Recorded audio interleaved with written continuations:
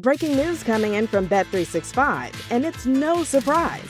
Same game parlay from Bet365 just keeps getting better. Well, it's even easier to make a bet. Choose from the most popular markets like hits, run line, totals, and home runs. So many to choose from. Download the app, start building your bet, and see why it's never ordinary at Bet365. Gambling problem? Call 1-800-GAMBLER. 21 plus only. Must be physically located in Ohio. T&Cs apply.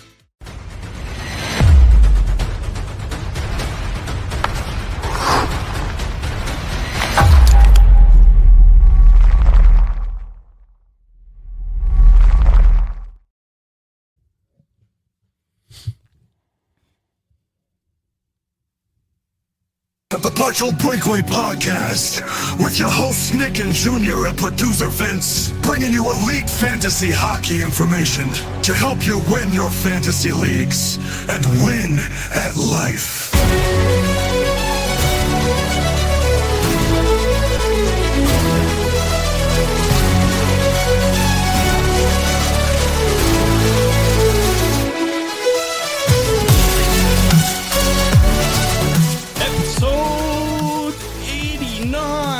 Of the Partial Breakaway Podcast. I am your co-host, Nick, and today, special guest, no, it's not Junior, it is not Vince, it is co-host Mike. Co-host? Co-host. Well, you're listener Mike, and now today you've become co-host Mike. How are you feeling? Thank you very much. I am honored to be at this prestigious table, let me tell you. It is quite prestigious in our studio. We're happy to have you. Thank you very much. And I'm extremely excited to start this live NHL draft for 2025. Yeah. This is the McGillney of episodes. Yeah, you guys, that's right. Eh? You have, you guys are calling out jerseys, players, player numbers. Episode 89. I'm not good at these things. Well, McGillney is pretty much the person that has waited a very long time, yes, but has been announced to the Hockey Hall of Fame. A damn shame, eh? Wouldn't you say? Yes, damn shame. A lot of people were talking about the fact that Carey Price wasn't a first ballot Hall of Famer. I don't know if that's... doesn't bother me. I don't know if it bothers Carey Price. But look, it is what it is. He's gonna get in. I think everyone's pretty confident of that. And when he does, it doesn't matter if it was first ballot or not. That's right. That's right. It's a shame because he had quite a bit of injuries, mostly the Chris Kreider running into his knee and ruining his knees for a long time. That run all the way to the finals against Tampa was spectacular. Yeah. Not that season, but previous seasons to that, he had won the Hart, he had won the Vezina multiple times. Yeah. So we're talking about somebody that is going to become a Hall of Famer. Yeah. First ballot doesn't seem like that's what it's going to be. Look, obviously. It is what it is. I mean, you could be McGillney, right? You could be McGillney, who you could tell deserved this for quite a long time. Yeah, absolutely. I think that was one of those, if you had any gripes with the Hall of Fame and the Hall of Fame process, if you had any reservations about how they do things, I think that's the one that stood out the most. Absolutely. McGillney just not being there for this long. It just didn't make sense. No, it really didn't. And look, I can't speak to why it took so long, but it is what it is. Yeah. We're here now. Hopefully they could do right by some of the players coming up in future Hall of Fame inductees. And we started off this podcast and to date with some rumors about the New York Islanders who are now on the clock. And are they on the clock already? Well, I mean, they're starting at 7:00 that it's starting. It's 7:00 now. So technically they have the extended clock. They have the extended clock, exactly. Yeah. They're going to start off by introducing the location of the draft. They're going to talk about Los Angeles a bit. They're going to show some fans waving. Yeah, of course. So this is live, and we're doing it live reaction to the actual draft. It looks nice over there, eh? It does look very nice. It's a nice warm day over here. We got a bit of rain. It's unfortunate that it's decentralized in a way. Yeah. Because it would have been nice to have it everybody in the same room and you kind of see I agree. All the tables of the general managers. And it was always exciting when you kind of saw people talking and talking to other teams and walking by other tables. Yeah, and you're saying, oh, look, is that is that Kent Hughes walking to Los absolutely. Angeles. You know, they're hiding their mouth or whatever. Exactly. Putting a place card in front. But this is how the NFL does it, and we'll see how it turns out today. I heard that it's probably the last time they're doing it like this, so you should be honored. You're here representing the last time they're doing a decentralized draft. Look at that, eh? As far as we know. Look at that. Fantastic. A big trade happened right before we went live on air, actually a few hours before, but still I think it's worth it for us to talk about since we're waiting for the draft to actually get started. And that was the Noah Dobson trade. Yeah, tell me about it. I mean, before we went live, I told you I had to run to the car to get my wire because I blew through all my battery on my phone. Absolutely. Just following this. It was spectacular. It was from yesterday when I was bringing co-host, producer Vince to the airport. I was not paying attention to Vince very much because I was on my phone the entire time trying to figure out, is he actually getting traded? Columbus was in the mix. Yeah. We heard that there was possibly Detroit in the mix as well. Yeah, the Blues, I think, at one point the Blues were in the mix. But he ends up going to the Habs. And I think the Habs made out really well here.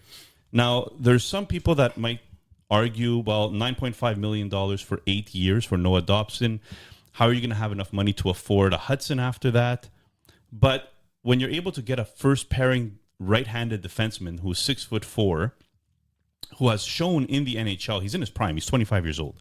He's shown in the NHL that he could produce numbers. He had a 70-point season 2 seasons ago. That's last season he had a little bit of an underwhelming 50-point season. But I don't think you're getting him necessarily for all those points. You're getting him because he stabilizes your team in the back end. And all you gave up was a fourth liner right now in Heineman, who I love Heineman. But for Noah Dobson, 2 first-round picks and Heineman. Yeah. So I agree. You're not buying you're not buying the 70-point Dobson from last year and then just hoping, this guy's going to get you 80 or 90 points. You're buying the guy who put up 70 points. And I think this year, while he did take a step back on the points, and you're going to hear a lot of conversation about Noah Dobson needing the power play to kind of shine when it comes to offense. But he's made improvements on the defensive side.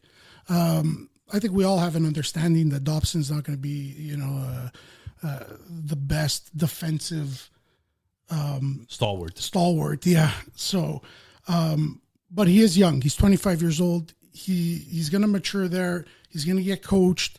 That part is going to improve. And so when the defensive part of the game improves, and we've already seen some offense there, and with the experience coming, I think this guy is going to be fantastic. I think he's going to be fantastic. I think he's going to be a staple on the Montreal Canadiens for any sort of playoff runs going forward. Absolutely. And I feel like it was something that was missing.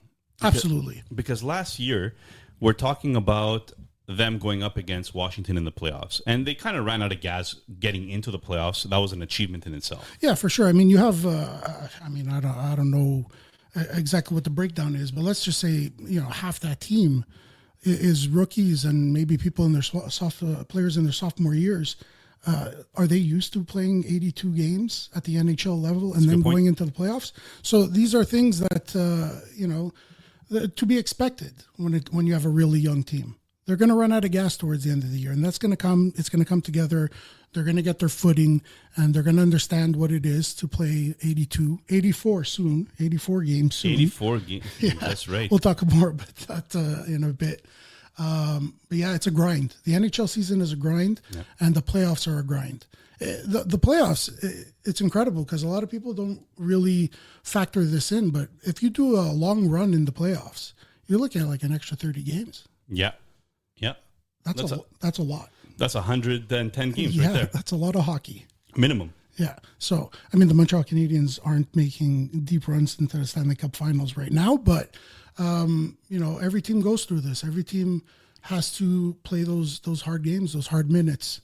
Well, I just love the fact of how he fits in the Montreal Canadiens because we were talking about it a little bit before, and you have Caden Gooley, who seems to be more defensive than anything else. He does have a little bit of offense to his game, some puck-moving ability. But his right side had to be Reinbacher, who hasn't even played an NHL game yet, so very, very young. Mailloux, who has shown that he could be an NHL player, still a lot of growing to do on his side because defensively he's just not there yet. But he did make the All-Star, the AHL All-Star a couple of years in a row now.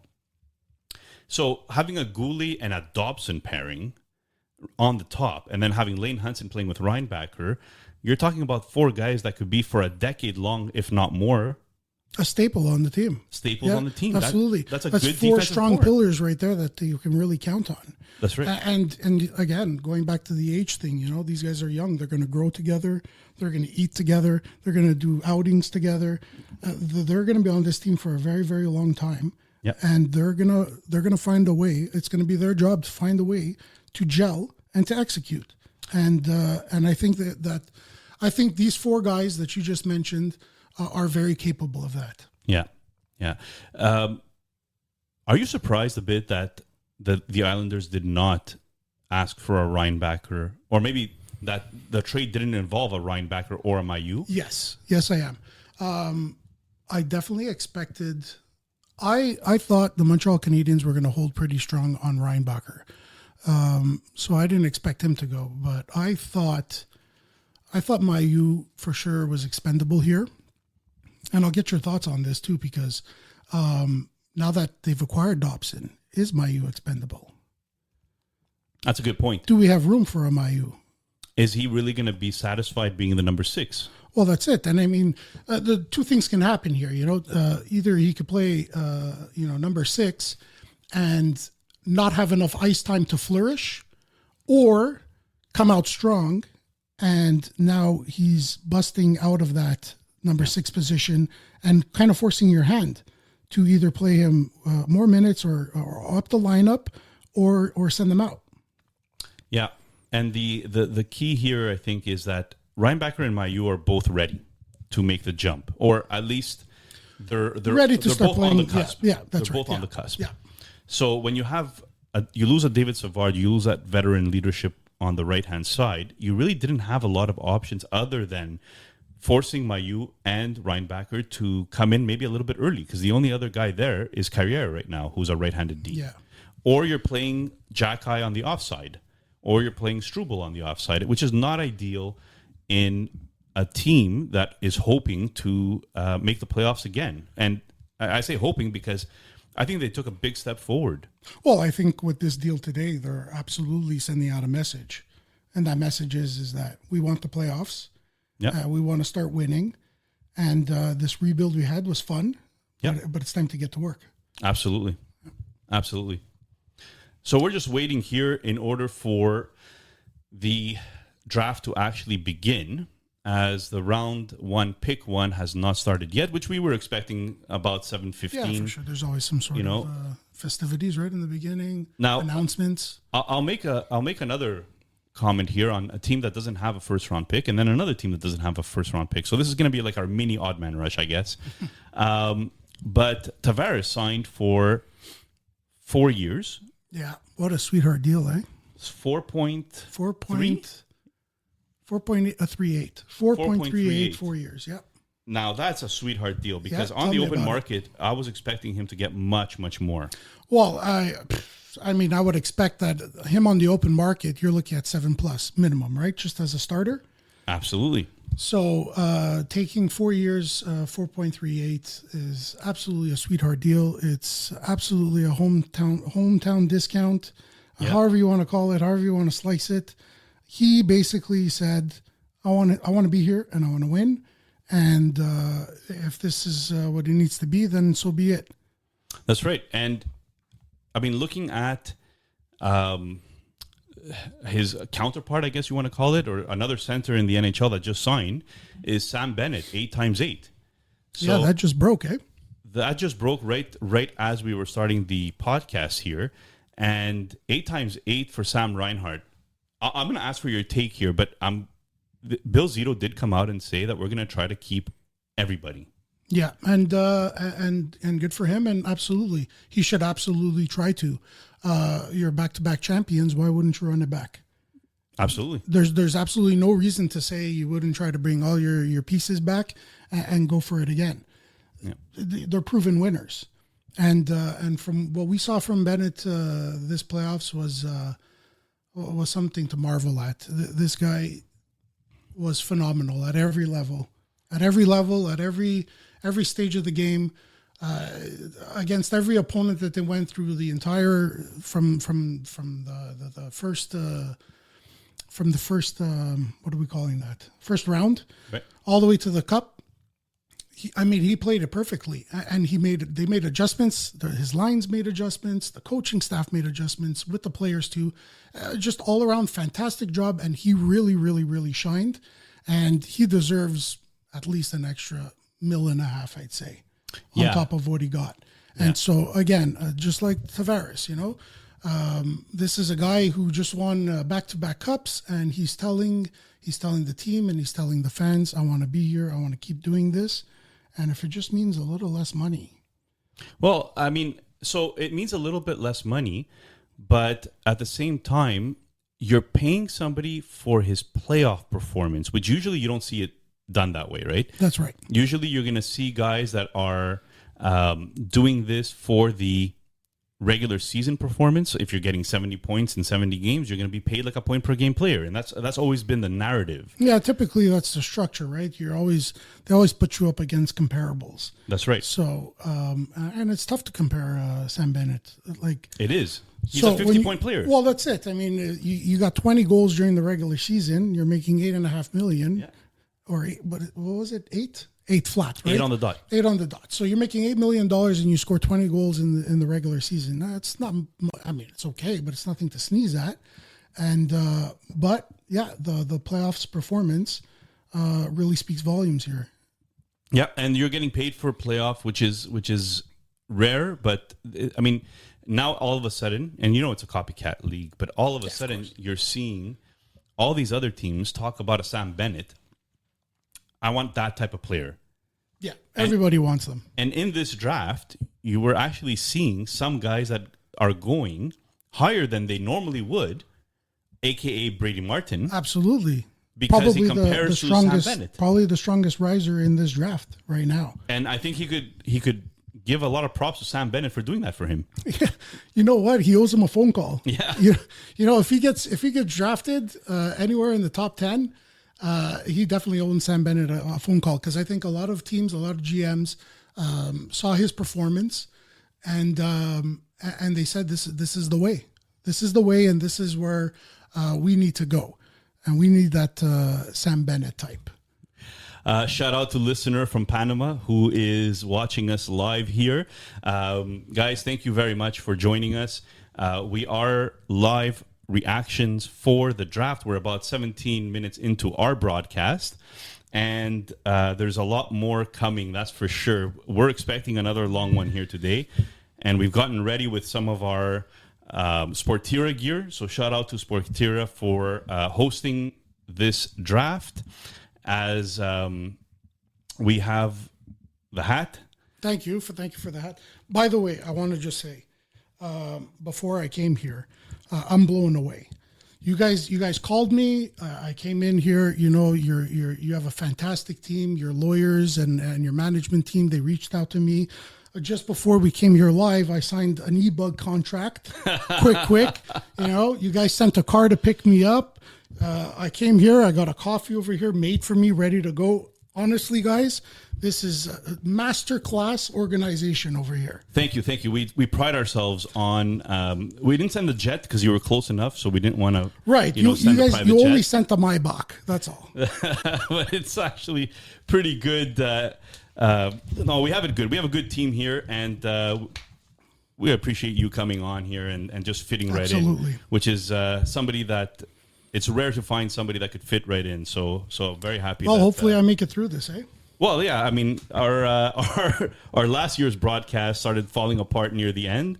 This year, I decided instead of getting things ready, we're gonna go ahead and get coffee and a lot of coffee. I think smelling salts are now illegal in Quebec. Oh boy. So I couldn't get. Have you ever tried one of those? But I have not. I have said that. Next episode, which we will have a 1 week break after this, by the way. But next episode, is going to be the start of season 3 of Partial Breakaway Podcast. I need to get some smelling salts in here. Okay. We all have to try it live so everybody could see. I'm sure that's going to be fantastic. Well, New York Islanders have gone ahead and made the pick. Matthew Schaefer is indeed the first pick of this draft. Congratulations to the New York Islanders and congratulations to Matthew Schaefer. He is a 6'2" defenseman, left-handed D, if I'm not mistaken, from Erie of the OHL. He was always projected to go first overall. Yeah. And trading away Dobson kind of solidified that pick more than anything else, because we had Victor Nuno on last week, and he said that if it was him, he would go Misa first, because he just finds that center is so much more important. I had mentioned that Schaefer was injured as well prior to this season, so he didn't play a lot in the OHL last year, and maybe that's something that's going to make teams a little bit nervous. So I see that Matthew Schaefer has been, in fact, picked, and he fits right into that lineup. Yeah, so I definitely that's the pick. I think that's the right pick, and as, like you mentioned, especially after Dobson was just moved, I think this makes a lot more sense. I'm sure Michael Misa is probably the way to go if you want to sell early jerseys and maybe have some flash on the ice. But this is the way to go if you want to start building a winner, and that's kind of up in the air. They have a new GM, and we're not quite sure if there's a rebuild coming or if it's just a retool. They've acquired more picks. Some of those picks are still remain in the rumor mill for climbing up this draft. So if this turns out to be a full blown rebuild, I think building with the best defenseman available is the way to go. It's a good start. It's absolutely a good start. And on top of it, you're right. There is rumors that Darsh is going to try to trade back into the top 10 in order to get this. Apparently, he had a conversation with the owner, whose name escapes me now, but he said he's willing to do almost anything to get James Higgins on the Islanders. Well, that's it. He's an Islanders kid, and we're going to see if that actually happens here. That would be interesting. Now, just to give you a little bit of preview of who Schaefer is, Schaefer, according to Elite Prospects, was the number 1 ranked player. He is an overwhelmingly skilled and dynamic play-driving talent with unmatched developmental runway, all the makings of a franchise-altering number 1 defenseman in the NHL. So if you're losing Dobson, you're replacing him with Schaefer. The Islanders, I think, are starting really well. Starting that rebuild really well. Absolutely. This kid's fantastic. His skating is phenomenal. Phenomenal high-end skating, and he's got great character to go with it. I think he's no doubt a future future captain on the Islanders or whatever team he ends up on. Yeah, and like we won't belabor the point too long, because for me, I mean, Schaefer is the person that has was expected to go here. It was between him and Misa. Now, San Jose, you are on the clock. And we're expecting San Jose to probably get Misa. And I know it's hopefully not ruining anything for you, but I would suggest maybe going to the Sportsnet stream, because it doesn't look like the NHL Network is showing it at the same time that we are. So let me just find this. No problem. So Michael Misa is the next person that we're expecting to go. And if we're looking at Michael Misa to San Jose, it's a little bit odd because they have a lot of Michael Misas already on the team. So some people might turn around and say that, well, if you're not getting a top defender, maybe it's time to look at a different position or trade the pick. And there was rumors that San Jose was willing to trade the pick for a bona fide top sixer.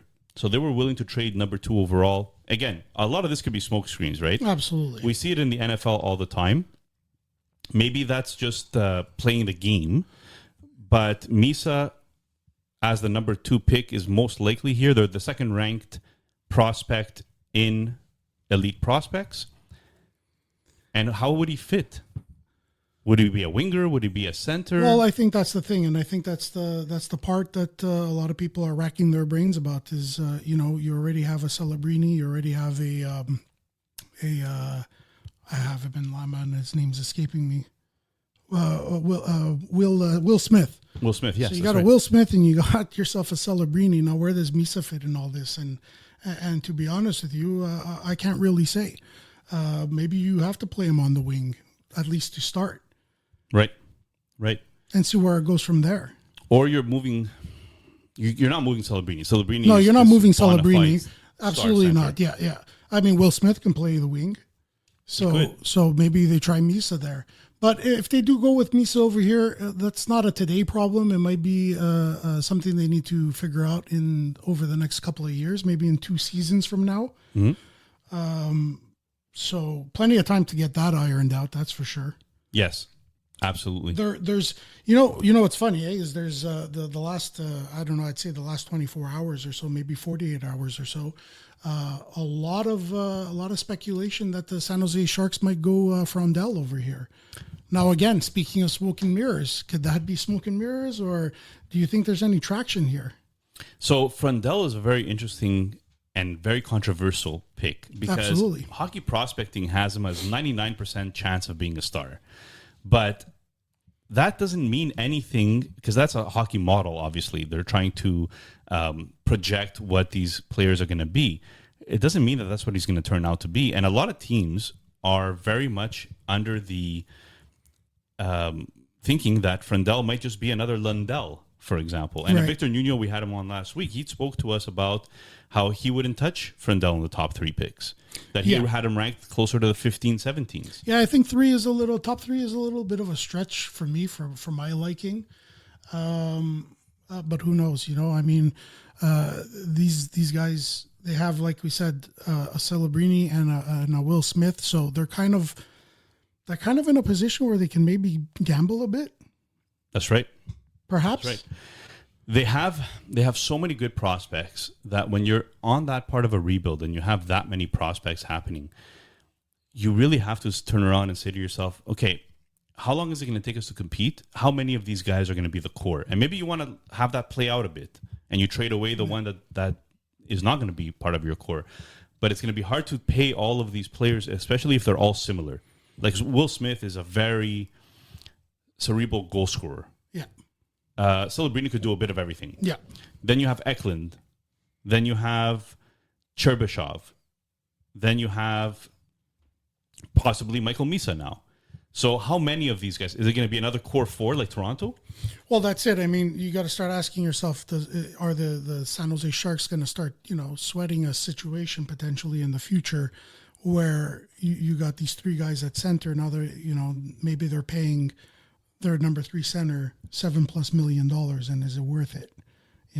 And then there's always the risk of moving one of these guys to the wing, and they don't give you what you expected from them. That's right.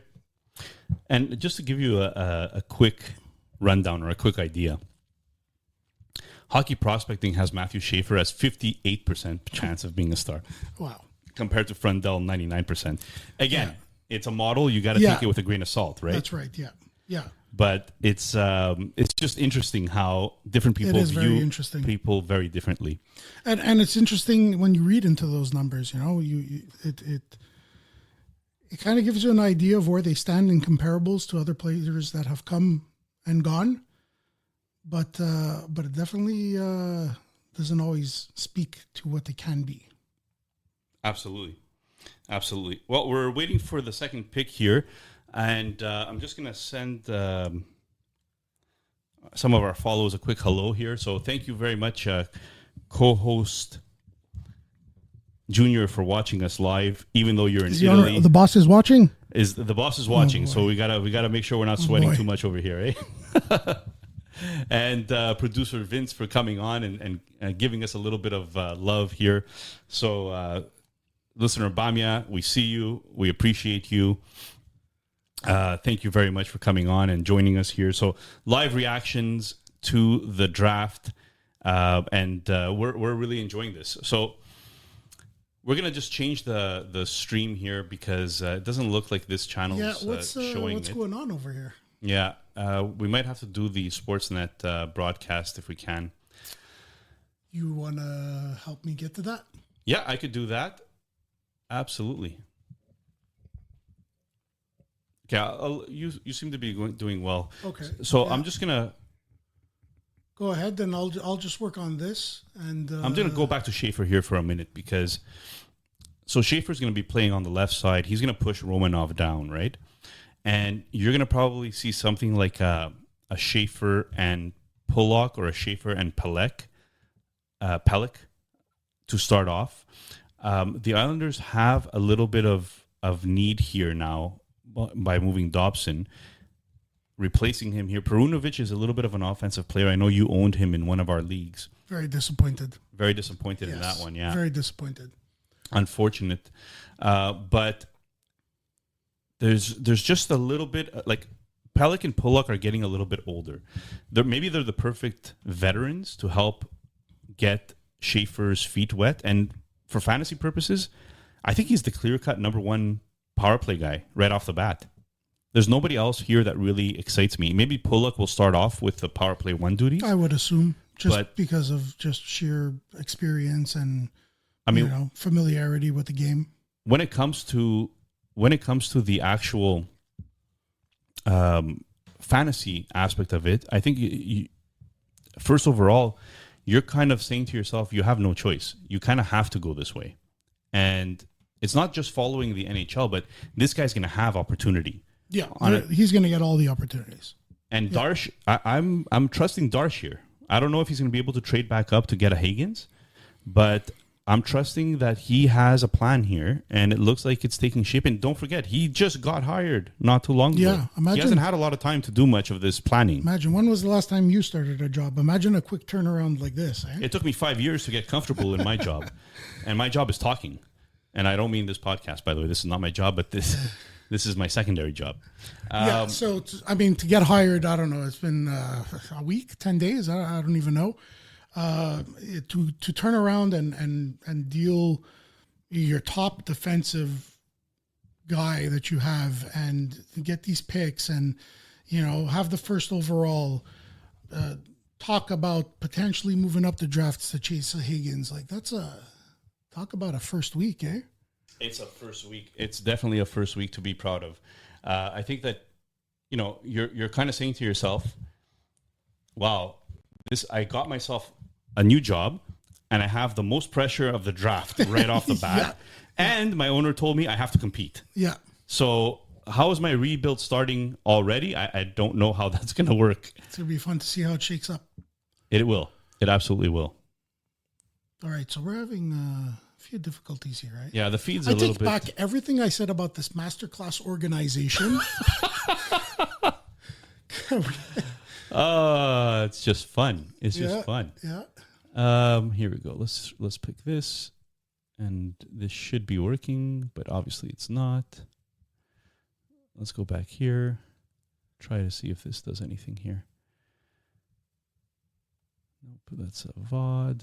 So, yeah, we apologize for a little bit. Maybe we just go to this tab over here. Let's just see maybe if San Jose made their pick.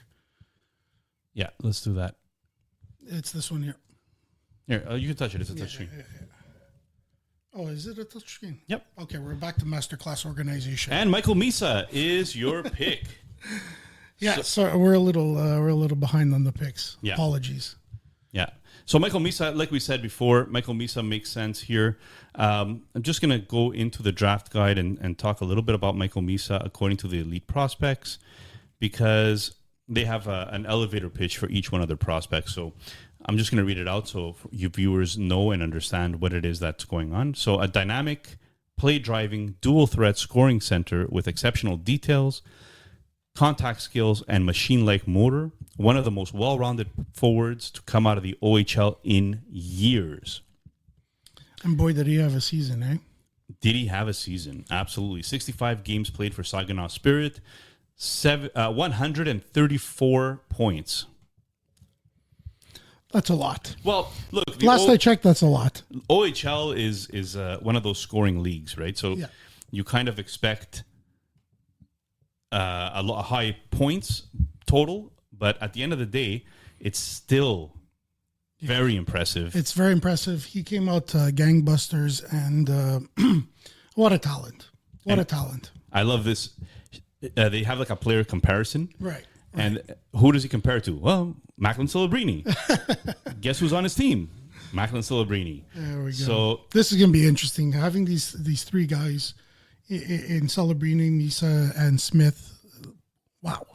Yeah, serious firepower. Their draft. I mean, this is a franchise defining draft again. Like, they are the type of people that are going to. Type of organization that's going to be very, very good in the Western Conference. Yeah. And I'm expecting them to be very, very good for a very long time. So yeah, I would assume that these guys are going to be a staple on these teams, on this team for a while now. Talk about a core to build around. Yeah, good times coming in San Jose. Absolutely. Now, this third pick in Chicago, and Chicago, you are on the clock. But this third pick in Chicago is going to be extremely interesting because the draft could go in several different ways here. And it is rumored that the Frundell could be in play here. Just going to edit this as well at the same time. Oh, you're going to put it in the tracker. I'm going to put it in the tracker, yeah. Go ahead. Okay, here we go. I think I got it going. Oh, perfect. Fantastic. Excellent. Thank God. All right. It only took us pick 2 to get things ready. We probably should have done this all before we got started, eh? Well, we thought we did. Well, we thought we had it. But welcome to this podcast, sir, because this is exactly what we go through with Junior. Oh, yeah. With Junior and producer Vince, is that things go wrong and we have to kind of pivot. It's okay. This is what it is. It is what it is. But now we're here. We're up and running. We can focus again. So, Chicago is on the clock. And it looks like at least the NHL network or ESPN over here has Frundell as number 3 on their board. This is Megan's best available. Yeah, so I don't know who Megan is, but definitely somebody from ESPN. Yeah, it seems. It would seem. On the clock, 2 minutes left, Chicago. Now, if you were Chicago, and we did a mock draft, okay? In our mock draft, we had Schaefer, Misa, because we predicted those 2 right, which, by the way, that's amazing. That's pretty good. We got 2 out of 2 right so far in our mock draft. Yeah. And our mock draft was our most seen episode, by the way. Fantastic. Ever. You know what that is? It's the most seen because everyone's taking receipts. Oh, yes. Yeah, so when you get it wrong, inevitably, they're going to come after you. Well, so far, we're getting it right. Yeah. All right? And I think we're going to get all the picks right today. For what it's worth, I think we're going to be 32 for 32. That's because we're seeing it happen live in front of us. But, so, I mean... So, I don't know. I mean, look, I'm just going to say it. Like, for me, it's got to be Martone. I agree with you, and that's who I mocked. I mocked Martone here to Chicago. And the reason I did so isn't because there was a lot of rumors about Frundell, and it's not because I wanted to be contrarian or anything. But at the end of the day, I just find you want somebody to play with Bedard on his wing. Yeah. You want a big body with a little bit of a nasty streak. No, he might not be as big of a point producer as maybe a Michael Misa, but you don't need him to be. No, and I think that's fine. I think that's fine because the physical presence is going to make up for whatever amount of less points he might get than a bona fide goal scorer, which he's great at, by the way. Right. So he's great at setting plays and up. I think Chicago needs to find a player to play with Connor Bedard before they need to find a second center, if that makes any sense. Absolutely. Shout out to the Bush League Huddle podcast. They're our sister podcasts from the NFL, and they follow... Oh, the pick is in. They follow the NFL for 2 QB and fantasy football talk. So shout out to co-host Raj over there, Nak, and Fab. I did not forget you, Fab. Trust me. I was just making sure. I wasn't sure if I was going to call you Fabio or Fab. So shout out to you guys. Thank you very much for watching. We appreciate you, and thank you for making sure that people are aware that this podcast is now live. Gary Bettman is walking to the stage. Yeah, here we go. I wonder if he's going to say, we have a trade to announce? No, he won't, because the pick is in.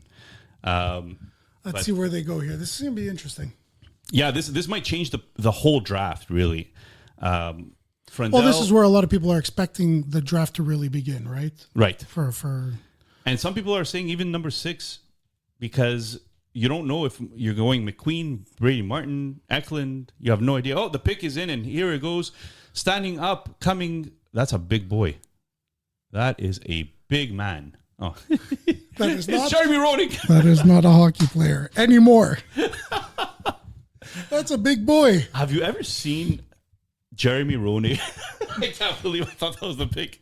Have you ever seen Jeremy Roenick's recent, I can't remember if he did it on the Players Tribune or if he, no, it was his Hall of Fame speech from last year.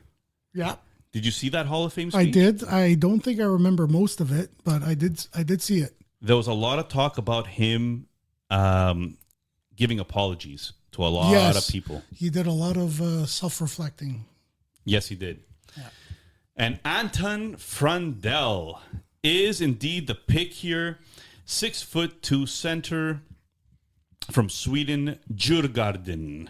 Very interesting. So I guess now you got to say to yourself, is this questioning whether Bedard is better on the wing? Because there's some...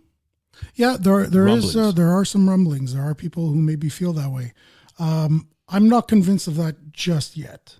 I think, and I'm going to take, sort of the opinion over here that I think they thought to address their second C before anything else. Mm-hmm. I don't think this is indicative of any sort of feelings they might have about Bedard. I think they're just kind of, they want to find themselves a really, really good C. And I think they got themselves a really, really good C in a 2C in Frandell right now. And they're going to have plenty of time to get those wingers to play with Bedard or to find a pairing for Frandell. And we know being Habs fans, how hard it is to find a 2C. Yes. There's a lot of teams out there looking for 2Cs. And so if you're in any kind of position like San Jose right, is already, and just improve that now with Misa pick, I think Chicago also wants to put themselves in a position like that to solidify that 1 and 2C and then just build around that. Yeah, I agree. And try to avoid ever getting into a position where you're scouring the earth looking for that 2C. That's right. Anton Frandell is a 6'1", 198-pounder. Jeremy Roenick all over again. There you go. He is, according to Elite Prospects, they had him a little bit lower. They had him the 13th overall in their prospect ranking, and they have an elevator pitch here for an overpowering two-way forward with high-end release and off-puck instincts around the slot. Upside hinges on play driving and playmaking skills. So, if you're talking 2C, that's what you want to see, right? Yeah, absolutely. And a lot of defensive awareness here, very responsible on the ice, and that's perfect. That's perfect for a 2C. If you got a guy who's going to play the 200-foot game at his level and compared to what he's doing at his age, at the pro level like this in Sweden, it's exactly what you're looking for a 2C.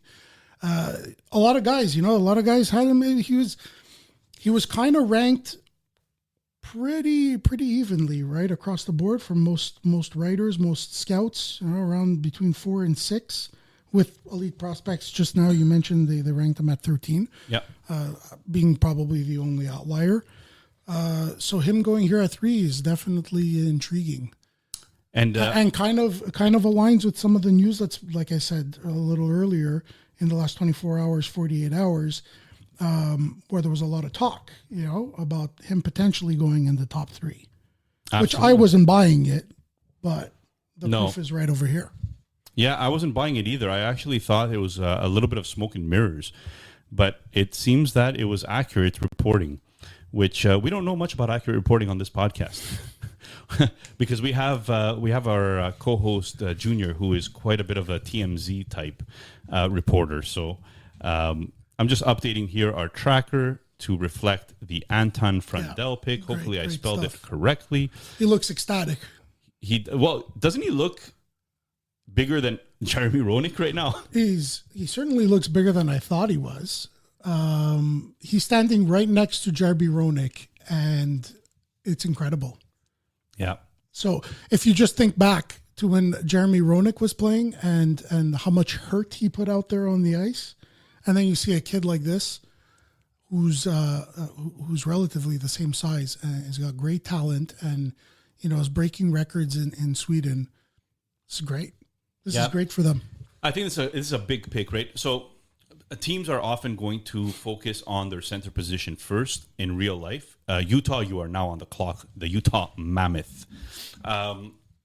So in real life, you're going to be concentrating on your center position first and foremost. In fantasy, I just wanted your take on this because a lot of leagues will have 4 center spots maybe, or 3 center spots, and then they'll have 9 winger spots. Some differentiate between left wingers and right wingers. Some will have 6 D spots. Do you think that the center position in a fantasy draft would be regarded very different from a real NHL draft? I think yes. I think a fantasy draft is always going to drive people to search for points. People are always going to gravitate to that first. When you're drafting in the NHL, this is completely different. We're talking about multi-million-dollar business over here. Right. They got to make the right call for what fits their organization, the future of the team, and there's all kinds of intangibles that come into effect. Which in the fantasy world, we don't look at any of this. You know what I mean? You don't care if player X is a fun guy in the locker room. You don't care if he likes sushi or not. You know what I mean? So we're just in the fantasy world. We're always going to kind of gravitate to who's putting up those points, and I think it makes a difference when you're drafting in the fantasy in that sense. So. In an upcoming draft, does Frandel go number 3? I'm not so sure. Right. Because again, how important is it if you only have 3 center spots and you have 6 winger spots? Well, don't you think that it might be a little bit more scarce to find a winger because there's more than being picked? Well, the drop off certainly comes down right away, right? So if everyone's looking for 6 of them, and let's say you're in a 10-team league and you're looking for 6 wingers, that's 60 wingers, and there's maybe 10 top-tier guys, and then another 10 or 15 tier 2 guys. Yep. Like, that doesn't leave you with much. That's right. If that leaves with maybe, there's going to be a team out there who only has one of those top 2-tier guys. Right. So, it is definitely more difficult to at least stack your wingers. It's harder because there are less who are scoring really, really a lot of goals at a really high rate. But then again, you could also look at it as if you're only running 2 or 3 centers, well then, if someone has all the good centers, there is not much out there. So yes, for exactly. You, right? So it kind of drives the price up a little bit on the centers. Yeah. Depending on the league. Your league rules play a big role, right?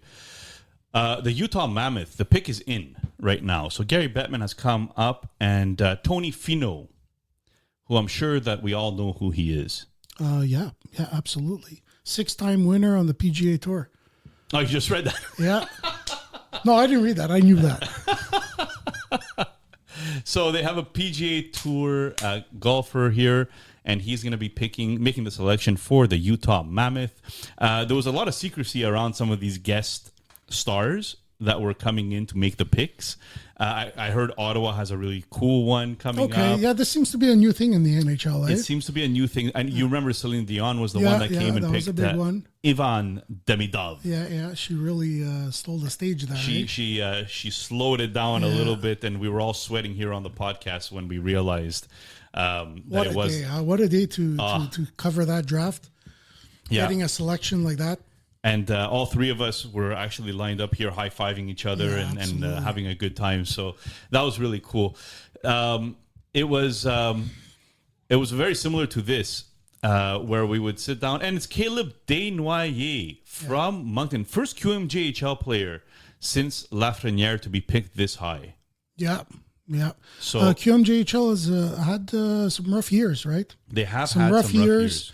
The league's kind of not quite producing some of the stars that we were used to back in, let's say, the 80s, 90s, maybe even early 2000s.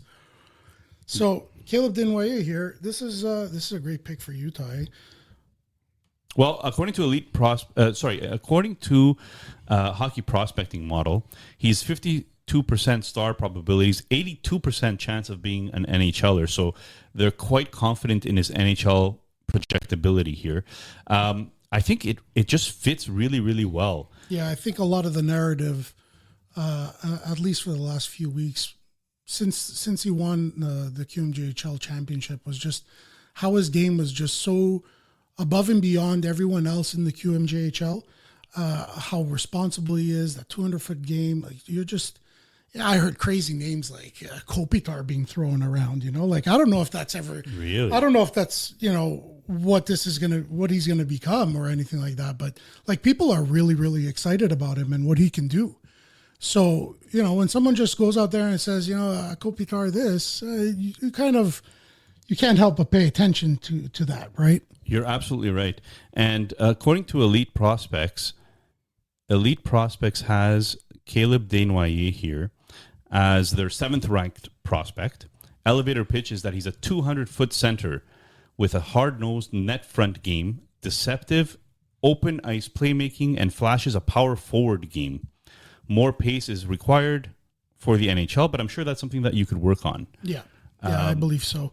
I'm glancing over whose work is this again? Is this Wheeler? This is Scott Wheeler's work over here.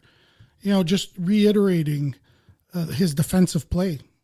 Just staying in good position. He makes a point over here to mention that he doesn't cheat for offense. And I think that's really, really good. That might not be, super exciting fantasy news, but for the NHL and for the Utah Mammoth, this is great. This is absolutely great. So I'm just going to point at the Utah Mammoth here a bit because they just finished doing a major trade right before the draft, day before the draft. Yeah. And they came out and they paid, some would say peanuts, Mike. Some would say peanuts for JJ Peterka. Some would say, definitely. There was a lot of people out there who were just kind of questioning the return. So they gave up Kesserling and Josh Doan, who was Josh Doan is a prospect that had some upside, maybe a middle six upside. Some say maybe he's a second liner. And they got JJ Peterka, who is a purely offensive creator from Buffalo. And they gave up, their number 5 defenseman in Kesserling? Yeah. So I just look at this and I say to myself, why? Why? I don't know why. I don't know why. Perhaps they view Kesserling as... It was Kesserling and? Doan, right. That's right. Who did Palin get traded for? That was Philadelphia. Yeah, that was Philadelphia.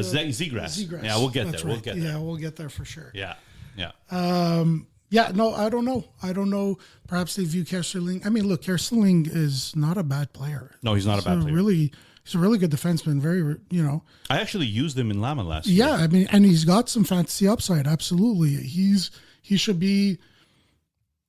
You know what? I'll even go ahead and say he probably a late round draft on most redraft leagues, or at the very least on a short list for a waiver wire, Because I think he can provide. I think he can provide fantasy value, especially in a bangers league. In a deep league, I definitely see the value there. He might not be your number 1, 2, 3, 4. No, but like you were talking about earlier, some leagues, Llama League, for example, runs 6D. That's right. You know what I mean? And we're in an 11-team league. That's 66 defensemen. I got to find a way on a starting roster. That's right. And you better believe Kesserling's going to be on someone's team. His contract is $1.4 million for another year. Yeah, very lovely. How we concentrate on this podcast, we try concentrating a lot on salary because we are a salary cap dynasty podcast. And he just has value at $1.4 million. It's very hard to argue against him as your number 6 defenseman, for example. I mean, if he's getting you anywhere from 30 to 40 points at that money, I want this guy on my starting roster any day of the week. And how does Deswagnier, who, by the way, I don't know why, we're in Montreal, I speak French, and Desnoyers is the one person I have a problem saying his name every single time. But how does he fit in to this Utah while we see Nashville is now on the clock? Yeah. With the number 5 pick. Some are saying Higgins here, but we'll see. We'll see. I mean, that he's on Megan's best available. He is. Roger McQueen is actually up there as well. Yeah, number 3. Jake O'Brien is up there. So where does Caleb Desnoyers fit on Utah? So Cooley is the number 1 center. Yeah. He's the pure skill guy. Until otherwise. Yeah. He's the pure skill guy. Maybe not the biggest center out there, but he seems to be doing pretty well so far in his Draft Plus 1 season. Yeah, I feel like similar to what I said about Frondell and Chicago. I think Desnoyers, a fantastic 2C to have on your team. We all know how responsible he is. We just talked about, or at least I read what Wheeler said about him not cheating for offense and just being puck position and being very responsible defensively. I mean, you have Cooley as your number 1. He fits in as your number 2 right away. So does that drop Barrett Hayton, who was also a very high draft pick in his day? Yes, I believe it does. I think time might be running out on Hayden. And especially fantasy and I think they gave Hayden every opportunity that they could possibly give him. Yeah. He was handed, and it hasn't really worked out. Probably from what we expected. I have him in Llama. He certainly didn't work out the way I expected. Yeah. Shout out to listener Raj, who, by the way, said Mike is killing it. Thanks, Raj. I appreciate it. I swear it's my first day. It technically is. It technically is. Barrett Hayton, I agree with you. I mean, fantasy-wise... Funny story, if I could just butt in right away. Yeah. So, in Llama, when we did the expansion draft, right? Vince, co-host Vince, co-host producer Vince. Yes. When he came into the league, we had to do the, what was it called again? The protection list. And the protection list, and we had to do a drop expansion draft. Expansion draft, that's right. So, we had to protect a bunch of players, so on and so forth. So, I ended up paying Vince a 3rd rounder to protect, or to have him not select 3 of my exposed players. Barry Hayden was one of those guys. Do you see that? Yeah. So I put some stock into, it was still the early days, and I put a little bit of stock into, holding on to him for a little longer, hoping he has a great contract. So, if he turns it around offensively, it'd look really, really good. But it's just... Or it could end up being... right? In the end. Yeah. And the pick is in. Nashville has gone ahead and selected Brady Martin. Yep. So Brady Martin we started this podcast off by talking about him as a comparison to Sam Bennett. Yeah. Brady Martin is now a member of the Nashville Predators. And this is great for him. Talk about, I'm going to look quickly over here. Well, while you take a look at that, I'm going to take a look here. He's the 12th ranked prospect according to Elite Prospects. Yeah, and just to add to that, so Pronman's final rankings in early June had him at 10. Wheeler at 10. McKenzie had him at 8. McKean's had him at 10. So everyone was kind of on the board with this guy being around the 10 spot. And he's going 5. And he's going 5. He's been rising in this draft like it's no one's business. Very true. Incredible. Very, very true. And just updating our ticker here. So according to Elite Prospects, he's a one-of-a-kind manipulative playmaker who overwhelms opponent with monster forechecking ability, Sam Bennett, and bone-crushing hits, Sam Bennett. Top 6 NHL outcome hinges on his skating development. Maybe Sam Bennett. And according to Elite Prospects, he has shades of Sam Bennett. There you go. So there you go. What were we joking about before the podcast? That if he gets drafted in the top 10, top 5, or whatever it is that we said, I think he owns Sam Bennett a phone call. Yes. Yeah. Yes, absolutely. All right, let's take a look at where he fits into this Nashville lineup, because Ryan O'Reilly is the number 1 center on that team. And there was a lot of hope.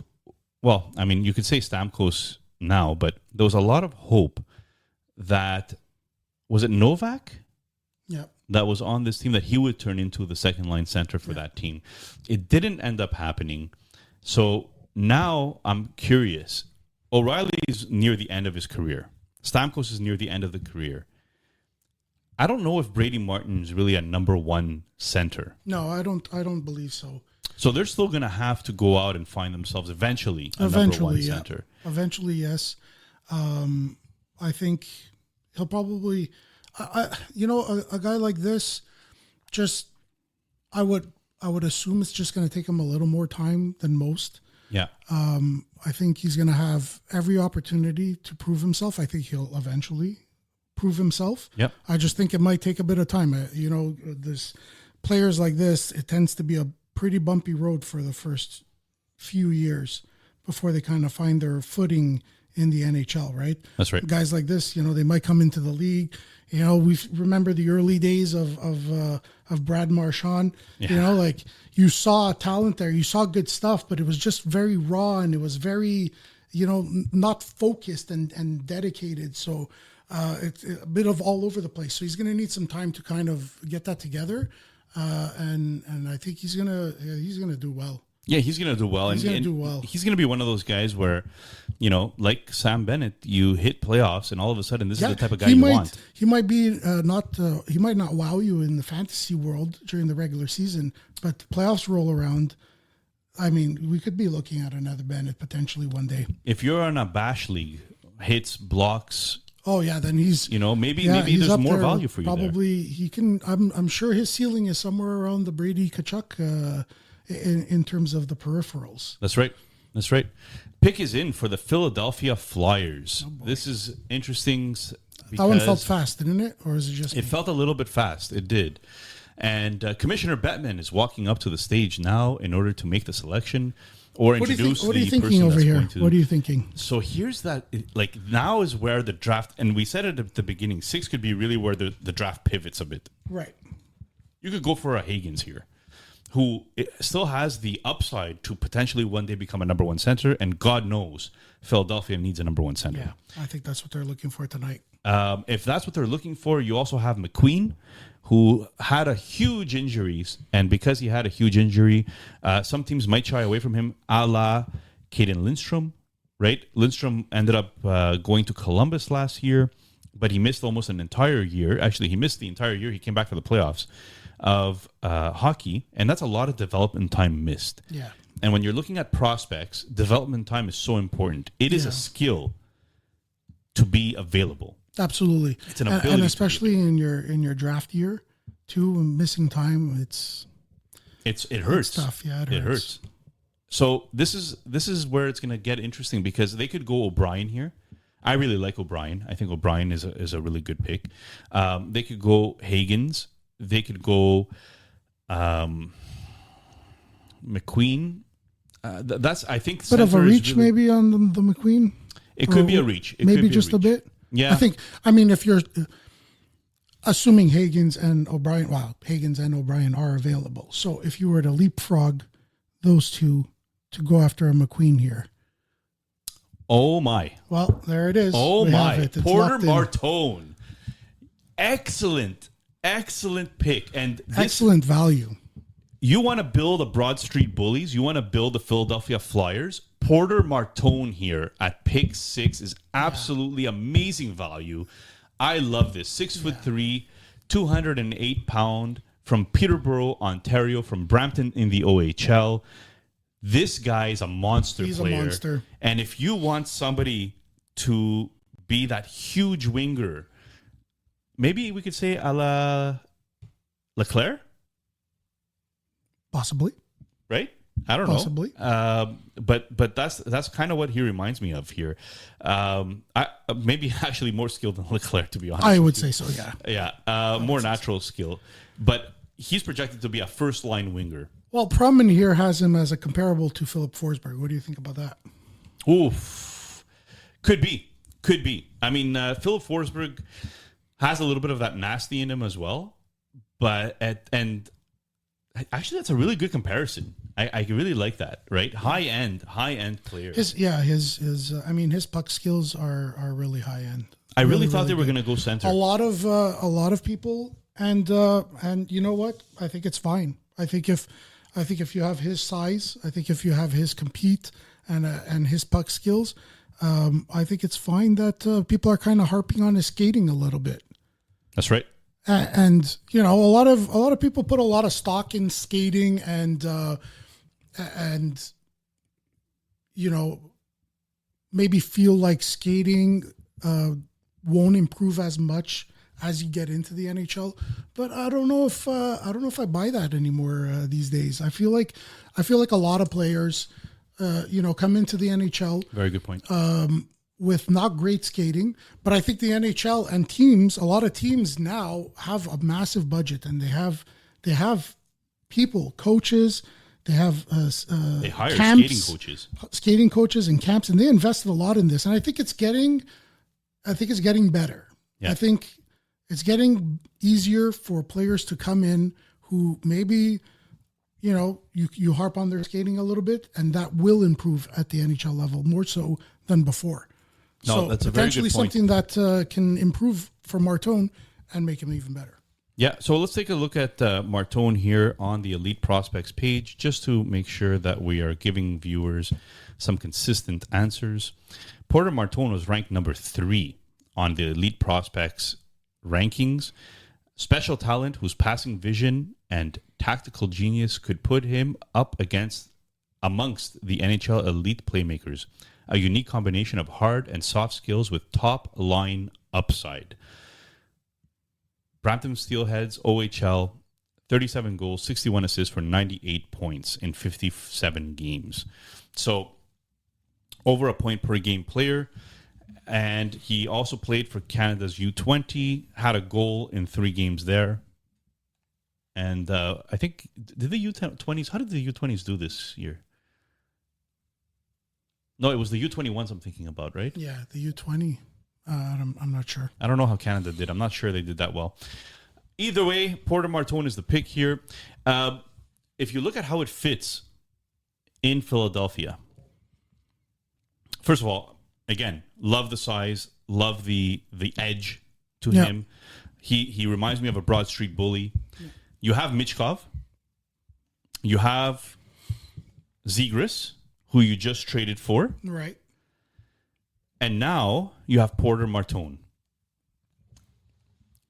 Are you building something? Like, I think you're building something special with Michkov, Martone. I don't know about Zegras yet. There's a little bit of... Yeah, I mean, the jury's out on that one, eh?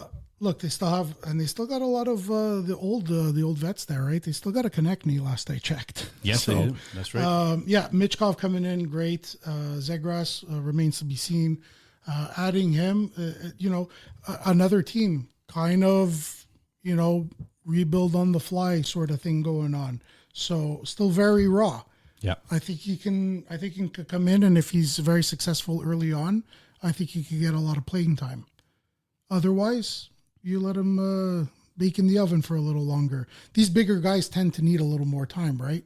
Yeah. We saw that with Slav. I mean, Yeah. with Slavkovsky, we saw Lafreniere. that in his first year, Lafreniere. So, it's not a bad idea to let him stew a little bit and get things going before we put a Flyers jersey on him. I don't think that's a bad way to go about it. Yeah, you're not wrong. You're not wrong. He reminds me a bit of Seneki in that long, big, lanky playmaking winger, but he has more snarl. Martone has more snarl. Yes, yeah. According to some of the comparisons here, Blake Wheeler for That's elite not a prospects. bad one. Mikko Rantanen, I think that's a high upside Probably comparison. a Ceiling pick, but it's still, you're talking about a very, very good winger. And for a lot of people turned around and said that this draft isn't very good. It's not as top heavy as other drafts, but I still feel that you're going to find a lot of good role players in this draft regardless. Yeah, I believe so too. I believe so. Guys that are going to help you win. Yeah.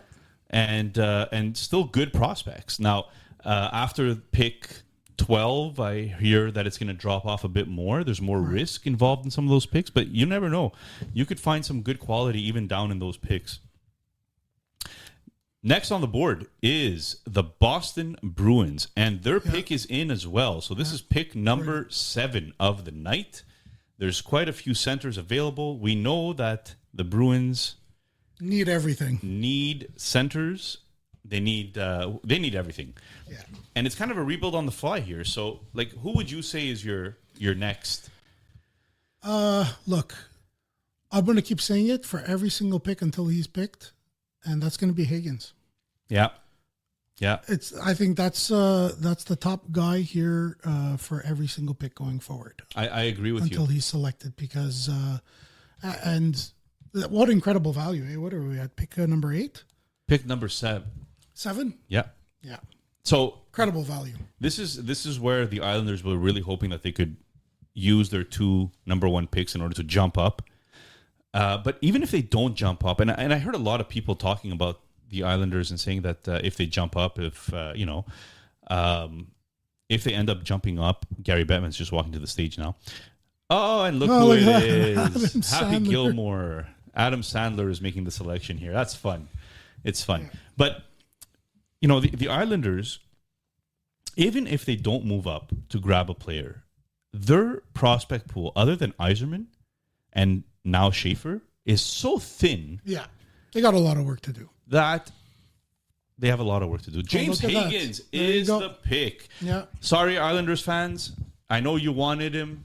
He's not moving that far away from you. He is going to be. This is a great pick for Boston here. Yeah, this is incredible value here. Unbelievable value. Yeah. Yes, he's 5'11", but he just has so much skill. Yeah. There's so much skill there. Top line upside. Top line upside, absolutely. The 5'11" thing doesn't concern me. This guy, he's going to be good. No matter where he goes, he's going to Boston, obviously. But no matter where he goes or what he does, he's a winner, and he does it well. And I have no doubts that he's gonna succeed. Yeah. Small frame or not small frame. These guys, they tend to figure it out. The really good ones, anyway. Not everyone does. True. Not everyone. Not all the small guys, but the good ones, they'll figure it out and they'll find their place in the league. Absolutely. According to Hockey Prospecting here, he's 41% star probability, 60% chance to be an NHLer. Some of the comparisons that they have for him are not on the website, so we're not going to mention them. But according to Elite Prospects, he's their number 4 ranked prospect for this draft. Dynamic skating, puck handling, a full scoring arsenal could make the former number 1 overall favorite a steal in this draft. Yeah. And if he returns to his play driving ways, he might be a top liner. Yeah, I'm looking right here at Pronman's little blurb about him on his last ranking. I mean, everything is just off the charts. The skating is off the charts. The puck skill is off the charts. His hockey sense above average. We got a player comp here. You were looking for one? William Nylander. Oh, wow. That's pretty impressive. I like it. Yeah. I like it. And, there was talk about Pasternak possibly being traded before the draft. I didn't hear this one. Yeah. Tell me all about it. So there was some rumors that Pasternak was going to be traded. And, if you're doing a full rebuild, I kind of understand why you want to get the most value from Pasta. But at the end of the day, you're never going to get the return that you need unless you're dynamically changing your outlook for the next few years. Yeah. I don't know. Jimmy Murphy here says that Charlie McAvoy gets a Long Island teammate as a Bruin. James Higgins with the 7th overall pick in the 25 draft. Yeah, like they must be doing backflips right now in Beantown, eh?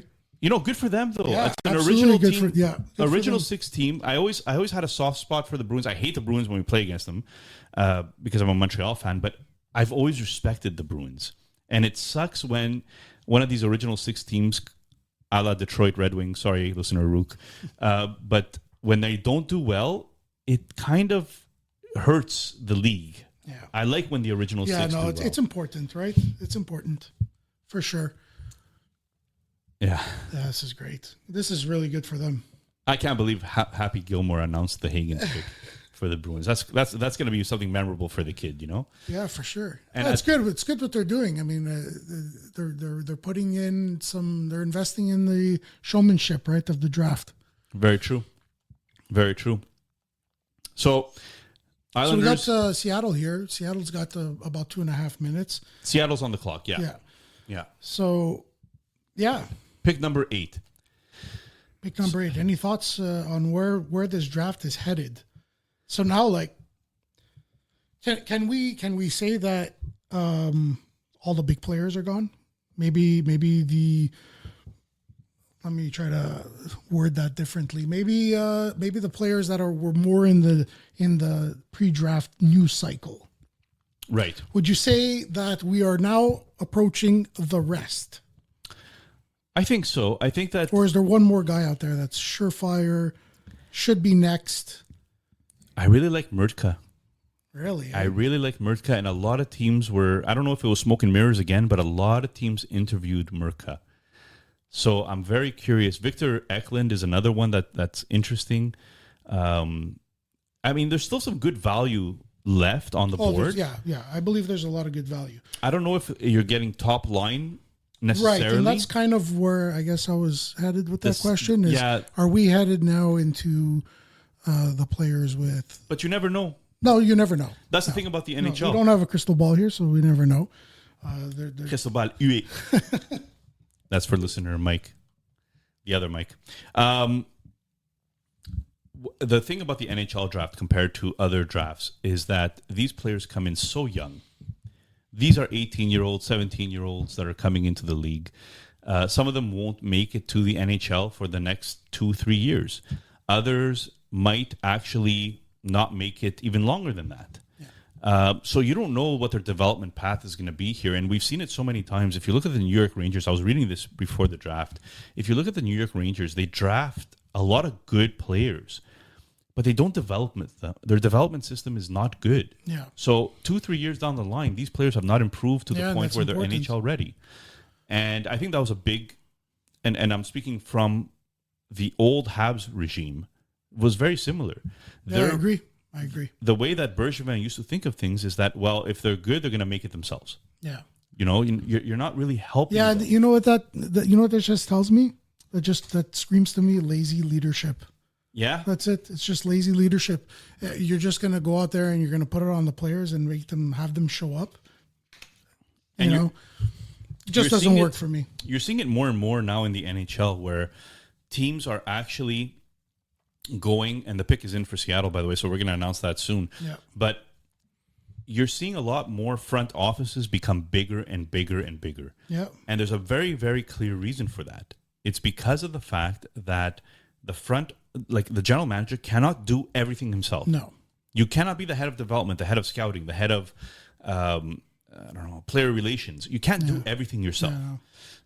And even if you're looking at the scouting circles, there's professional scouting, there's minor league scouting, there's other team scouting, pre-game scouting. So it all comes down to the fact I recently watched I'm not familiar with who this is, But I recently watched an interview where they were interviewing Kent on that very thing. He was talking about going up to Jeff Gordon and asking for a CEO, to hire a CEO, because there was a lot on his plate. And he was kind of elaborating a little bit on what he has to deal with. Like, we don't see it because we're just watching the hockey games and whatever. But, you know, he's talking about, like, you know, hiring contractors and, you know, paying, you know, bills and things that he has to manage, finances. So yeah, it's a big job for just the general manager, who also has to focus on hockey.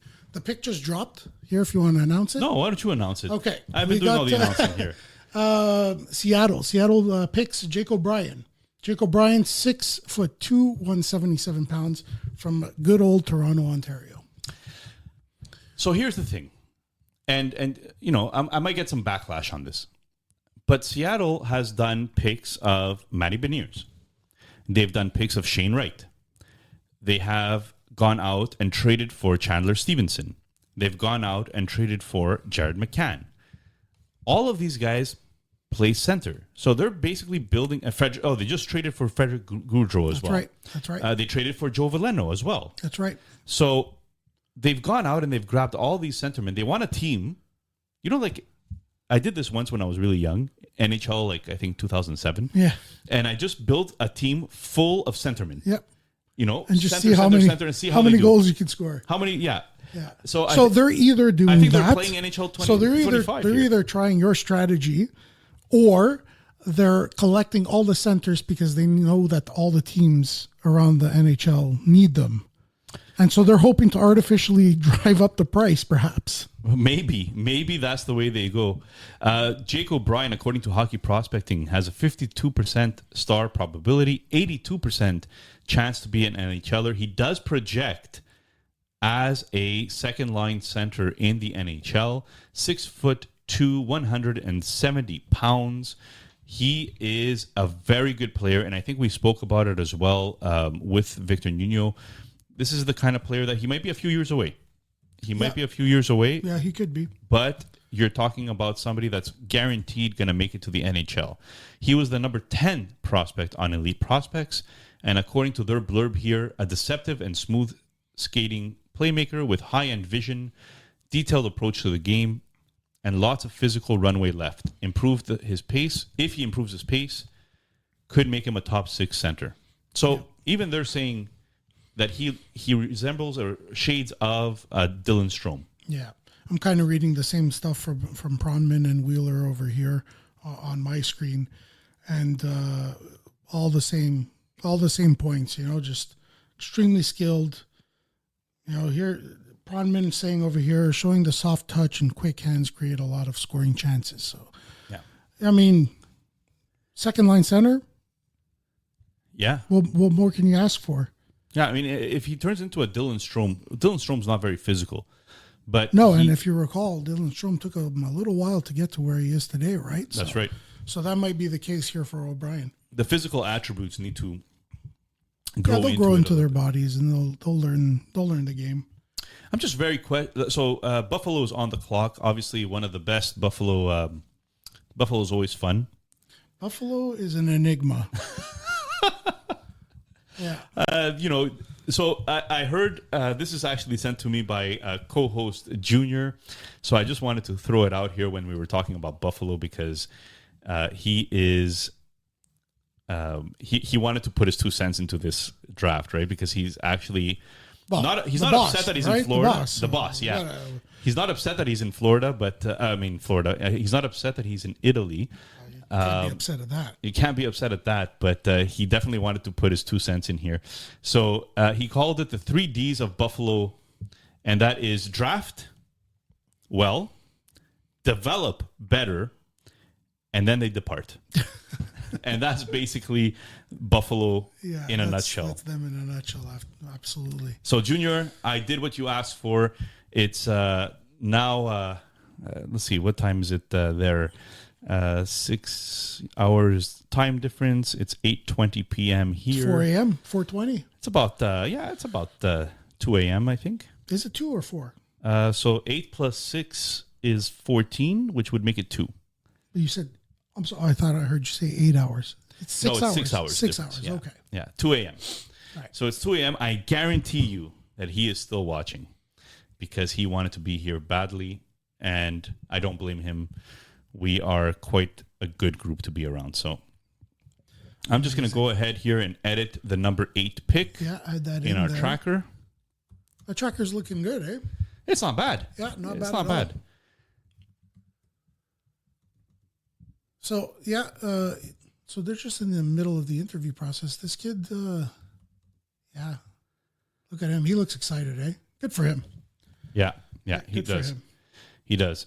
And you know what? He was the kind of player that I really like. I was considering, maybe he falls in Llama or something like that, and I could go and pick him up. But I have pick 17, so it's going to be a while. Yeah, I don't know if he makes it to 17. No, I don't what think do so. I have at that? I have 20, I believe. So definitely not getting him. He's not going to make it to 17, but he can be a faller. I think he can fall in fantasy drafts. Yeah, I think it's possible. Yeah, in fantasy, I'm curious. Let's say you have the 3rd overall pick in fantasy. I do. Oh, you do? This year, anyway. Okay, well, part of 3rd the and problem, 4th. So part of the problem of doing a podcast is that a lot of our listeners are actually members of our leagues. Yeah. So we tend to give away our draft strategies, our players that we're interested in. We try not to throw too many smoke signals out there because at the same time, we are trying to be a professional podcast in the sense of giving our listeners something valuable. So you joined this podcast, so you might have to spill some beans here. Well, I have no problem. I have no problem spilling some beans. It is a difficult thing to navigate, absolutely, because you do have your agenda, and depending on the position you're in, you maybe want to keep that close to your chest, right? And you don't want to give that up, but you also want to inform all of your viewers/listeners. So yeah, I understand it might be a tough game. I'm happy to not be in your shoes. But you are now. Oh, I am today. You are today. I do have the pick is in. The pick is in for Buffalo. I have a couple of seconds here, but I do have the 3rd and the 4th pick overall, and it's going to be very interesting. I'm not even really sure what I'm doing, to be quite honest. I think if we're discussing this honestly, for fantasy, I think Hagen's, Martone, maybe Frendel. Yeah, those are actually the 3 names that are swimming in my head. I think those 2 picks. Yeah, I think it depends on. Obviously, Misa is going to go first, and obviously Schaefer or Misa go 1 and 2, right? Yeah, the order of that is not really relevant. But I really see it as the Google Dolls are making the pick for Your Buffalo. favorite band once upon a time. Really? Yours. Oh, mine. Not mine. Oh, sorry. And the pick is in. It's Radim Murtka. Yeah, that surprises me. I don't know if it surprises you, but it surprises me. It's a bit surprising.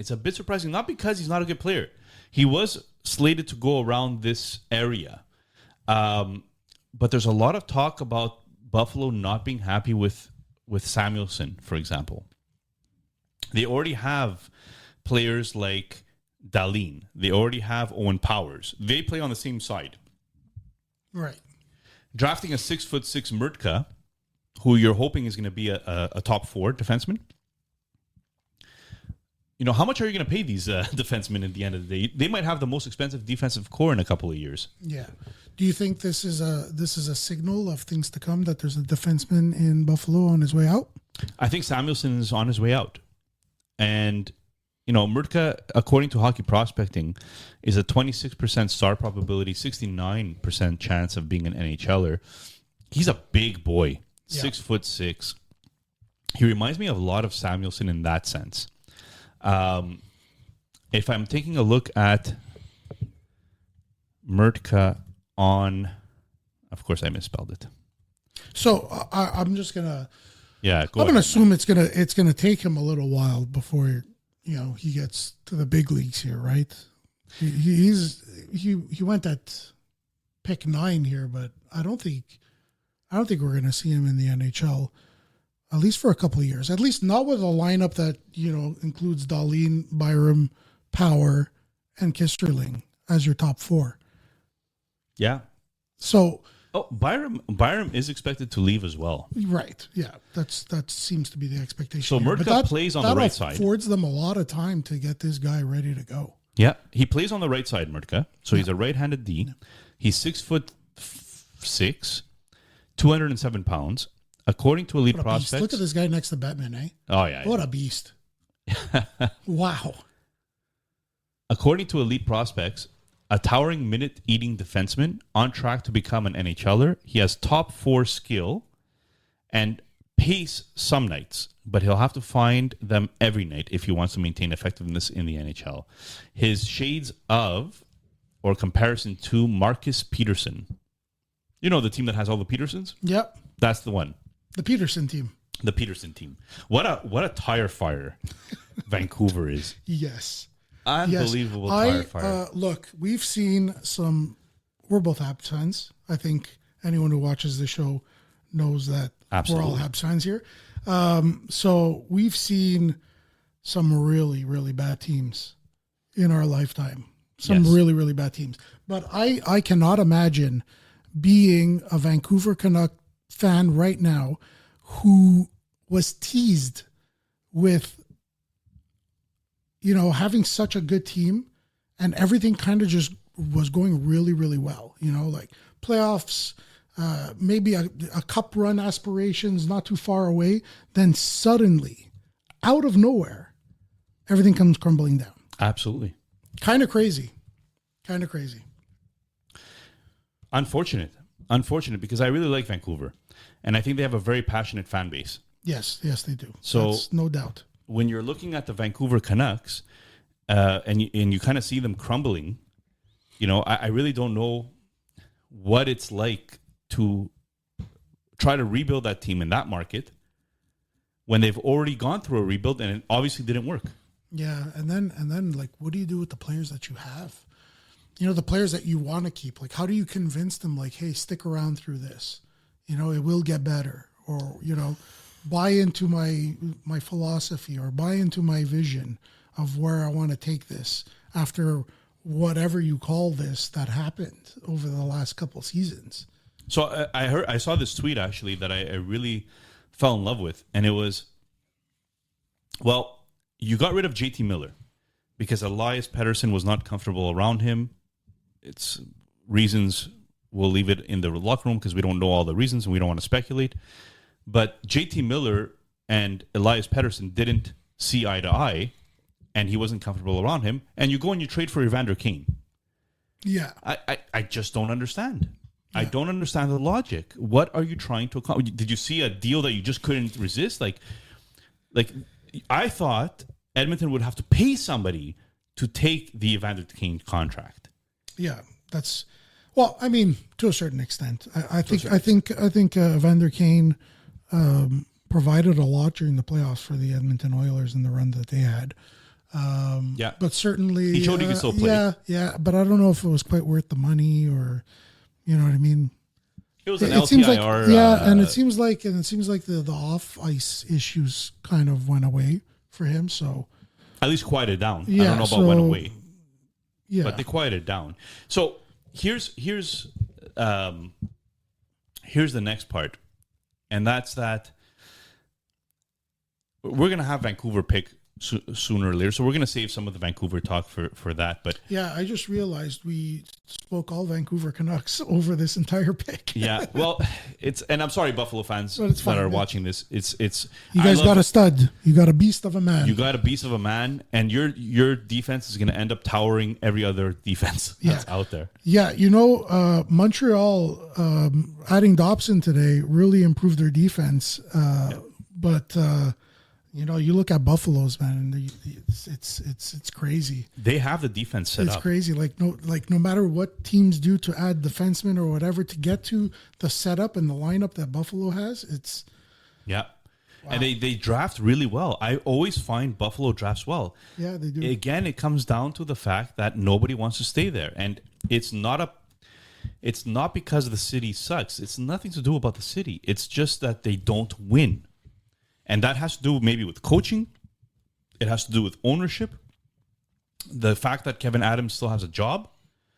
They hired Kakalainen as an advisor, and the first thing that they did is trade JJ Peterka for Kesserling and Josh Doan. I mean, I'm not sure that really makes sense. So, there was rumors of more skill that could have been had here. Anaheim's pick is in. We're just waiting for Commissioner Bettman to go ahead and announce it. But I just hope Buffalo, they have Tage Thompson. They have these big, big players. I really like the players that they have. So now it just comes down and I really hope they turn it around because I'm a fan of Benson's. There's so many good players. And I guess the laws of averages would say that they're bound to turn it around. I mean, how many playoffs can you possibly miss? They need goaltending. Yes. I don't know if Ukko-Pekka Luukkonen is the way to go here. I'm not really sure Devin Levi is either. And that's the other thing. Yeah, I don't know if Devin Levi is. So the announcers have come out for Anaheim to show. What do we have here? Oh, this is the Mighty Ducks dudes. Oh, yes, it is. The actors. The actors from the Mighty Ducks. That's right. Their name's escaping me. He played in Dawson's Creek, didn't he? Yes. If my memory serves me right. And the pick is in, and they just announced it here. So, who do we have? They're still announcing it. Yeah, this was a really good show, by the way, also on TV. Roger McQueen. Yeah, they went with Roger McQueen. So pure talent. Yeah. Pure talent. We want to replace Zegras. Let's go out and get ourselves a Roger McQueen. Yeah. How cool is that? That's a cool one.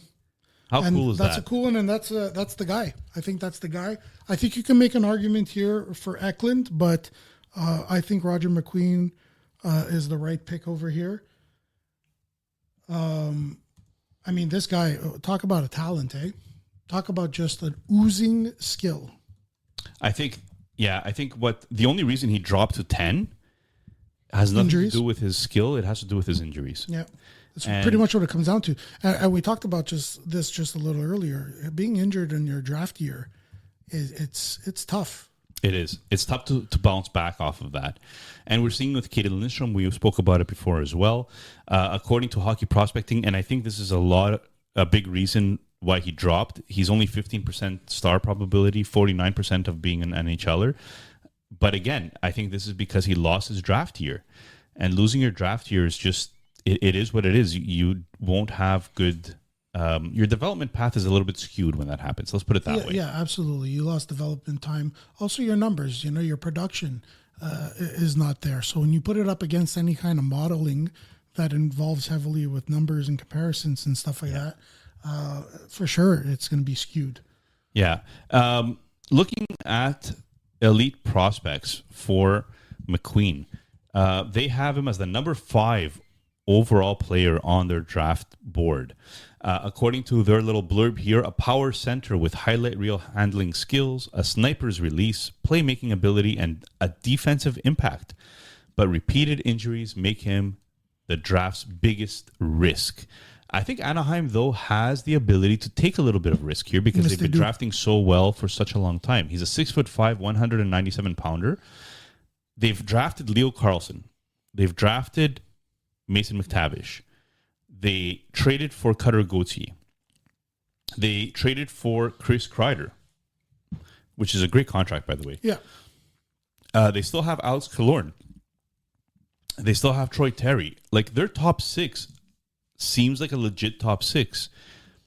McQueen might come in here and take over for one of these Killorn and Kreiders in the top 6. Yeah. And I think that because of his injury history, might end up becoming a winger in the NHL. It's possible. It's possible. I don't think it's out of the realm of possibilities, and I like that. I like what you said there. I think the timing kind of fits, where you kind of slowly bring him in, and he replaces a Kreider or possibly Killorn. Yeah. And so it's and you can ease them into it, right? You're not going to just drop them on this team. And like you said, their top 6 is pretty solid. I mean, I've heard it recently or read it recently, where there are some who believe they can make the playoffs. That's right. Which is a little surprising to me because there's a lot going on around the team. Talk about Gibson being traded and so on and so forth. So if there's a camp out there that believe that they can make the playoffs, Roger McQueen is a fantastic pick here. We had Kyle from Sarcastic Remarks podcast from THPN join us maybe 3 episodes ago, and we were talking about the Dallas Stars postmortem. And he basically said that at the end of the day, guys like teams like Anaheim, he really sees them making the playoffs next year because they're pushing. They're pushing for it. They are. The development is right. The mix of young and old is really giving them a nucleus that they could build around. Yeah, and a lot of their young guys have had a lot of playing time. And he really expects Anaheim to be the team to watch to make the playoffs next year. Yeah. It wouldn't surprise me. On defense, Jackson Lacombe. They keep finding these defensemen, right? I mean, they have a history of just finding defensemen, like it's an art form for them at this point. Minchikov, Zellweger, Lacombe. They traded for Gudas. They made him a captain. They traded for Trouba on the right side. They have Hellison, who came out of nowhere. They still have another guy that's supposed to... Luneau is supposed to be coming up as well. I don't know if they're going to find room for Luneau anywhere. But there's... Well, this has been their MO for decades now at this point, right? That's right. This is not a new problem for them. They find defensemen where no one else can find them, and then they have a logjam and they got to start moving them, right? That's right. Well, now it's pick number 11, and the Pittsburgh Penguins are on the clock. Listener D. Pata is favorite team, and listener Mavrukas Jr.'s favorite team. This is the Sidney Crosby team, the Kyle Dubas team. Yes. What do we think fake glasses Kyle Dubas is going to do here? I have a thing with... we're calling them? No, I have a thing with Kyle Dubas. I think if you want to look smart and you talk analytics all the time to get hired, and then you absolutely ruin the contract negotiation for Toronto on all their star players, I think that you should be criticized. He makes a lot more than any one of us. Oh, absolutely. So when you're making that kind of money and you have that high profile job and you're in these markets, you deserve all the criticism you're getting, every single last one of them. So, that's the job you're in. So just, take it and be better. That's what I say. Absolutely. And I think that the direction of this team is where it really hurt, because they were talking about the fact that, Crosby's there, Malkin's there, Letang is there. We don't want this team to tank. We want this team to be competitive right away. And they just didn't have the pieces that did it. Yeah. And they just couldn't make it happen. And one of the worst parts is that he went ahead and gave a contract to a goalie who had such up and down seasons, and you locked him in. Yeah. So I just don't see where the logic was when he did that. And yes, I get it. He was kind of under the gun because, he had just taken the job. That's right. He just took the job, and it's a tough position. You got a goalie there. You don't really have anything else to rely on in terms of goaltending. You want a cup. So, you kind of... Yeah. You're kind of in a position where you have no choice. I'm not really sure I blame him all too much for that contract. Yeah. Because he was in a tough spot. You got all, like you mentioned, all of these, all these superstars, aging superstars, but maybe one last chance at a championship, and you got a goalie contract expiring. You got to do something about it. Yeah. So I don't know if I fault him too much on that. Well, then he went out and got himself a bad contract, I'll say. It's an awful contract. Yep. But I'm not sure I fault him on having to pull the trigger. Okay. So what do you expect about the next move that he did, which was the Erik Karlsson move? Yeah. I mean, it's not looking good, is it? It's certainly not looking good. Yeah, a lot of the moves don't seem to be looking too great. No, they're absolutely not. There's a lot of things that kind of blowing up in his face. Yeah, and we'll get a little. I think the selection's coming in here soon, so we'll get into more Kyle Dubas. We like picking on him, don't we? Well, I definitely. Well, he was. I mean, look, he was a Toronto guy, right? We all heard Toronto. So smartest guy in the room. So there's that, and then he kind of had this demeanor about him, right? Where he came in, he's young and he's maybe a little more flashy than we're used to from most GMs. And what happened here? No, we just have to. The pick is in, though. It's good. Oh, there we go. So maybe a little more flashy than some GMs, and kind of relying a lot on analytics, and maybe that kind of rubbed people the wrong way a little bit. Talking about relying on analytics, this is a very interesting pick here. So Benjamin Kindle, center out of Calgary of the WHL, 5'10", 180 pounds. He is a Pittsburgh Penguin, and it was Chris Letang, by the way, and his son making the pick. And I don't know if that was his son or not, but they had the exact same hair. So I'm assuming it was his son. Yeah. We don't have the volume on, so I apologize, guys. Yeah, we don't. So Kindle. This one's interesting, So just before you get to go ahead, that, please. Just I'm looking at some of the final rankings here from some of these guys. You got Pronman here has him at 33, Wheeler at 21, McKenzie 22, McKean's 19, and Elite Prospects at 20. So this is pick 11. This is a little bit of a reach. This is an interesting one. It's a little bit of a reach from what we've seen here. Yeah. And again, Kyle Dubas is trying to outsmart everybody in the room or relying heavily on analytics. And if we take a look at hockey prospecting, they have him at 40% chance of being a star, 77% chance of being a NHLer. So that's quite high. According to Elite Prospects, if we just take a look at his little profile here, he has a relentless pace, vision, and mid-scoring range. His defensive details define his hard-working forwards game. So he reminds Elite Prospects, or gives shades of, Clayton Keller. That's a pretty interesting concept. Yeah. But definitely not a sure thing, right? No, and there's a bit of a lack of physicality there, I think, with him. So, going to be interesting to see kind of how they insulate a player like this.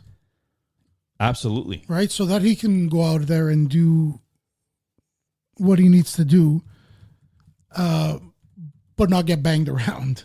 That's right. We always try to make sure that people don't get banged around. Right. I mean, 5'10", 180. 180 is pretty stocky for that height.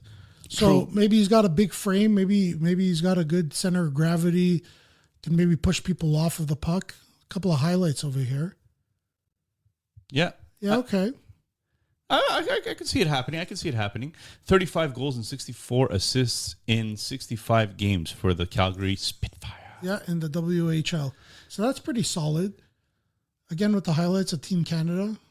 He looks pretty good. It's good. I'm seeing him in the center ice there in the slot. I'm seeing him down low at the goalie crease. So that's nice. Well, look, we said that the draft could break open around this pick, right? Because every team is going to have very different projections. Yeah, I'd certainly say they definitely broke this open. They broke the mold here with this pick. Yeah, they broke the mold, and you know what? Sometimes it comes out to their benefit, but they need everything. Yes, they do. They need everything. They're starting a full rebuild here. Yeah. They hired Muse, who is one of the most touted NCAA coaches. They have Rutger McGordy, so already you're having some physicality there. So do you feel like that's kind of the direction they're going in, where they have they kind of can maybe gamble a little bit on these picks in the early days because they're not top 3 picks and they kind of still have middle of the first round.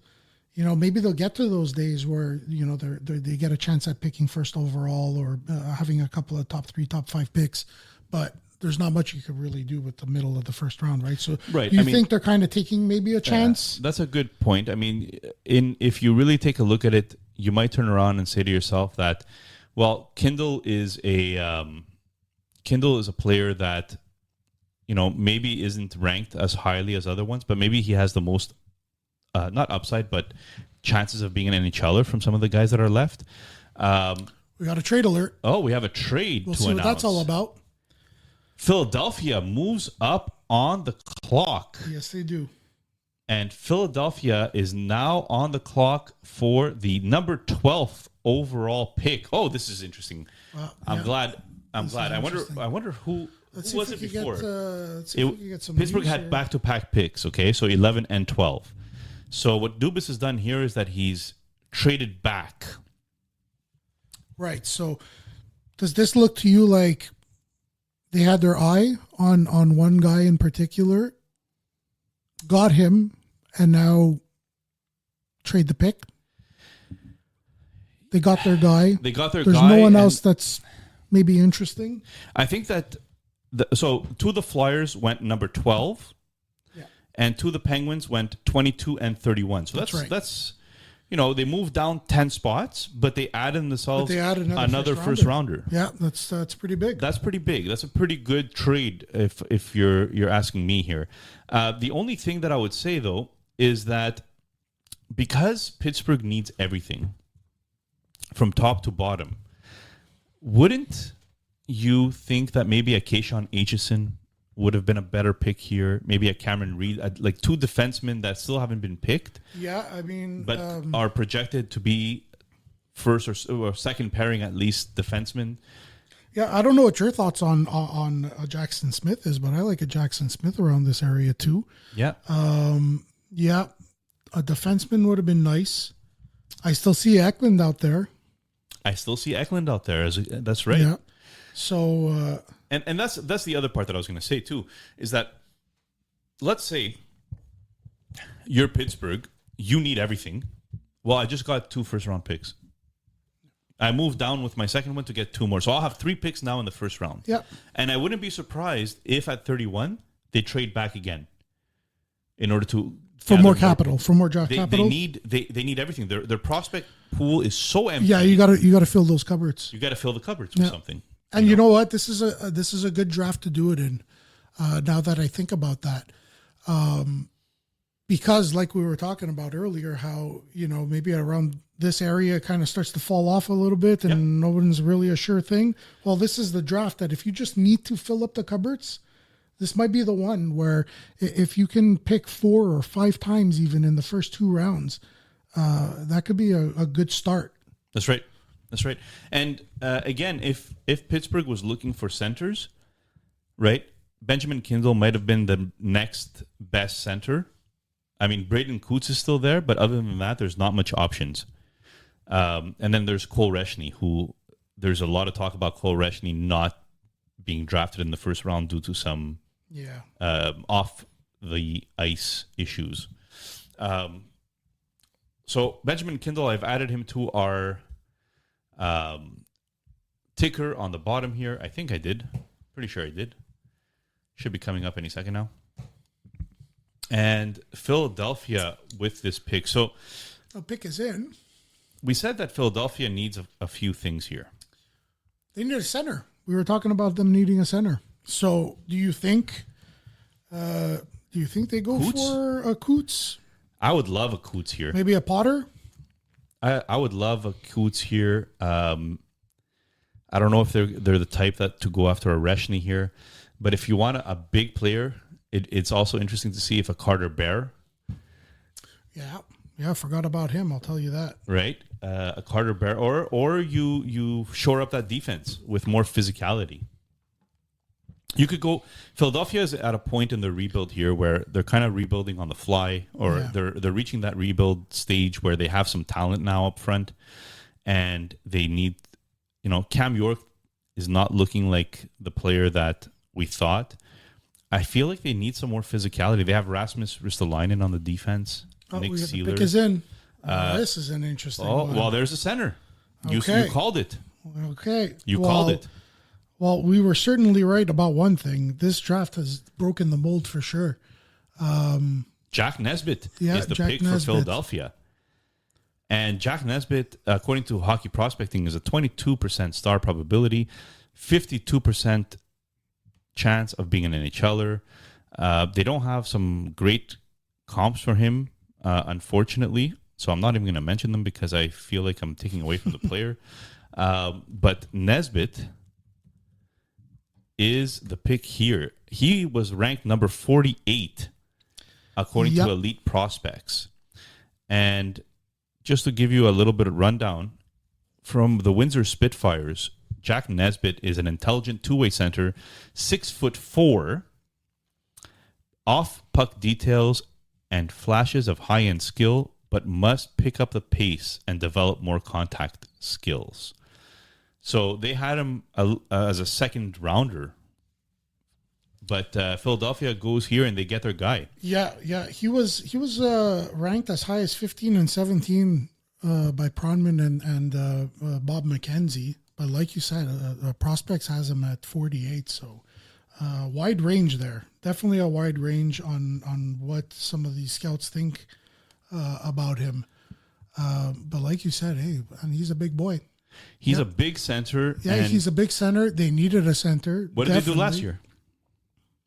I'm sorry? What did Philadelphia do last year in the draft? What did they do? Remind Another me. little reach for a center in Luchenko. Yes, that's right. Yes, you're right. I'm an owner of him, and I didn't get that little pop quiz of yours. Yeah. Well, I mean, that's what I'm here for. Okay. So, yeah. You're totally right. A little bit of a reach on the Luchenko. But he's looking good, Luchenko, I believe so. As a middle six center. I don't think he's going to turn out to be a number one center, but no, probably has probably be a 2C, and Nisbet's probably going to fight him for that. Yeah, maybe they're going to be a team filled with 2Cs. Even Zegras, right? So like Zegras was recently traded to Philadelphia. I don't know if we spoke about him enough. I don't think we touched on him very much at all. So Sean Couturier is your center, but he's getting a little bit long in the tooth. Yeah.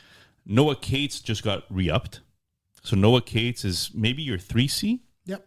So you have Trevor Zegras coming in, and he wanted to play center. Yeah, and he wants to play center. Anaheim just didn't have the room and for he that. wants to play center, and he feels like that's where he plays best. And so I think they're going to give him that opportunity. I think they're going to give him the opportunity, and we'll see. We'll see if Zegras, the Zegras we know, is back in town.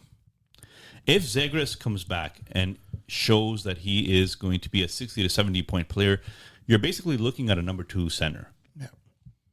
And now you have also Nesbitt and you have Luchenko coming up. Yeah. So you're starting to see a little bit of depth here on the center position. For sure. And they're a team that's looking for center, right? So you got to give yourselves, you got to go out there and find as many as you can, develop as many as you can, so you can have the pick of the best 3. That's right. And I love their wingers. So you're surrounding these centers with some really, really good wingers. Matvei Michkov, Travis Konechny, Owen Tippett, Tyson Forrester, Jacob Pelletier, Bobby Brink. Like, these are not bad players to have on the wing. No. And if you're surrounding your centers with good playmaking wingers like that, maybe you could take, as long as you get a few more centers in your pipeline, one of them could pop off. Like, I like Luchenko, the possibility of being a middle 6 guy, and now you're going to have another guy that's going to be pushing for that in probably about 3-4 years. Well, that's it. So I think that's exactly what the Philadelphia Flyers want. I think they want maybe an internal battle for that position because they don't have that bona fide number 1C. That might come in time. It might come in the future. If they ever pick in the top 3 or top 5. So they're going to have that internal battle with all of these guys and see who emerges. That's right. Just see who emerges while Sean Couturier plays out his days. That's right. And Sean Couturier, he's not a number 1 center anymore, but he's playing as a number 1 center right now on this team because they have no choice. Yeah, they just don't have the pieces right now. But that was fun for our first trade of the draft. Yeah. Number 13 is up next, and 13 belongs to the Detroit Red Wings, the Shana Plan. So just to let everybody know, we are going to take the Shana Plan. Not the Shana Plan, the Iser Plan. Iser Plan, yeah. We are going to take a little bit of a break at pick 15, or should we do it at? I think we'll do it at 14. So we'll let this pick go through because this is listener Rook's team. Okay. So I want to make sure that I'm live during listener Rook's team. But then for the Columbus pick, we're going to take a small 10 to 15 minute break. Sounds perfect. It's right in the middle of the draft. Yep. It gives us a chance to refresh our beverages and a little bit of a bathroom break, and then we'll come back on. Fantastic. So in this case, for pick 13 and the Iser plan, the Iser plan hasn't been looking too great. No, it has not. And I think a lot of people are frustrated about this in Motortown there. So it's kind of a shame. It's kind of a shame because he was so successful in Tampa Bay. He came over and it was kind of looking good in the early days, right? Yes. Now, tough days.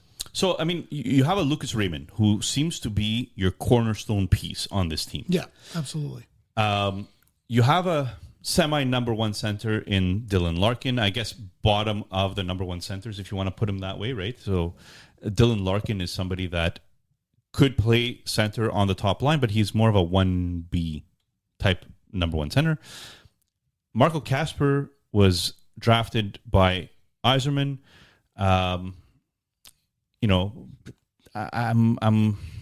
Lucas Raymond was really their best pick. It really was. And Cider. More Cider. Yeah. Even Simon Edvinsson. I really like Yeah, Edvinsson. He's coming around. But some of the again, defensemen, right? These guys, they take time. So Petrie, I didn't really like that move. Ben Sherratt, I didn't really like that move.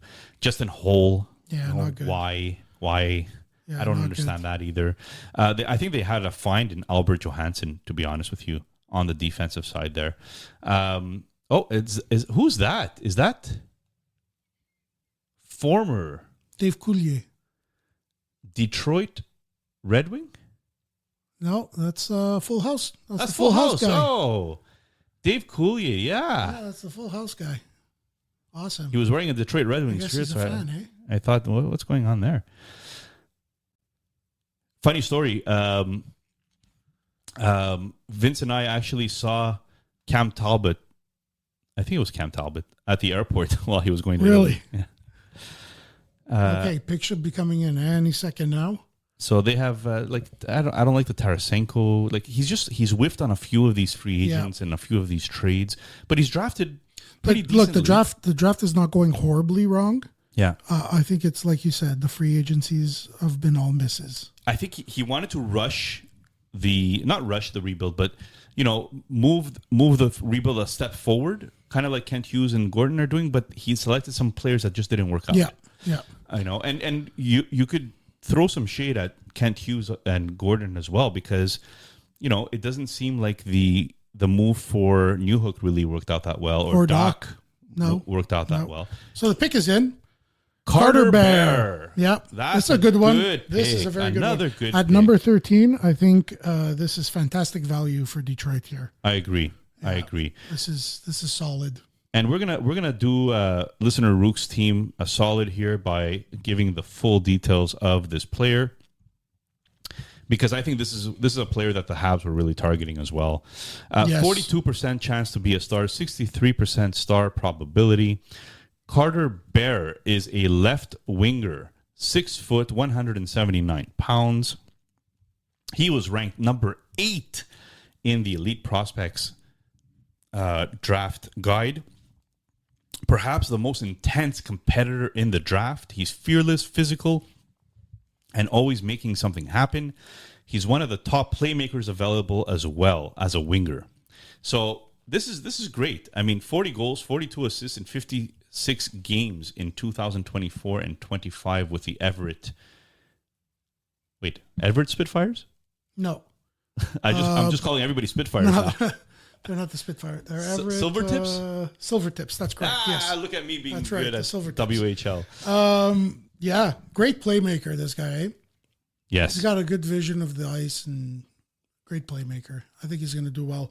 Like you mentioned, I had aspirations for the Habs landing a guy like this. Yeah. I like this. Yeah, I like it too. Carter Bear. We were beating up Yzerman a little bit there, but this is a good pick. No, but again, we're coming back to the same thing that we said before. Yzerman drafts very, very well. It's the other stuff that we're worried about. Yeah. You know, the trades, the free agent signings that just haven't bared any fruit. And I get it. He didn't want to rush his prospects. Totally get that. But now I feel like you have enough of these prospects that you're going to have to take a step forward, or you're already being questioned. Yeah. At some point, you got to give these prospects that you've developed for so many years and you've brought them in. You got to start giving them some firepower. You got to start finding them some leadership. You got to find people who are experienced who can kind of guide them through that process. You know, you can't just fill up the team with 18 to 25-year-olds and say go out there and win for me. Right. So these free agency signings, these trades that he's doing, he's going to have to pick it up. He's going to have to hit on some of these going forward. And funny we're mentioning that, actually. I know I noticed your board here in the back before we started the podcast, and you had mentioned that you're going to ask me for my pick. And funny enough, my pick, oh, there it is. Look at that. I'm officially part of the pod. There we go. So while I do believe that Vegas is probably the front runner here for Marner, I think there's a chance. There's a chance that Marner is a Detroit Red Wing. Wow, listener Rooks, close your ears. Wow, that's awesome. I think there's a chance. I think there's some substance there. I'll make it a lot nicer than this later on, but listener Rooks, you got it. Listener co-host Mike has gone ahead and said that Detroit Red Wings are guaranteed going to get Marner. This is called being radioed, my friend. Yeah. I hope you enjoy that. Okay, I'll take everything. I'll take whatever comes of this. All right, guys. So we're going to take a small break here. Columbus is on the clock. We will catch up with all these picks in a moment, but thank you very much for listening. We will be back in about 10 minutes time. So thank you very much, and we'll see you soon. Please do not change the channel.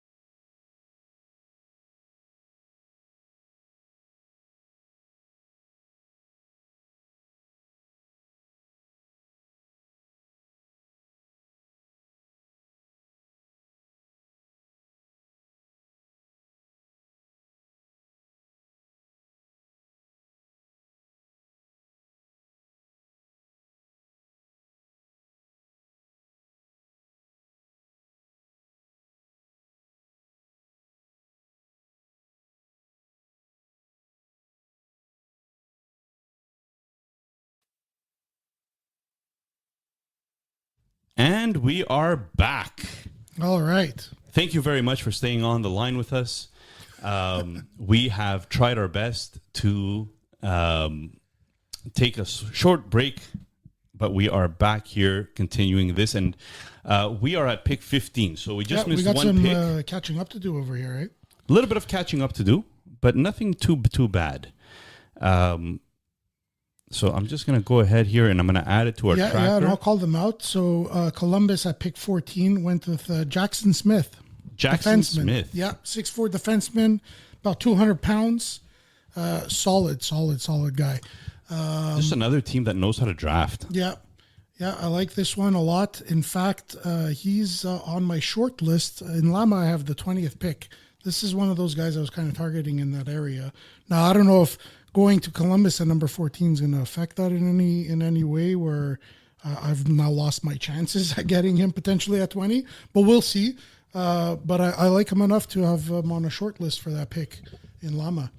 And just to continue with Jackson Smith, they've made some picks on the defensive side that actually look really good lately. They traded away David Jiricek. Yeah. We know about that. They also drafted Mattychuk. Right. And Mattychuk looks like he's going to be a staple on that defense starting next year. So they have Werenski, they have Severson. They're going to have Mattychuk now. And maybe one day soon, Jackson Smith is going to join the top 4. Yeah, I believe so. I think he's going to have his chance there to at least see some top 4 minutes. Yeah, this guy's a powerhouse. Kind of a little, I'd say bigger. Let me just look at those sizing again here. Yeah, definitely bigger. I was going to say maybe bigger than PK Subban. Definitely bigger than PK Subban, but kind of that physicality and that kind of that grit and that go head first in. That's right. Kind of mentality. So and I really like Jackson Smith. Jackson Smith as well. If we're he was the number 6th ranked prospect on Elite Prospects. Number 6, A dynamic offensive creator, explosive 4-way mover, physical shutdown presence. So he sounds like an all-around guy, right? Yeah. And more all in the same skill set. All roads lead to the NHL, but which pathway will he take? So it's going to be interesting. He has shades of Thomas Harley, shades of Travis Sanheim. So this is a great pick. It feels like a value pick at this stage. Yeah, I think I mean, there's no guarantees in life, but I think we got an NHLer over here. To grab him at, where'd they grab him here? Was that number 14? Yeah, that's pretty solid. Vancouver with the 15th pick goes ahead and selects Braden Coots. So Braden Coots is a center out of Seattle. And we're just updating the ticker here, but Braden Coots is one of those, I guess, best center left. Really, he's possibly, the number 16 from the Seattle Thunderbirds, and he was 16th ranked in Elite Prospects. This one's a forechecking machine. Already looks like he's an NHLer with flashes of dynamic play driving, top 6 potential. Yeah, So again, we spoke about this a little bit, where we said that this draft is not as deep as other drafts. You're still talking about top 6ers here in the 15th overall pick. Yeah, if not middle 6 guys who could be really, really, really good. If you're playing on say the third line, or if their opportunity starts at the third line and then maybe develops into a second line player. But you could be looking at some really, really good third line players here. Yeah. So as you mentioned, the draft maybe kind of dips down a bit, but I think there's good value there for these guys to have their opportunity to play in these situations and maybe even force their team's hand to give them those top 6 minutes.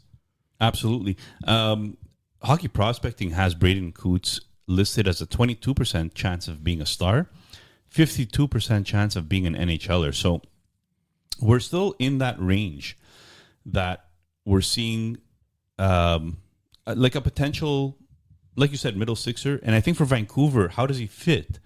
Well, Vancouver's a little bit of a tire fire that we spoke about before. Yeah, we did. And so who knows what's going on in Vancouver, right? So his fit for now is, I'm not really sure. Yeah. I think, he's going to have some development time for sure. I think he certainly plays another year in the WHL. And then we'll see. Like, it kind of depends on where Vancouver goes. Like, if they kind of right this ship and try to be playoff guys a bit, maybe that affects his timing. If they kind of do a little retool on the fly, maybe he gets a chance at playing for Vancouver a little earlier than expected. And I think there was rumors, and maybe it was already confirmed. My memory escapes me at this point, but Vancouver was really trying hard to get Garland under contract. Right. So I don't know if that was finalized, but they were looking for a long-term deal with. Yeah, I'm not sure where that ended up. Garland. So again, a little bit of a tire fire in the sense of we're not exactly sure how it's going to go. I think a lot's in the air there in Vancouver. Yeah, and we'll see. Right now, the next two picks are the picks that Montreal gave to the New York Islanders. Oh yes, this is going to be interesting. As the compensation for the Noah Dobson trade. Correct. With Can I say something that's maybe a little wild at this point at pick number 16? Go ahead. Victor Eklund is still out there. And you know what? I would have been absolutely in love with that pick if it was Montreal's pick. Yeah. Don't get me wrong. Definitely. I prefer Dobson. Yeah. But I think Victor Eklund would have been Montreal's pick here, and Cam Aitchison as well. Those are the two picks back to back that I think that they would have. And you know what? With. Going in before today, there was rumors about Hensler as well, but but going in before today, I don't think you could have ever imagined Montreal at 16 and 17 walking away with an Eklund or an Aitchison. But this is the thing about the draft is that every single year people end up dropping. Yeah. And this is great for the Islanders. I mean, the Islanders, in the end of the day, they went ahead and they picked the number one player in the draft. Now they might shore up that defense even more. And that's it.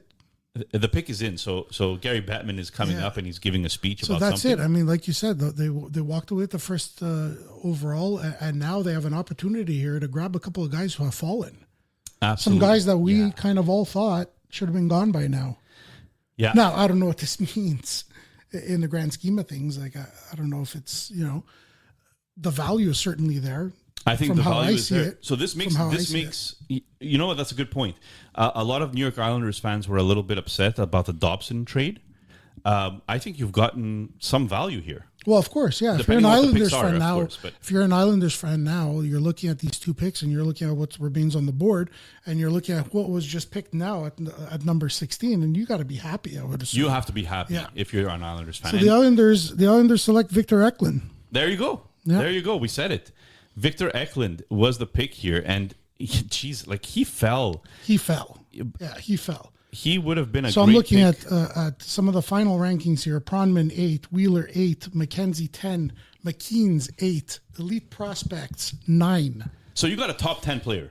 Yeah, by all scout accounts. Yeah, you got a top 10 player in Victor Eklund. And this guy, we're going to talk about him now because I really like this player. I thought that this player would have gone earlier, like we just mentioned. And 17, New York Islanders are going to be up again, and either the pick is in or they're on the clock again. I can't really tell. Yeah, it doesn't. No, it's. It looks like that might just still be the 16th pick. But I haven't highlighted the 17th pick yet. So yeah, Eklund. Wow, this is a big fall.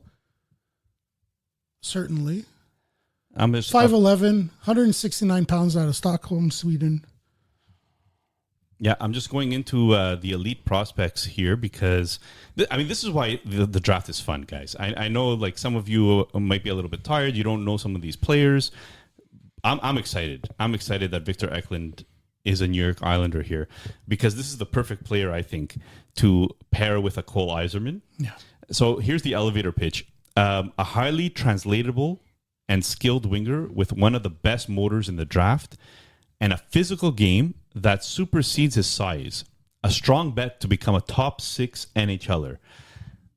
I mean, how are you not excited if you're an Islanders fan right now? Yeah, you should be excited. Like, I think Matthew Darsh knocked this one out of the park. I know he got rid of a top pairing defenseman. Don't get me wrong. But the picks here from Djurgården in Sweden, Victor Eklund, projected top 10. So, yeah, look at that. Leading goal scorer at their 2024 U18 championship. He's good. He's good. We're just going to keep it as simple as that. He's good. A lot of above average skills across the board in terms of skating, in terms of puck skills, IQ, awareness. Just a really, really solid player. Look at that shot, eh? Look at that.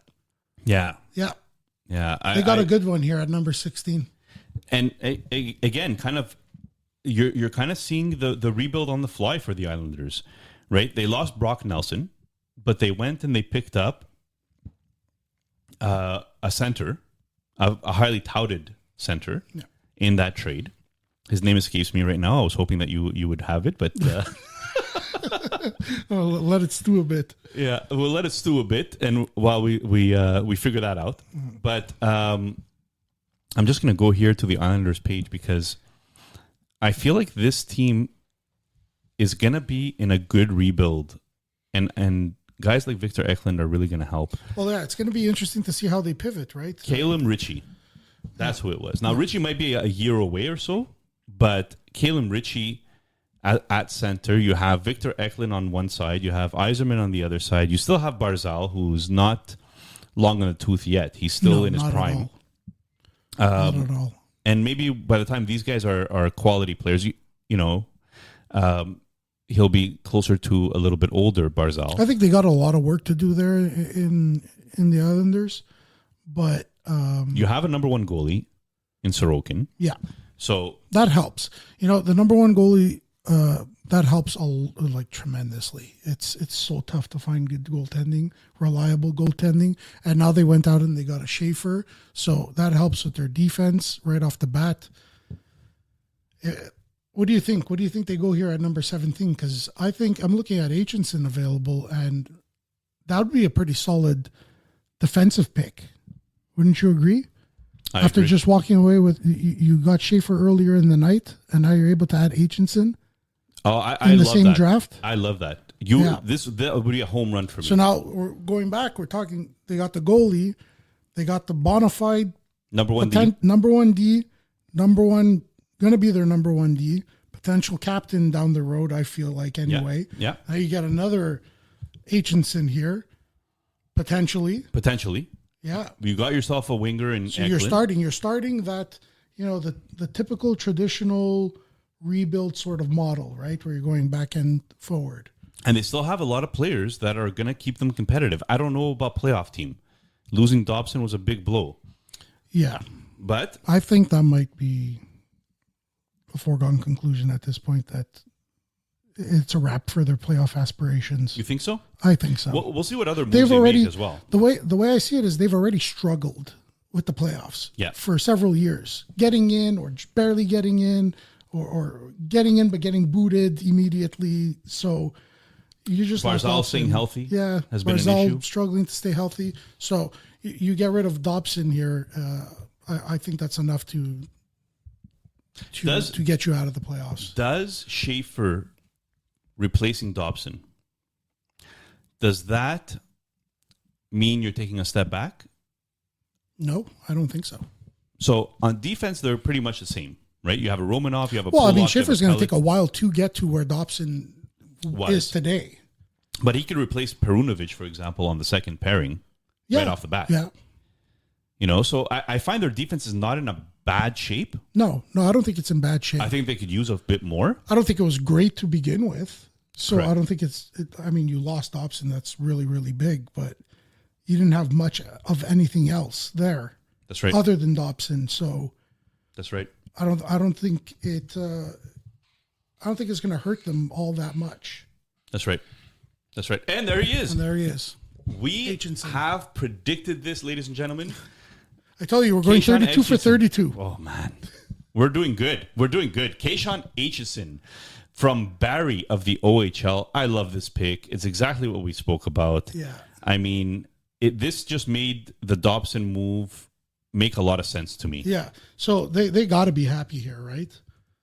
Sure, you moved Dobson. You got the 2 picks, and what you turned those 2 picks into is probably the best outcome you could have asked for. I think so. I think you're absolutely right. You got a top 10 guy who fell into your lap, and you got a bunch of teams who passed on defensemen for the most part, leaving you with a chance at Aitchison at 17. That's amazing. Fantastic. Victor Eklund was a top 10. We just mentioned that. Projected top 10 pick. Keyshawn Aitchison, he is now an Islander. According to Hockey Prospecting, Keyshawn Aitchison was a 16% chance of being a star, 58% chance of being an NHLer. According to Hockey Elite Prospect, Aitchison was the 18th ranked player on their board, and they got him right about where he deserves to go, I guess. A punishing two-way defender with clutch scoring ability, play-killing potential, elite physical traits, a future fan favorite in the NHL. Yeah, he's going to hurt a lot of people. I'm very happy for the Islanders here. I'm very happy for the Islanders. I think this guy is going to be a great player for them. 6'2", 196 pounds, 26 goals as a defenseman in the 26 OHL. goals and a whole lot of swagger. Look at this guy, eh? Yeah, he's wearing that pink suit. He looks good. He looks very, very good. His suit is custom made for sure. A bunch of pictures inside. I don't know what the pictures are, but he's going to wear an Islanders jersey now. Yeah, good for him. This is, like you said, man, it's going to be Oh, man, I love guy, the draft. tough guy to play with. I love the Tough draft. guy to play against every night. I think he's going to bring it. He's going to bring it hard. Yeah, I think out of everybody that I know, I think me and you are two of the people that really follow the draft quite a bit. So I'm glad I was able to do this with you because it's moments like this where the Red Wings go ahead and take Bear. Yeah. Blue Jackets take Jackson Smith. We see some surprises in Kindle getting picked. Yes. We see the Canucks going with a center in Coots. And now, all of a sudden, Islanders getting quality with Victor Eklund and Keyshawn Aitchison with the 2 picks that they got for the Noah Dobson trade. I think this is a home this is run. great. And I think these 2 guys too, they could turn it around real quick with these guys and have them playing on the top squad sooner rather than later. Yeah, I think both of these guys are maybe a year or 2 max away. Right, that's it. And you got them at 16 and you got them at 17, and you got to be happy about that. Absolutely. Some really good players are left on the board. We're talking about guys like Lakovic, who's a big guy. Potter, who's one of Junior's favorites. There's Brushevich, who I really hope goes to Vancouver so that we could have all the Petterssons and all the Brushkovits. Oh, the Bruchkovitz is... Yes, he is. Yeah, He is. That's right. He's no longer a Calgary Flame. That's right. You're correct. One thing you'll realize is that on this podcast, I'm usually the correct one. Right. Yeah, I got that sense. I got that sense coming. I felt the aura when I walked in here. The aura. Yeah, there's an aura.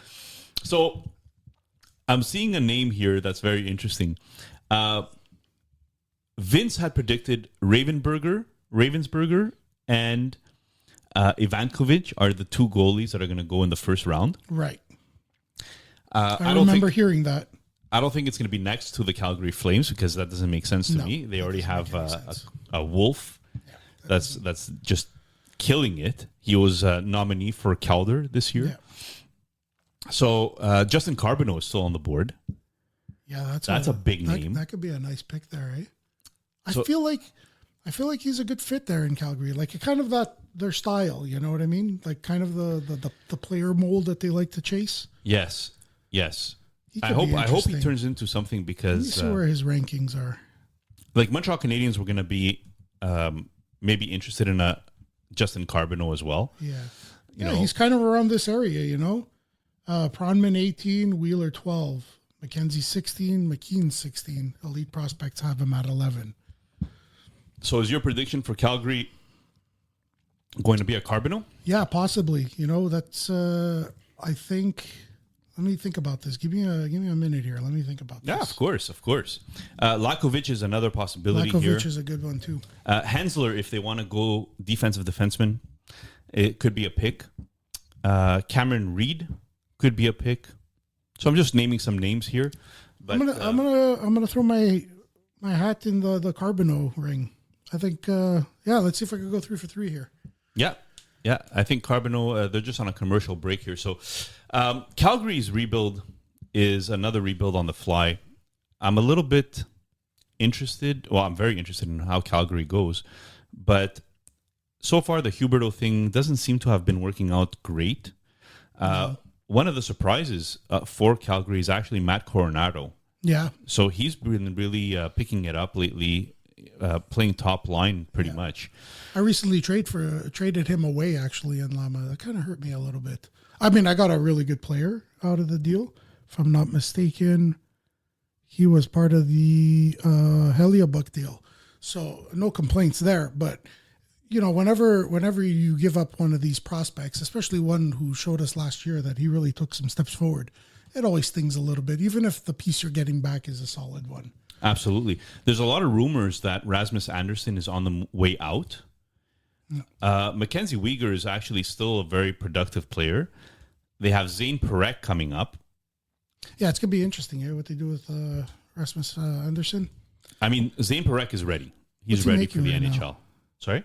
Rasmus Andersson. He was at 4.5, I think, the last Even time for I this had year, checked. Right? Still for this. One more year. One more year. Yeah, that's good money. Dustin Wolf is their goalie of the future and is already the goalie of the now, I should say. Yeah, he's there. He's there, and he's here to stay. So it's interesting because I feel like there could be a little bit more for Calgary. Parekh was a really, really big pick last year, so he was a huge pick for them. Huge pick for them. Absolutely. I'm not sold on the trade they recently did with Philly to get Frost and Farabee. I don't know what that's going to provide them. Do you think it might be a stopgap until things kind of? I think they wanted there? some. Yeah, I think they wanted some youth. You think they're maybe looking at Frost as potentially a mainstay? Yeah, I mean, I don't think so. I don't think Frost has that ability. They have some guys coming up like Honzek, who they've drafted. Their number one prospect is Zeke Parekh. Dustin Wolf, you can't really call him a prospect anymore. Matt Coronado. So they have the young pieces that are there. Brushevich is still there, or? No, he got traded. He got traded to Vancouver. Samuel Honzek. Connor Zary, he's really good. Pelletier is gone.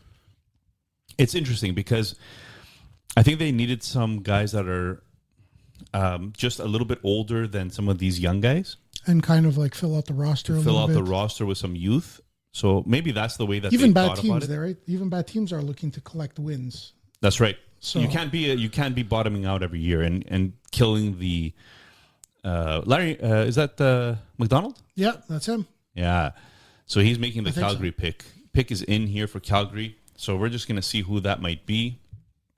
Again, Mike is going with Carbonneau. Yeah, that's what I think. I'm also saying Carbonneau here. I think that's just the home run pick at this stage at number 18. But it's not. Oh, Reshensky. Cole Reshny is the pick here. And guys, he is the highest upside guy. I could absolutely say that the floor is 0. The floor is Ryan Merkley because there have been some attitude concerns. There have been some issues with this player. And Victor Nuno had come on and said to us that, you know what, this is the type of player that might not make it to the NHL due to character and not necessarily skill, because he does have skill coming out of the wazoo.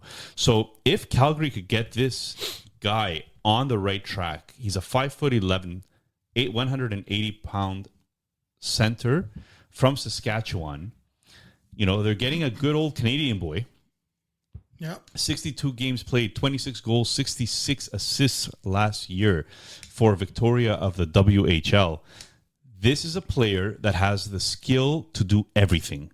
He has the potential of a top liner, but like we saw with Ryan Merkley, having the skill doesn't necessarily translate to being an NHLer. You have to have the right attitude as well. Right. And I think that's the part why some teams shied away from him, and that's why maybe he dropped all the way to 18. But 10th in scoring in the WHL just this year. You know he's what? Committed to North Dakota. That's right. So he's going to play in the NCAA.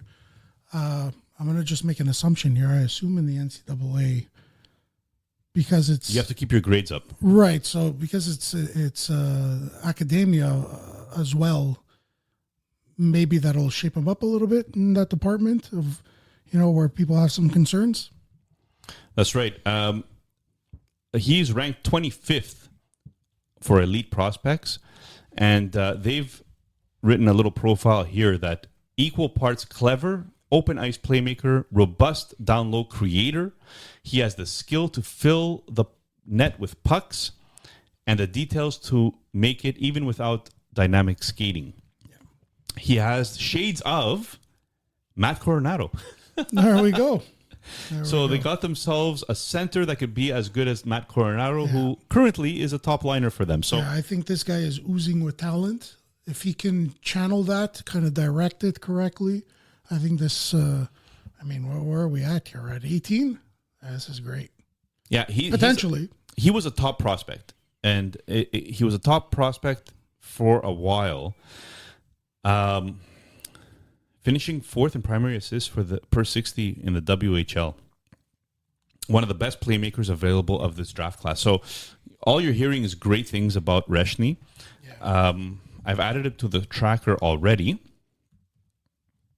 And I just want to see what Hockey Prospecting has him at. 40%. Prospecting, right. 40% chance of being a star, so higher than some of the last 4 picks combined. 77 NHLer probability. So they really see, according to this model, a possible top 6 player. Yeah, absolutely. And I think so too. I mean, if he can put it all together. Sky's the limit. Right. His ceiling is really, really high. Yeah, I think this is a great and pick he's got for the Calgary. skill. He's got the skill to go with it. You might want to have to surround him with some high character guys. Yeah, maybe. Maybe you get like some good leadership in there. Maybe you get a couple of former captains. Yeah. Veteran guys. Maybe guys who have, put in a lot of time, mentor him and sort of guide him a little bit. Yeah, absolutely. The ceiling is crazy on this guy. He's uber talent. Yeah, and this is the kind of risk that you take, right? You're not picking 15th because of the fact that you had traded that pick for the Sean Monahan trade with the Montreal Canadiens. Yeah. So instead, you're picking 18th, and you still get yourself a guy that could possibly be a top 6er. I think he moves right up the list on these prospect rankings. Yeah. Maybe number 3. This one's reminiscent of the Islanders' Cole Yzerman pick. Yes, to me. Yes, in terms of taking that chance on someone he fell. Yeah, and taking that chance on a guy who has uber skill, but maybe some character issues. Yeah, I think it's going to be a lot of. I think sky's the limit for him. I really hope the best because I like seeing Calgary competitive. Those battles of Alberta used to be so much fun to watch. Great. And I think it's good for hockey to have those battles. So Carbonneau does not get picked here. Nope. He's still on the board. Yep. Cameron Reed is still on the board as well. Logan Hensler, Fiddler. So some defensemen possibly coming up here in the next few picks. What are you thinking for the Blues here? So what do you think their needs are? So the Blues could really use a bit of defense. I believe so. I think Perunovic, maybe a little bit of a failed project there. They moved on from him. But they did some really good moves with the 2 restricted free agents that they brought in. Yeah. They have Jimmy Snuggerud, who we spoke about before.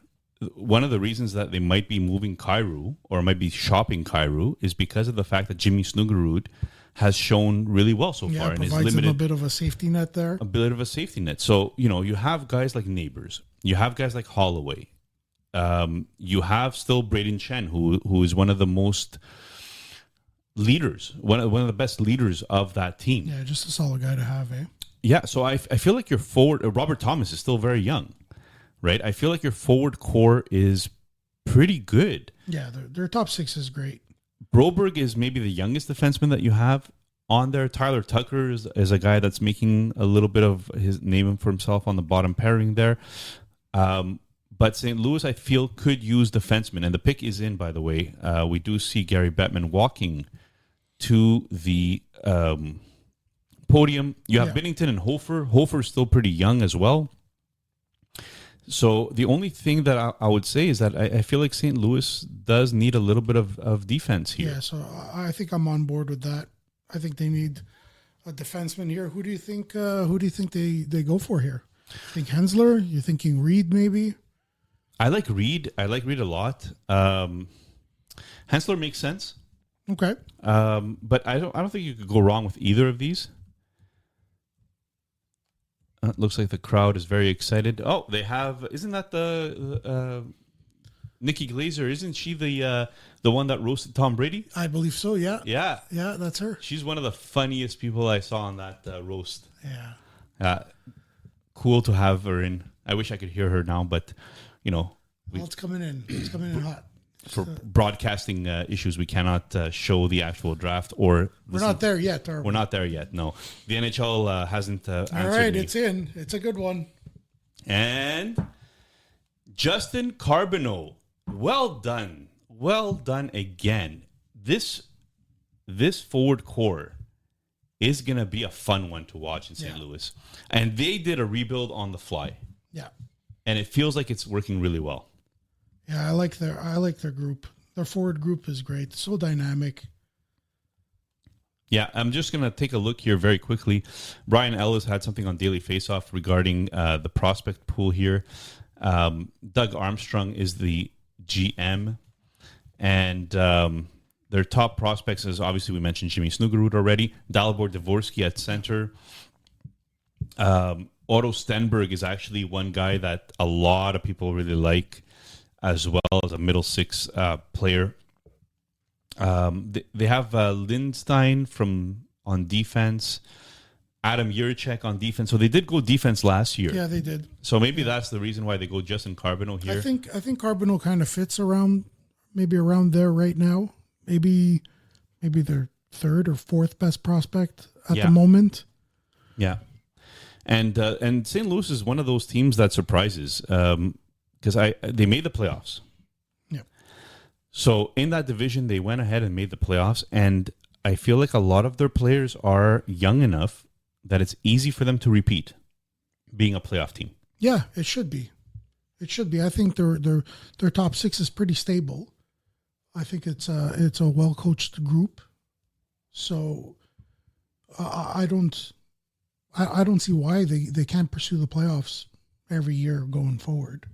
Like we said, they're a really young group, right? And a lot of good players coming up. So with Carbonneau, I think they need a little help though on the defense. They might maybe they'll shop for something. Yeah, maybe at some point. It depends how they were in on Dobson at some point. I think that's true. They were one of the finalists for right. Dobson. So maybe not the last two standing, but I think they were close. So bringing it back to Justin Carbonneau here, a highlight reel creator with top of the class tools, and we had read his shooting and puck handling. Shooting. Everywhere you read, it's a shooting. Yeah. So mindset to be a difference maker. Decision making needs some work, but top six upside is clear according to elite prospects. The hockey prospecting model has him at 24% chances of being a star, 53% chance of being an NHLer. And further to that, I need to update the tracker here. But another good pick. Like, I really like these picks, even though they're later. St. Louis is coming away with some quality here. Yeah. Look at that. It comes out of Blainville, Bob. Yeah, that's not too far from here. That's not too far from here. Yeah. Good QMJHL player. So I'm just double checking here, making sure. All right. Who's next? What kind of time do we have here? Well, the St. It's Louis going to be Columbus. Is in, and now next. Columbus has their second pick in the first round. Yeah. So who did they go with in the first time? We had just missed it because we were on break. So they got Jackson Smith. They got Jackson at Smith. 14. They went defense the so first here they time. have another opportunity for a 20 pick. Let's see what's available out there. What are we thinking? Well, another defenseman looks like it's the way to go. They're the top ranked players that are left over here. You can never have too many defensemen, one GM once said, especially right-handed defensemen. So I'm curious to see. There is a Lakovic, on the forward side. I saw him available. I saw a Potter was also available. So those are interesting if they're going forward here. And Columbus, again, traditionally, they do very well. So it's more than halfway through the draft here, and they're going on a commercial break. They're about to name the GM of the year, who the general manager of the year was. Are they doing that right now at the draft? They're doing it at the draft. Fantastic. Jim Nill is one of the finalists. I mean, I can't see how Bill Zito isn't. Right? I'm so curious to see who the other nominees are. Yeah, I'm not sure. Jim Nill has done a really good job. Have they announced it, the finalists? They probably have, but I don't know if I caught it either. Yeah, we'll see. All right. So while we wait for the announcement of General Manager of the Year, Justin Carbonneau just got picked to the St. Louis Blues.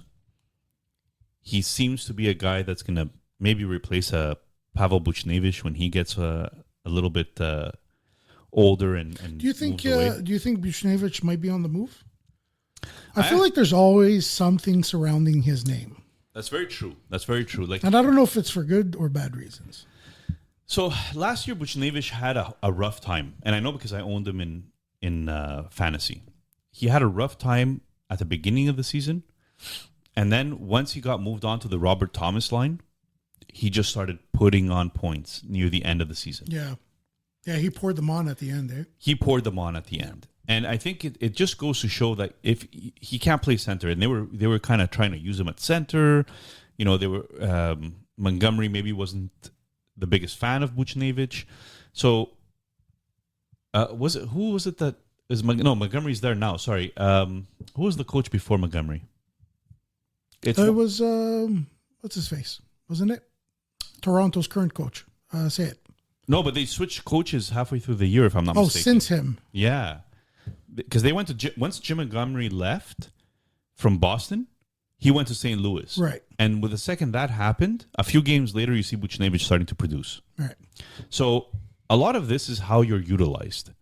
Absolutely. And Jim Montgomery is one of the best offensive coaches. Yeah, he's good. That there is. So I feel like he's done very, very well with Buchnevich, and I really hope Buchnevich stays on St. Louis because this looks like it's going to be an offensive team. He has an amazing talent, right? He just he is streaky. He is a very streaky player, and when he does go on a cold streak, it's often for a long stretches of 6 points in 20 games. Yes, crazy stuff. You know what I mean? But then we'll turn it around, and suddenly we'll get you 18 and 12. Yes, but with St. Louis being so well positioned for the future, just think about this for a second. Robert Thomas is your number one center. Yeah. Your number two center is currently Braden Chen. Braden Chen retires soon. You have Dalibor Dvorsky coming up. You have Otto Stenberg coming up. So you have your replacements for a potential loss of Braden Chen. Right.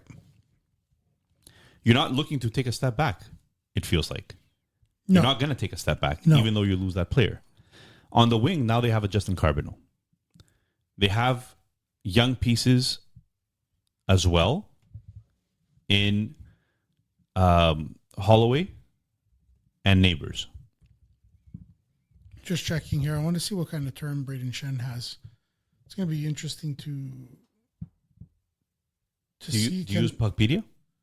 Yes. I want to see this one. It won't say. No, Puckpedia I find is one of the better ones that replaced. I just can't remember if he's got 1 or 2 years left, but they need to buy some time. I think after that's the number 2 center position is kind of what I'm getting at.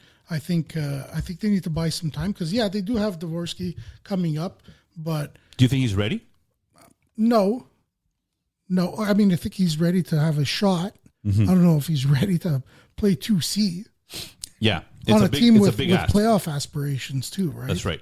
It's a big ask. Yeah, it is a big ask. So I think it's important that they get a little bit more time out of. Okay, he's got 2 more years. He's got 2 more years. Yeah, 3 years. Sorry. Wow, 3 more years. Yeah, at 6.5, that's great. Yeah, that's great for a second line center. He's not really like the point producing guy that he used to be. But I'm reading this right, correct? Yeah, I am reading this right. Yeah, he's got 3 years left. That's 6.5. So that's perfect. I mean, that's ample time to get Dvorsky in there and to sort of, do the changing of the guard. Agreed. So the pick is in for Columbus. So moving on to the Columbus Blue Jackets again for the second time in this draft. The Columbus Blue Jackets are proud to select. First, we'd like to congratulate the Florida Panthers on winning the Stanley Cup. Pyotr Andreyanov from Russia. Oh, boy. CSKA Junior. So, goaltender. Everyone. I had Ravensburg here. Everyone thought the goaltending in this class was going to be impossible to sort of decipher, right? People had only Ravensburger in the first and everyone else in day 2. And suddenly at the 20th overall, we have Andreyanov, goaltender, Russia, 6 foot, 207 pounds, playing out of SKA juniors. So he was on. I'm going to need you to tell me how I'm supposed to feel about this. He was on a few lists, but I was not expecting him to be a day 1 pick. Absolutely not. And the funny thing is that producer Vince had gone ahead and chosen a goalie for Columbus in the first round, 20th pick. He chose a goalie. So he got the position right. Part. Yeah, he nailed that part, which we don't give him enough props sometimes. But he didn't get the right player, so you get nothing, Vince. You got 0 points. Nothing. He had predicted that Ravensburger was going to go here, and we already know that Jet Greaves is their goalie of the future, it looks like. Yeah. And if you're picking somebody like Pyotr Andreyanov, or if you're picking somebody like Ravensburger, you're projecting 5 years down the line that they're going to hit the NHL. So you can't look at this pick and say in the next couple of years that he's going to come in and take Jet Greaves' spot. Right. Merzlikins looks like he's lost a lot of favor for this team. Unfortunately. I'm just waiting to make sure that I spelled Andreyanov right. Yeah. So anyways, he, this is a wild one. I don't even know what to make of it, but he played 37 games in the MHL last year. And he had a 9.42. So that's he had a strong outing. Absolutely. But it's not in the KHL, in the junior MHL. MHL, correct. Yeah. He's playing it's a big difference. It is absolutely a big difference. But he was 79th ranked according to Elite Prospects. So the 79th ranked player. And he's the worst part is that he's only 6 foot tall. Yeah, when sort of the league is starting to favor a lot of the bigger goalies. That's right. Yeah. According to Elite Prospects, they say that he's an athletic and aggressive goalie that consistently finds his game in big moments. Do you remember some of the scouting that the Habs had done on Fowler? Yes. One of the big things that they said about Fowler was that he didn't have the best stats, but in big games, he came to play. Yeah. And they felt that that was more indicative of NHL success rather than the fancy stats in junior. Yeah, absolutely. And I believe that too. And maybe this pick is following that trend. Perhaps. I don't know about first round, but they did have 2 first-round picks. And sometimes, like Junior likes to say, sometimes you could take a risk with your second first rounder. Yeah.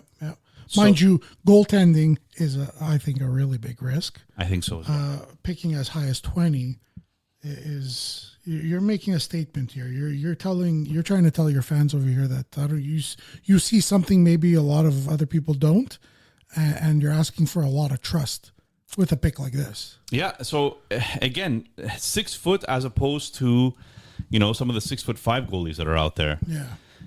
Very curious to see how this is going to play out for Columbus. Not sure I'm crazy in love with this pick. I'm definitely not. I'm not. I'm definitely not. But there's a lot of runway still for him to develop. Yeah. So we'll kind of see what happens there.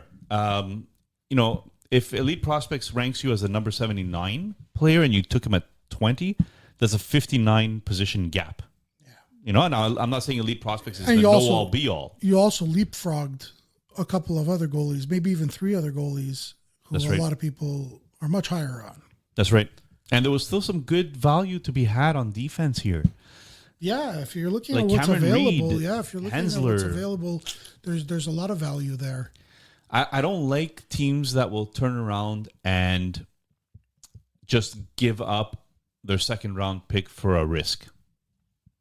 Their second round pick, their second first round pick. Yeah. I know taking a little bit of a risk is yeah.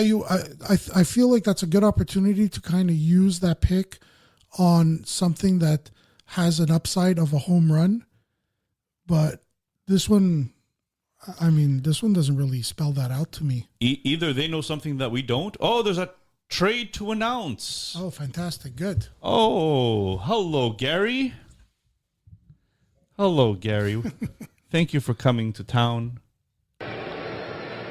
We have a trade to announce. This is the second trade of the draft. Yeah, let's and see what it's all Nashville has leapfrogged and come into the forefront here. Ottawa trades away their pick to Nashville. We're going to try to get you exactly what it was. Oh, okay. It's the 21st overall pick to move up 2 spots. In exchange for the 23rd and 67th. Yeah, so they go down 2 spots. So there's somebody here that Nashville really likes. Yeah. It's hard for me to say this is not Reed. I don't know. Hensler, Reed. Yeah, I'm feeling a defenseman here. Like, what are we thinking about Nashville when it comes to their, like, they went out and they got a center, right? In their first pick. Correct. So Nashville, I'm just trying to keep up with, I have to change all my things here to bring it to Nashville. Yeah, so on with their first pick, the 5th overall was Brady Martin. That's right. Yeah, so they got a centerman there.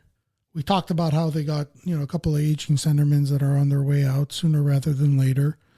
So I don't think they go with another center here.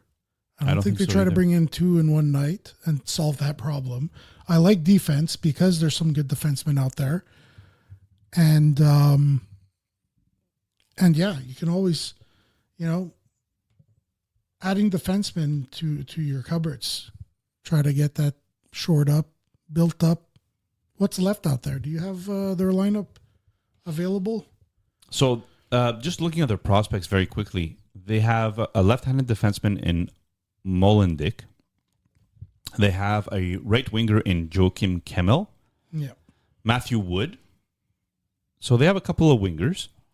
They have David Edstrom from Florinda. Zachary Lheureux. Igor Surin. Yeah. Interesting. Zvechkov. Interesting.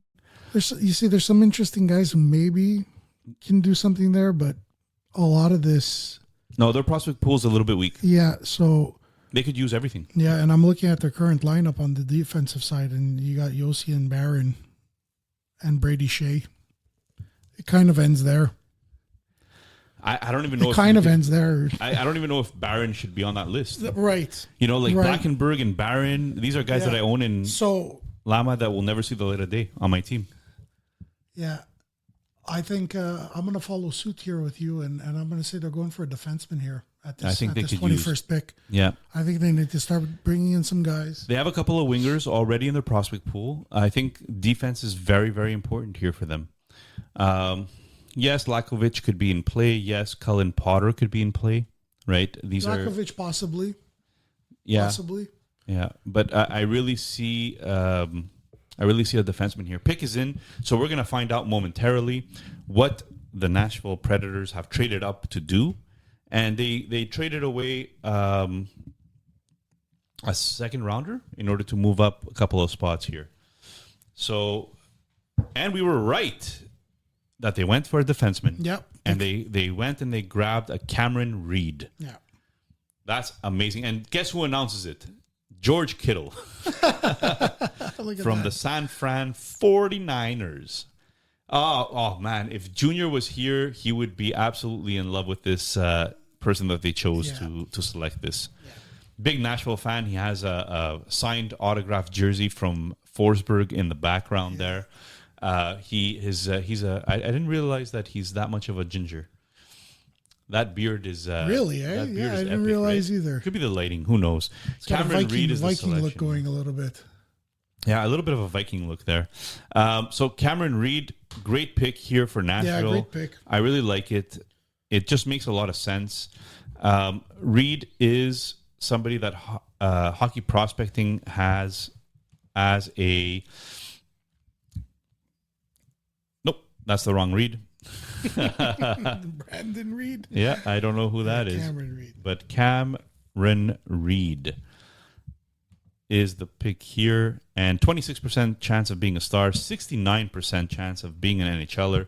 He is a 6 foot, 183-pound defenseman from Ontario. He played in Kitchener of the OHL.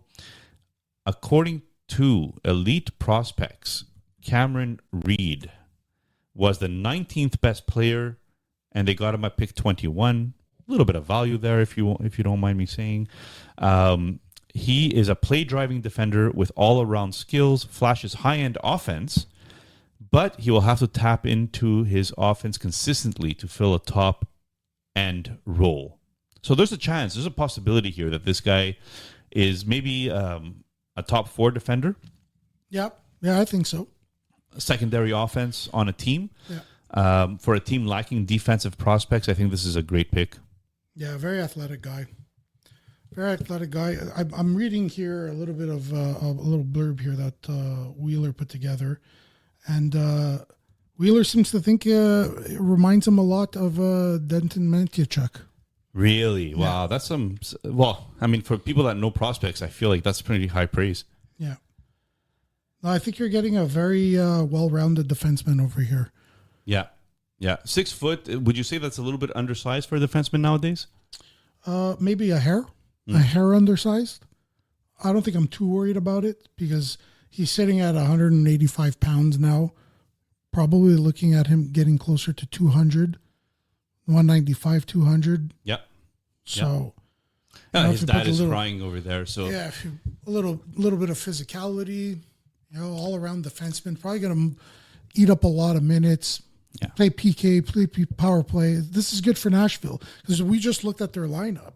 Yeah, right? It's bare. Oh my God, that defense looks bad. So they got to get guys in there who they could probably put in and just trust in all situations. Well, Barry Trotz has to be active in free agency if he wants his team to compete this year. Oh yeah, that's a certainty. They made a lot of free agents moves last year, and it kind of didn't gel. No, not at all. And everyone kind of felt like going into the season after they did those like three big moves. Everyone kind of felt like, oh, this is crazy. They're instantly a cup contender. Right. But so much for that, eh? So much for that. But it just goes to show that it's very difficult for you to go ahead and build a team from overnight free agency overnight. Yeah. I thought it was great that they got Stamkos. Yeah, I thought so too. But putting him as your number one center right off the bat. Yeah. But maybe that's it. Maybe bringing 3, top 6 guys to come in overnight. It's a big ask. And gel. And then you're asking Stamkos to play center after he just played wing in Tampa Bay for the last years. 2-3 years. You're asking him to go back to play at that high level. Or maybe he can't like he used to. That's right. So, yeah, it's a tall order task, certainly. Yeah. And it didn't work out. I mean, it didn't work out. No, it absolutely didn't. But coming back to this prospect, I think this is going to be great to fill out their defensive core in the future. Do you expect a bounce back from Nashville this year? Like the second year that they're I think they're together. Certainly going to do better. They can't do much worse. I mean, they picked 5th overall. Yeah. So yeah. I think they're certainly going to do better. I don't know if I'm comfortable or willing to say playoffs is a guarantee at this point. But that defensive they're going to improve. Yeah, the defense, it's going to be tough. Look, when you're relying on Justin Barron to play on the first line, and you got Brady Shea on the second line, and Brady Shea looked really good in Carolina. Yes, he's not looking as good in Nashville. That's right. Perhaps it's his partner. Perhaps it's the ice time. I'm not really sure, but so I'm looking at defensemen that might be available. There's Brent Burns, Dmitry Orlov, Aaron Ekblad, Edouard Vlasic. I don't think he's there just anymore. Resign? No, he just got bought out. Oh, was bought out. Yeah, he was bought out. Okay. So he's a free agent now. Ivan Provorov, Jeff Petrie. Provorov might not be a bad Provorov might work, but he's a lefty. So yeah, forget about that. For me, it's really, if they could land an Ekblad. Yes. I think that really improves their chances. Put Ekblad and Yossi on the same pairing. That's really good. Yeah, Ekblad's a good one. What did I tell you? So Pittsburgh is on the board here, and Letang is coming out to announce the pick again. And look at that hair. That hair is very, very good. All right, Bill Zonin here. Yeah. So this is a player that should have gone, I think, around this range. I remember his name coming up a few times. Yeah, this is about where...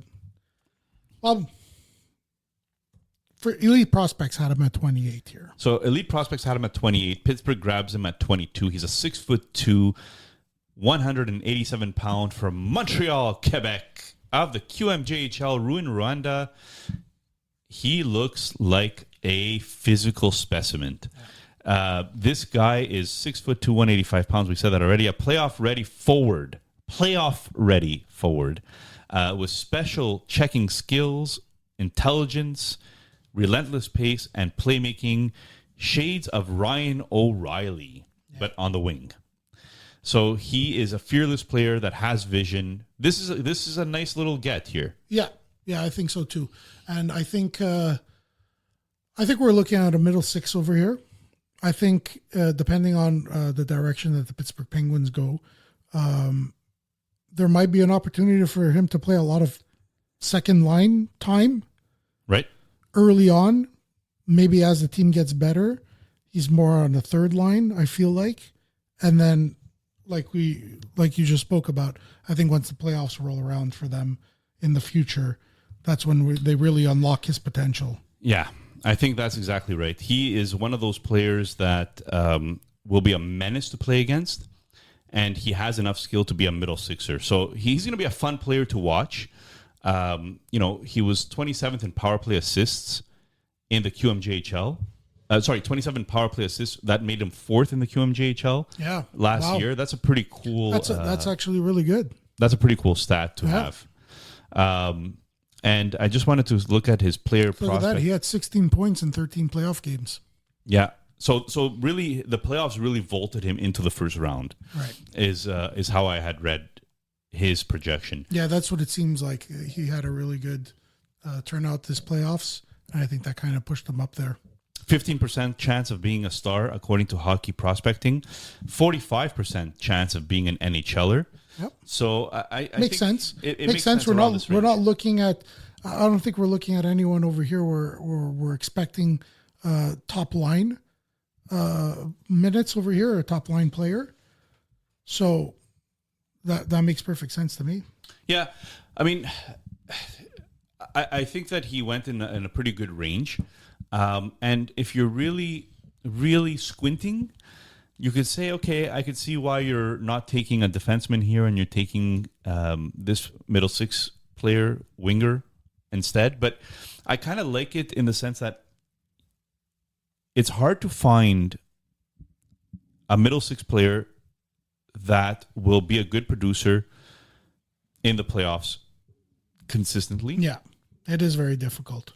It's not always the easiest way of building a team, because in the first round you don't want to draft third rounders. No. Third liners. Yeah. You don't want to draft third liners necessarily in the or first you round. don't want to, how would I say that? You don't want to kind of willingly do it. You know what I mean? Like maybe you're kind of, if you're picking late in the first round and you grab a guy and he's a great third liner, maybe scratching the surface of a second liner, but absolutely kills it in the playoffs, and maybe you're happy. But you're not. I feel like you're not going into the draft really digging for these kind of guys. That's right. I mean, if you take a look and you say to yourself, well, how important is a third line player in the playoffs? Everybody's important in the playoffs. Yeah. Your first four I'll lines. tell you one thing: when you get to the playoffs, that's who you're crying for. Exactly. You're asking yourself, like, I got to find this guy. You need trade deadline. You're like, I need to find one of these guys, bring him in. Yeah, and instead of so the whole league is scrambling to find a guy like that, and then you overpay. But it seems like when you're at the draft, you're not really willing to invest in that, and I think they invested it in that here with this pick. I agree. It's not. It's maybe not the way that you think of first rounders, but again, this is the second first round pick for Pittsburgh. Right. So, is this another pick that we're now going to coin the Bennett effect? The Bennett effect. This is exactly. You think that's what this is? Look, they went with Benjamin Kindle, who was a bit of a surprise at number 11, right? So, if you're turning around and going Zenon here, I just hope some of these pan out for Kyle Dubas. I don't know. We'll see. Ottawa is finally picking. They had traded away their first rounder to move down 2 spots. They are now picking with a 23rd pick of this NHL draft. The picks are going a little bit faster now. It's 10:20 p.m. on Friday night. We're doing all right, no? For a couple of old men? I'm doing great. I'm doing great. I'm into this. I think it's what's funny is that last year there was a lot of good players. This year there's a lot of these middle of the lineup players going, but it just makes the draft even more interesting because anybody could go at any point in time. Yeah, that's right. Yeah. So if you're like us out there, and you're pouring in weeks of reading about what these scouts are saying and kind of putting lists together, mock drafts together, rankings together. Yeah. This is the kind of draft that's just throwing all that out the window, right? It's great. It's absolutely great. It just makes you realize that the more you think you know, the less you actually know. Yeah. Ottawa Senators are picking. Gary Bettman has come up to the podium. So they had said that Ottawa has a special guest. Remember? Okay, let's see who it is. So I'm very curious. Tom Green. Tom Green is the special guest that they had selected. Good for you, Ottawa.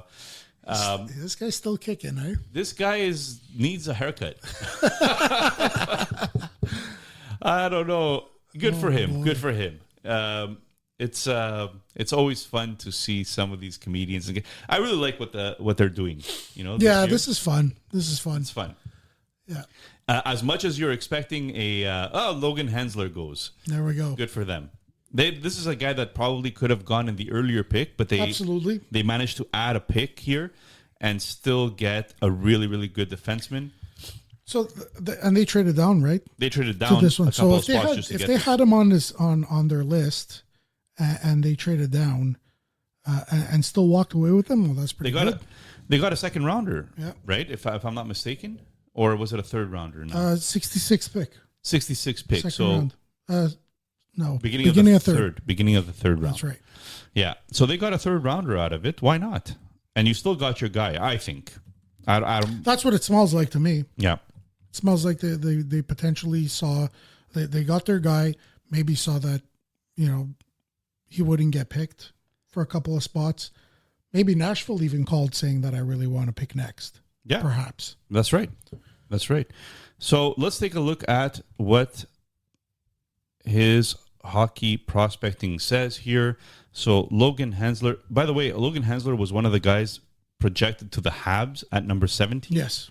There was a lot of talk about that. A lot of talk, yeah. He's a 6'2", 196-pound defenseman. Big boy. Gold medalist at the World Championship for the USA. He comes from Wisconsin of the NCAA. 8% chance of being a star, 47% chance of being an NHLer. But I think what's more important here is, like, at this point, you're picking a defensive defenseman, and you're happy with this pick because he could still play in your top four as a defensive defenseman. I don't think that he's really the type of guy that puts up a lot of points. He's number 17 on Elite Prospects list. And he has a toolsy play killer who steadily improved throughout the season, an easy projection to the NHL, and there's still some more offense to give. So, again, shades of Noah Hannafin. That's interesting. Yeah. That's interesting. But he kills plays. He's known to be a defenseman. So plays a lot of minutes. Played, in Wisconsin, he played on the top four. He played more than 18 minutes a night. I'm reading over here. So a lot of minutes for this guy. He's a right-handed defenseman as well. ESPN has him at 6'3". Elite Prospects has him at 6.2 and a quarter. Whatever. Either way, he's a pretty decent size. Yeah, it's going to be good for them. What do you think about his fantasy value here, or if there's any value? Like, we spoke about defensemen earlier in the night, right? Like, if you take Lama for example, where you're required to skate 6 defensemen, and we're 11 team league. That's 66 defensemen that need to be starting every night. That's right. So, do you think someone like this kind of finds his way maybe on a fantasy team, maybe in a deeper league? You're not getting a lot of. I don't think you're getting a lot of offense out of him. Not but yet. They're getting a guy. Ottawa's getting a guy, and who might play in a lot of situations. Now it's going to be tough in Ottawa. Obviously, their defensive core over there is quite stellar, if you ask me. Absolutely. So it'd be very difficult for him to, topple any one of those guys. But do you think there might be any kind of fantasy value here? Well, if I'm taking a look at his offensive output, if your fantasy league's rules are strictly on points, I don't see much. Yeah, I agree. If your fantasy league has some bash in it, some hits, some blocks, and minute crunching defensemen are the type of defensemen that would get you those hits and blocks, then yes. I'm just not sure that for fantasy relevancy that we're really seeing somebody. So points league is probably a no-go. Points league only is probably a no-go here. I do think that Sanderson is the clear-cut number one defenseman on Ottawa. He is not only minute crunching, but he's also I think he's highly offensive. I think he's one of the best offensive I agree. defensemen that there are. Yeah. So I agree. And then Shabbat gives good secondary. Is you're talking about big minutes. You're talking about defensive responsibilities. So, yeah, like we said, their defense is stellar, and I don't know how this guy breaks through exactly. And when he does, if he does, what that impact is on fantasy. They just signed Lassie Thompson, who was one of their picks a couple of seasons ago now. They have Tyler Clevin, who's a defensive defenseman as well, that they drafted. So this kind of fits their mold of who they're drafting, right? They want those. Don't get me wrong. I think I like the player. I like the player, and I think he's got a place on this team. Yeah. I I guess I was nitpicking the fantasy aspect but, of it. But you're absolutely right to do so, especially on a fantasy podcast. Yeah, right. But that's why it comes down to Sanderson for this team and Thomas Chabot. And I wanted to segue that the Kings are on the clock. We're going to get to the Kings momentarily here, but I wanted to segue that because we had a very interesting discussion about salary cap leagues and how a Thomas Chabot is being seen as an $8 million defenseman who has some injury troubles. Yeah. And his value as a defenseman that puts up maybe 40 points? 45? 40 to 45 points at $8 million. And does that create value for you? Is that something that makes sense at that price tag? So, actually, I got a lot of thought on that because we spoke about this sort of thing in length, right? I think it does have fantasy value. I think the landscape of defensemen today, look, you're not getting any kind of decent defenseman. Oh, we got a trade alert. Let's pause that. We're going to come back to that. Yeah. We're going to come back to that. We have a trade to announce. And Pittsburgh comes back in again to the first round. Wow. So Kyle Dubas is really jumping around here, trying to get as many first-round picks as humanly possible. And, with the way that he's drafting, I think he should have had just a bunch of second-round picks. Right. So the Kings trade the 24th overall pick to the Pittsburgh Penguins in exchange for the 31st and the 59th. So they're still picking in the first round. But they're dropping 7 spots. Yeah. And the 59th, that would be a late second rounder. Correct. Yeah. All right, Kyle Dubas. Your glasses are off. It looks like you're down to business here. You seem to be muting the TV. What is that screen over there? What are we looking at? Are they playing a commercial? I think they're playing a commercial, yeah. They might be a little bit ahead of us. At the draft table. Knowing them, anyways, no, I'm kidding. Daniel Pat is very excited. This is 3 first-round picks for this team. Very exciting. Pittsburgh. Look, we'll see what they go with over here, but they got some. Like, I don't think they got anyone that's going to blow you off your chair, but they got some guys. Hopefully, that I think they're really hoping that are going to be these character guys. They're going to be these playoff grindy, smash mouth sort of, Yeah. So tough guys to play against. I think that's what they're hoping for. Like Pickering hasn't really progressed, right, from the 2022 draft. He doesn't seem. I don't know. Blomqvist is Yeah. Poulin is No. Legare is not showing much. No. Puistinen is forget about is all maybe of the this. closest thing. I'd say like forget he was a about 7th all of rounder. this. So, but none of these guys in their prospect pools are really shouting NHL ready. Yeah. And these are from a few years ago. Right. Since 2019. So now you went out and you got Kindle at number 11. You went out and you got Zonin at number 20. 20? I think 20. 20 on the dot. Yeah. 22. Sorry. 22. So both of these guys, Kindle and Zonin, are a few years away. Yeah. Is Pittsburgh trying the hardest they possibly can to be the number 1 team selecting next year? It's hard to do with Crosby on your roster. It's going to be very difficult to do with Crosby. They need to figure out what to do with what's his face, the defenseman? Carlson. They got to figure out what to do with Carlson. I think it's quite clear already what they're doing with Malkin. I think Malkin is running out his contract. Yeah, I think they said that they have no intention of bringing him back. That's right. So figure out what to do with Carlson. It looks like Letang and it looks like Crosby are going to play it out. Yep. And it's going to be tough. It's going to be tough for them to finish in the top 3. They've already spoken about the fact that Brian Russ is on the trade block, or is maybe Brian Russ. That's right. If not now, maybe at the trade deadline. Correct. So I think they're going to try to be bad. I mean, can I say something off the top ahead. here? I just want to say something off the top. So this kid has made all the picks so far. Yes, he has. Is this Letang's son? I think so. The hair looks the same. He looks the same as Letang. He looks like a mini version of Letang here. Yeah. If it's not Ravensburger, I'm going to be very upset. Ooh, interesting.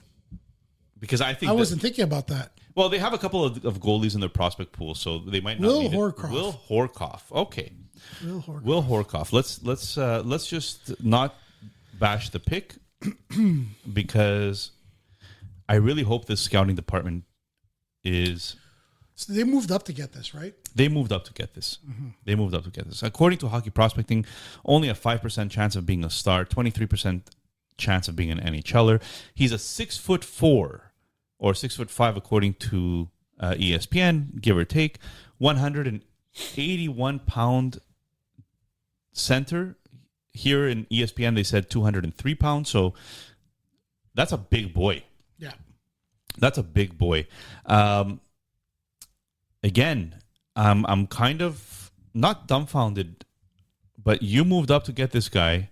I'm really hoping that it's worth it because this is a center from the University of Michigan, NCAA, and he's the 57th ranked prospect according to Elite Prospects. A rare mid-season jump from the NTDP to the NCAA proved to be the right call for his towering pass-first forward with defensive upside. Skating is the big question mark here. Shades of Mason Marchment. Might project to be another third liner here. That's what I'm thinking too. But he's a big boy. Yeah, the size is. You can't teach size. Look, no, you cannot teach size. And it's also going to take. It's going to take some time. I agree. Oh, did I touch something? No, over you here? didn't. Okay, you're perfectly fine.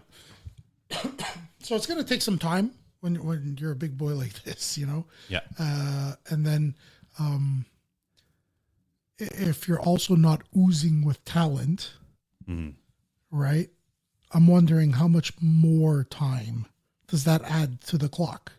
So if I'm just hypothetical assuming here, if it requires a little extra time because you're a big guy and you kind of need to, fill in a little bit and get into the league and understanding how it works and whatnot, and then you're not kind of oozing with talent either, mm-hmm. offensively, does that sort of add to that time before you're ready? Yeah. And what are we looking at? All this for another third line center? Yeah. This is a tough one. I don't know if I could get behind this one because, I'm looking at what's available out there. And like you said, goalie available. And they might think that goalie is good with Lakovic available. Lakovic, yeah. And he's another big boy too. Malcolm Spence around and this area. And I was thinking about this on the last Pittsburgh pick, but you know who I thought kind of fits the what Kyle Dubas is looking for, and I thought would have been picked by Pittsburgh at some point is Sasha Boudeming. Yeah, defenseman. Yeah. So he's available. I'm not sure why not take a chance on that. Look, you can't pick, you can't draft, you can't teach size. So they went with a smaller center in Kindle earlier, who had a little bit more upside. They went with a bigger center here in Horkoff. It's not the main names that you would expect in the first round. I'll just leave it at that, right? ESPN over here, they have an NHL comp of Lawson Krause. That's, yeah. I don't know if... this Elite Prospects had Mason Marchment. So, again, we're talking about third line possibilities. Again, you need third liners. If you're a Pens fan, are you excited here? Are you excited of what they just picked in the last, in the 22 and the 24 pick? I think you have to give it time. I think you have to give it a few times. Right now, it's hard to be excited, right? Yeah. Because it's difficult. All of these sites that we're looking at here, all the sites that we pay for in order to get you some feedback, they're not exactly high on these players that are being picked, or at least they've projected them as second rounders. Right, and we've always also been made aware that this is kind of where the draft starts to, maybe drop off a little bit. That's right. So we know what we're getting. We know that most of these guys, whether they're picked or not picked, are kind of all at about the same level, give or take. But they're making moves. They're doing trades. They're making trades to move up. To go and grab these sort of players. And I'm just not seeing it. So in our mock draft, at number 16 pick, I had gone and chosen for the Montreal Canadiens Lakovic. Right. I'm surprised that he's still available. Yeah, I am. And I am according too. to ESPN's Megan's Best Available, he's the number one Is he player the number right one? now. Yeah, he ought to be the number one. And then the other guy that you mentioned, Boumedienne, he's also up there as somebody that's available. So is Reshny or Maybakin? Reshny or anyways? Rybakin. Yeah, the one that had the character issues. Because now I feel out bad. Of Russia, yeah. I feel bad if we badmouthed Reshny for no reason. No. I think it applied for him as well. Okay, perfect. Rybakin is another one. Yeah? Another one Okay. of those cases. I don't know if you remember, but Rybakin about maybe 2 years ago, maybe 3 years ago, was like early, long projection to be like a top 5 guy in this draft. That's right. And he's fallen like crazy. Yeah. All right, let's update the tracker here with the recent pick from Pittsburgh. That was number 24. These picks are going... I still have energy. I'm good. Yeah, we're good. I'm good this draft. So who's picking next? Chicago? Another one of those teams with multiple picks, eh? That's right. Draft. That's another interesting thing. How many drafts do we normally come across where you have a handful of teams? I'm not sure if it's for sure 3, maybe 4 teams who have multiple picks in the first. Yes. At least coming into tonight. That's right. Nashville. Islanders. Chicago. Philly. Pittsburgh. Yeah. So we're 5 already. We're starting to hit the playoff teams a little bit. Yeah. You know, like I know that Washington and Carolina is coming up soon. Columbus. That's a 6th team. So six teams. Had multiple first rounders. Well, pick is in for Chicago at number 25. So Chicago went early with Lundell. No, the guy that compares to Lundell. I knew I was going to make that mistake today. Frundell. You got it close, though. I got it close. But it was because Victor Nuno had compared him to Lundell. Right. So this pick is being selected by Chicago. And let's take a look. Gary Bettman is on the stage now speaking to this pick. Who's that? Who are they honoring here? I'm not sure. But he's there in person, so. All right. And people seem to enjoy So we it. missed it during our little break. But they had, for the Columbus pick, they had Meredith Goudreau come out to... No. Yeah, she got a standing ovation. Wow. Yeah. What a tragedy. Yeah, absolutely. What an absolute tragedy. Absolutely.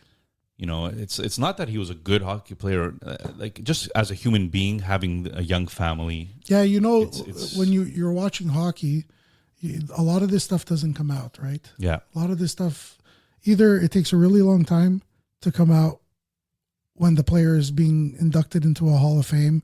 You know, there's a bunch of stories, or an unfortunate passing. Yeah. But it's crazy to see what these people are. Well, Vaclav Nestrasil has been chosen, an 6'6" right winger from Czechia. Yeah, it's another big boy. Another big boy, 187 pounds. There's maybe a trend here, I think.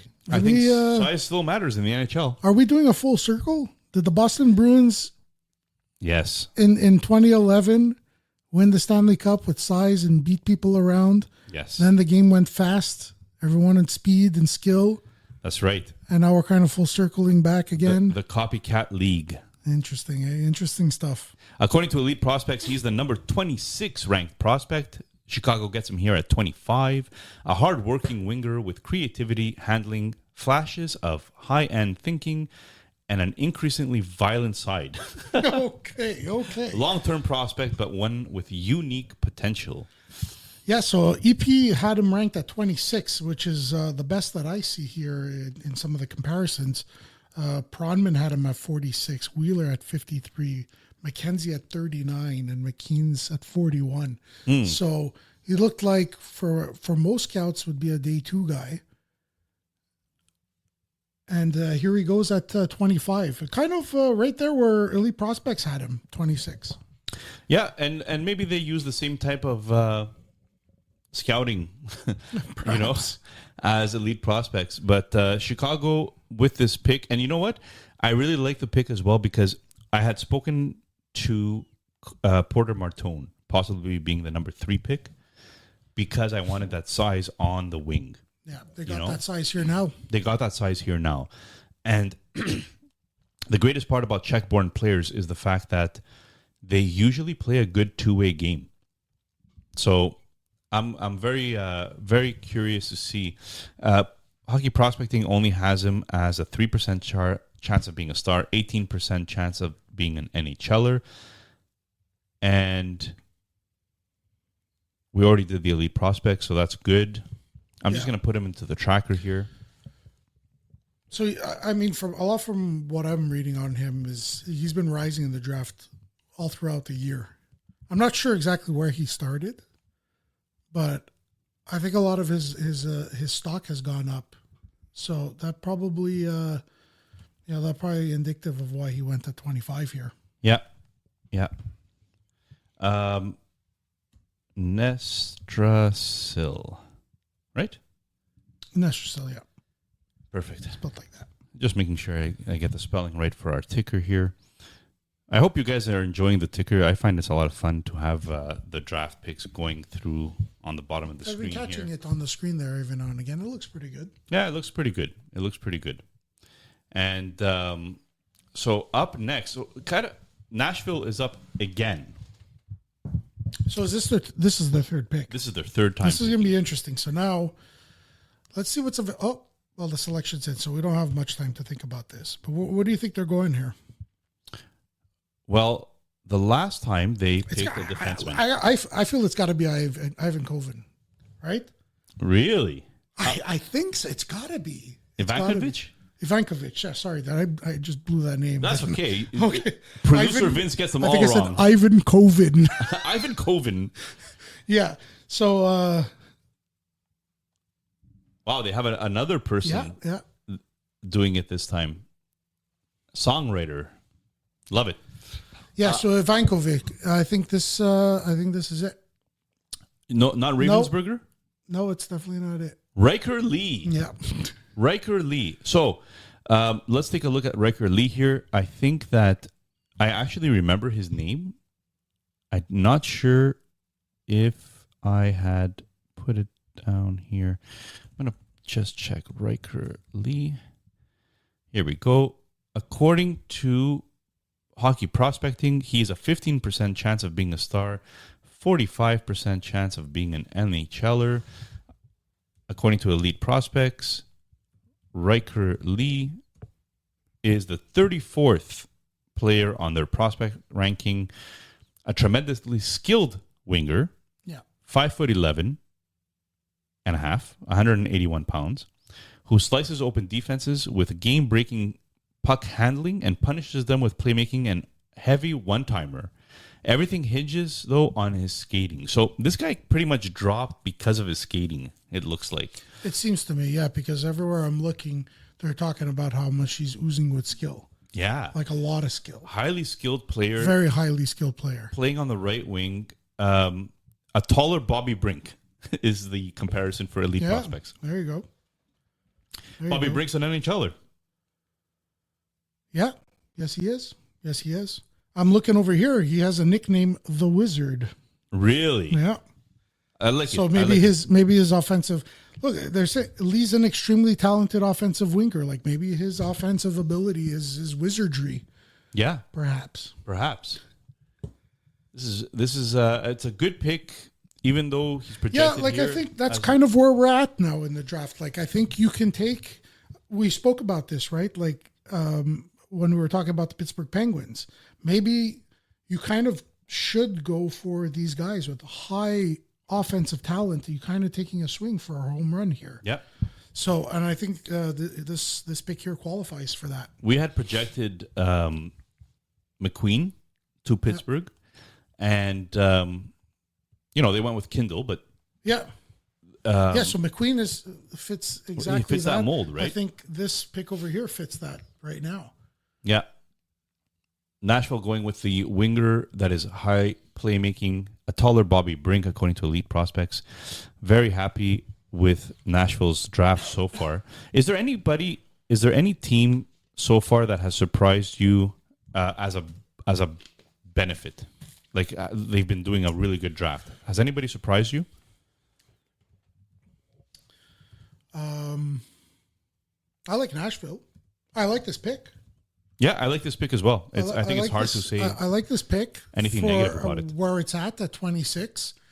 I really, really like the Brady Barton pick. Yeah, number 5 overall. Yeah. So I think they're doing pretty well. I think they're going to get high scores for the draft. Did they have a third one? Yes, they did. Cameron Reed again. Forgot about that one. That's another good pick. He fell quite a bit. Some good value there.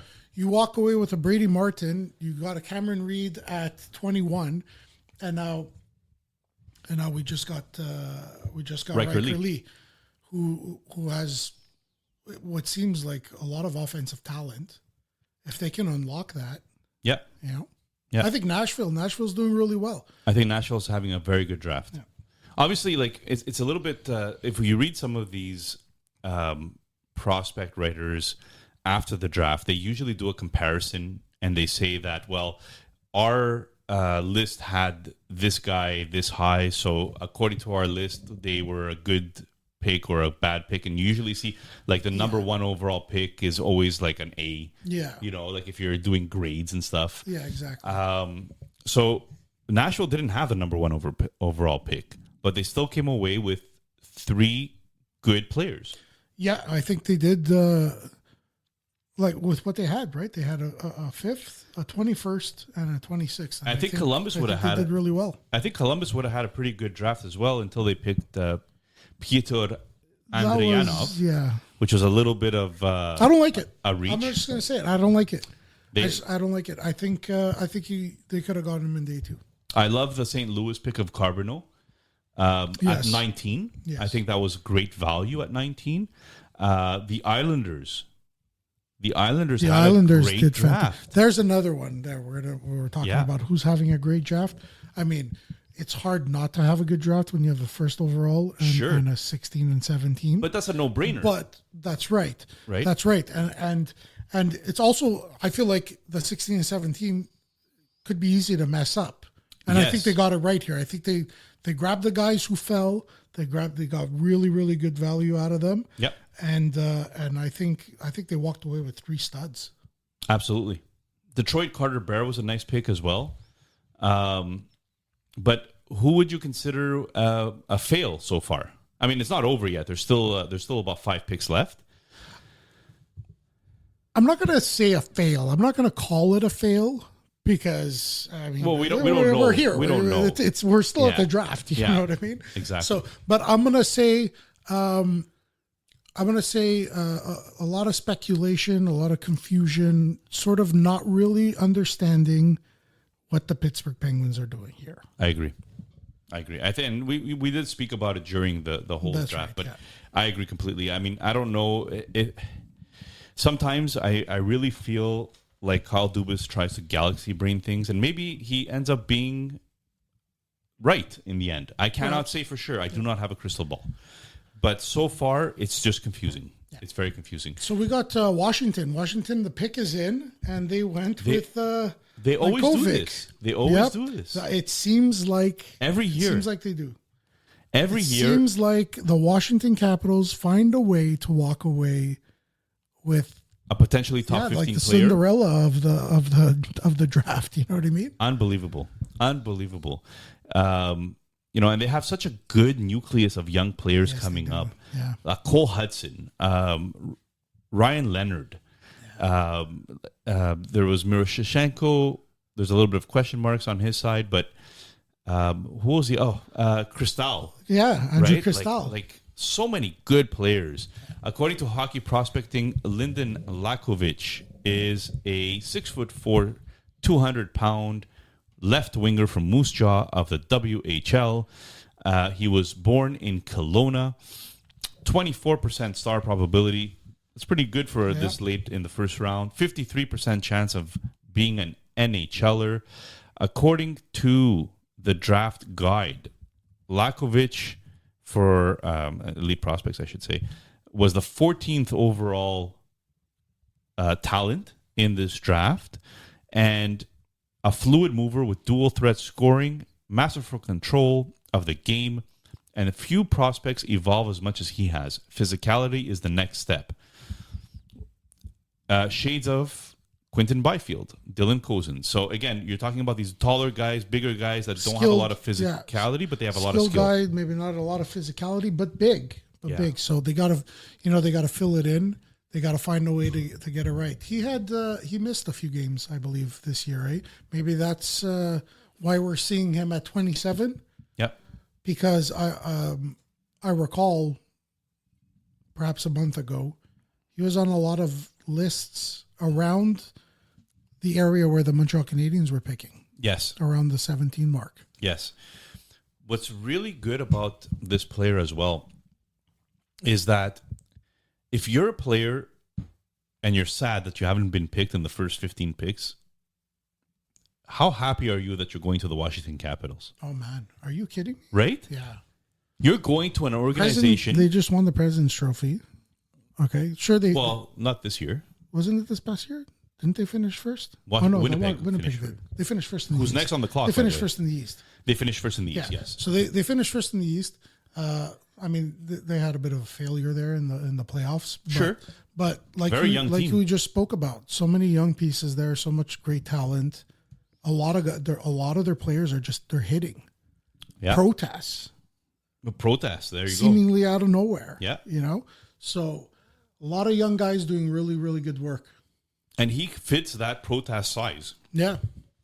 A little bit smaller than Protest, but many people are. Yeah. So one great thing about Winnipeg coming up, because Winnipeg's on the clock here. So they kind of have Hellebuck, and I don't know if they have that much in the pipeline behind that. In terms of goalie prospects. Goalie prospects. No, I don't think. Are you alluding that a goalie's going to go here? Is that kind of? I really hope a goalie goes here. I don't know why.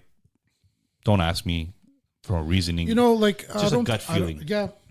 It's a good one because I don't think it's out of the realm of possibilities. I think maybe if it's not a goalie, it's a defenseman. Sure. I think that they had a couple of prospect defensemen not really hit over the last few years. The hard part with Winnipeg seems to be keeping players. Yeah. But they have like a Cole Perfetti. They have Brad Lambert coming up. They just signed Jonathan Taves, which is a nice get for them. Yeah. A heavy bonus-laden contract. It slots Nemestikov a little bit lower, which is great because I think he was playing out of position. They have Josh Morrissey still on a great contract. Yeah, great contract. Coming up is, Logan Stanley's already in the NHL, but he was one of their young defensemen. And Hellebuck is really the key to that team, and we've said it many, many, many times before. So it's possible they go goalie here. I like Ravensburger, but my prediction here is going to be a defenseman. Okay. I think it might be Fiddler. Oh, yeah. Okay. I think it might be Fiddler. Let's see what happens. Pick is in. All right. Let's see. So while we wait for Gary to announce his stuff here, I'm just looking at the prospect pool. Who do they have here? Oh, a famous Winnipegian. Oh, Braden Yager is coming up. He was the trade from McGordy. That's right. Eric Comrie. Eric Comrie is 59th making overall, the pick. Right? Yeah. Colby Barlow, winger, potentially scoring winger. He's in their prospect pool. Chaz Lucius. He's kind of fallen off a little bit. Hinola has fallen off. Yeah, Hinola's way fallen off. And that's why I think they're going defenseman here. Yeah. And you're absolutely right. Boumedienne. Boumedienne. Sasha Boumedienne. And good luck me putting this into the into our little thing here. But I will because, I'm a professional. This was, I actually missed pick 27, so I'm going to have to catch up here a little bit. So, 6'2", 184-pound defenseman from Finland. Boumedienne is a left-handed D. Can you talk to me a little bit about him while I'm catching up here on these drafts? Yeah. So another one of those guys that I think rised up in the draft. I think as high as maybe people were talking to him about the 20 mark. And then it looks like tonight he maybe fell a little bit more than expected. But yeah, I mean, you get a guy who's playing, he's playing the USHL right now, and he's done pretty well. He's made the all rookie team. So I think he had a really, really good first year. It looks like a lot of the conversation around him is his decision making. Mm-hmm. I'm getting the vibe just reading about him that he's a smart guy. So I'm not really sure where his offensive capabilities are. But it looks like he's got the IQ covered, makes smart decisions. And that's good because if you can find the game, if you can find the scoring game, then having those smarts, putting it all together is going to be a good thing, especially for the Jets, who, I agree. Like we spoke about, are very thin on defense. I think they need a guy to come in there and kind of freshen things up a little bit. I agree. And there is a lot of Sasha Boumedienne is ranked 37th in elite prospects, an incisive breakout passer who grew in confidence and details throughout the season, now looks capable of filling a two-way role in the NHL. His physicality, passing, and skating come off the charts here a little bit. So that's what it looks like it's going to be. 6'1", 175, 6'2" according to ESPN. He's a good, maybe middle of the pairing defenseman. Yeah, probably. Would you say number 4 aspirations? Probably 5'6". Yeah, something like that. Yeah, he has shades of Cam Fowler if you're looking for a comparison, according to Elite Prospects. So yeah, perfect. I mean that's actually what I think might be a really good comp for him. Yeah, just a really smart guy, who's smart hockey, is not going to put your team in a bad spot. Play a lot of minutes, maybe some PK, maybe some power play. Yeah, maybe his offense isn't going to explode off the charts, which is fine. It's fine. Yeah. I mean, look, if you could turn into like a number 4 defenseman, I think that's the upside. Yeah, I agree. Like maybe like a Cam Fowler now, but maybe a Matheson type. Yeah, you know what? That's not a bad comparison because Matheson kind of came in the early days in Florida like that. That's right. Right? And then he had his opportunity in Montreal, kind of he exploded. So that could be something we see from him maybe. Just kind of comes in, plays a lot of different roles. And if if there's ever a day after Matheson, after Morrissey, if that day comes, maybe he gets his shot, similar to a Matheson type. Right. Right. Only 9% star probabilities according to Hockey Prospecting. 47% though chance of being an NHLer. So yeah. I mean, you're seeing that, not a star. Right. But a full-time NHLer. A full-time NHLer is very probably, possible. A number 4 guy. Yeah. Here they have some comparisons to him as Dennis Weidman, Chris Phillips. Chris Phillips. Chris Phillips was the first overall, or wasn't he? No. Was he? First overall? Wasn't he? Oh my God. Now I have to look this up. This is the kind of content, ladies and gentlemen, that you tune into this podcast for. Why is that living in my head? I feel like he Chris is. Phillips. Year 2000? Draft year. So, 1996 NHL Entry Draft, retired in 2016. So, 20-year career. Playing 1,179 games with Ottawa. Yeah, he was definitely he went first overall. Yeah, How do you remember this? It's just living in somewhere in there. Wow, this is why you are on this podcast and not those two bums that usually are here. I hope you guys are listening in Italy. I hope you're enjoying it. So he's getting a first overall comp. Imagine that. Jeez, that's not no, bad. but that's kind of some of the reading I've done on him is sort of that. Like I just envisioned this guy who will be in the league a very long time. Right. You know what I mean? And he'll probably have some years where it looks like he's just this number 4 guy, second pairing, whatever, plays all the roles, and then maybe just has a breakout year every now and again. We kind of see that every now and again, right? Matheson had it a couple of years ago. Yep. Just a guy who just kind of out of nowhere drops 50 or 55 or 60, like kind of out of nowhere. And I think that could be that. That could be him. Yeah, I agree. It's a pretty good pick at this stage of the draft, right? You're talking about pick number 28. 29 goes to the Carolina Hurricanes. So another good playoff team. A little bit of question marks regarding their playoff performances. Yeah. They beat Washington. A lot left to be desired. They got. It's hard to say that when you reach the third round.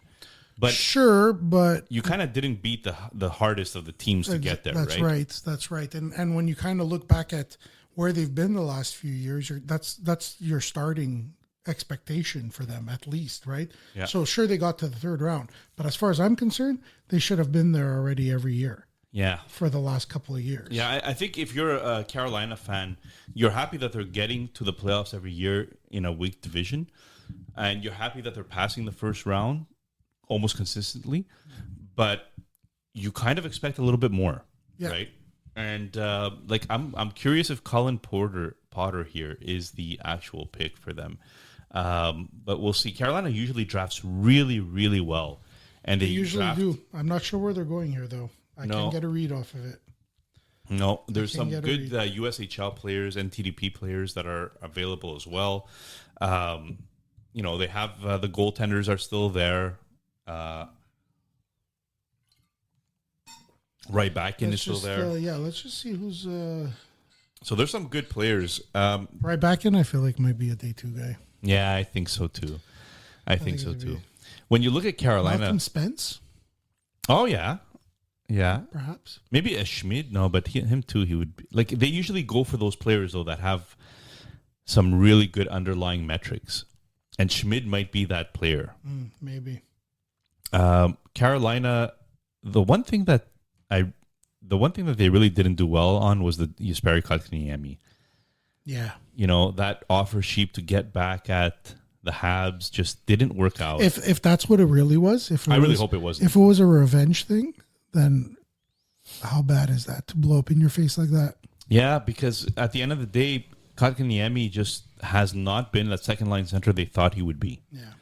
And right now, he's not even looking like a third line center. Right. And it's a shame because he's got the size. He's got he's got the physical attributes that you're kind of looking for someone at that position. Yeah. But it's just not getting it done. And their biggest get in the offseason was Stankoven. At the deadline was Stankoven. And they got first-round picks as well. So that was all because of Rantanen. So Rantanen didn't want to stay there. I don't think Rantanen was a good fit there. I don't think he was a two-way player that they like to play a two-way system all around their lineup. But Taylor Hall fit really well in Carolina. Yeah, he did well. Seth Jarvis took a step forward this year. Yeah. Stankoven looks like the perfect forechecking player that Carolina likes. And they have a lot of talent coming up as well. So and they have Nikishin next year, who's starting with them. Yes, that's going to be very interesting, eh? It's going to be very interesting because right now, plugs in, what kind of time, what kind of minutes he gets. The number one power play guy is Gostisbehere. Yeah. But Scott Morrow is starting to get his feet wet in the NHL. Correct. Nikishin is going to be a full-timer next year. They lost Orlov, so they're replacing a lot of these guys. They lost Burns. They're replacing these guys with some young. So you think they're going defenseman here? They've graduated 2 defensemen from their prospect pool, so it's possible. It's very possible.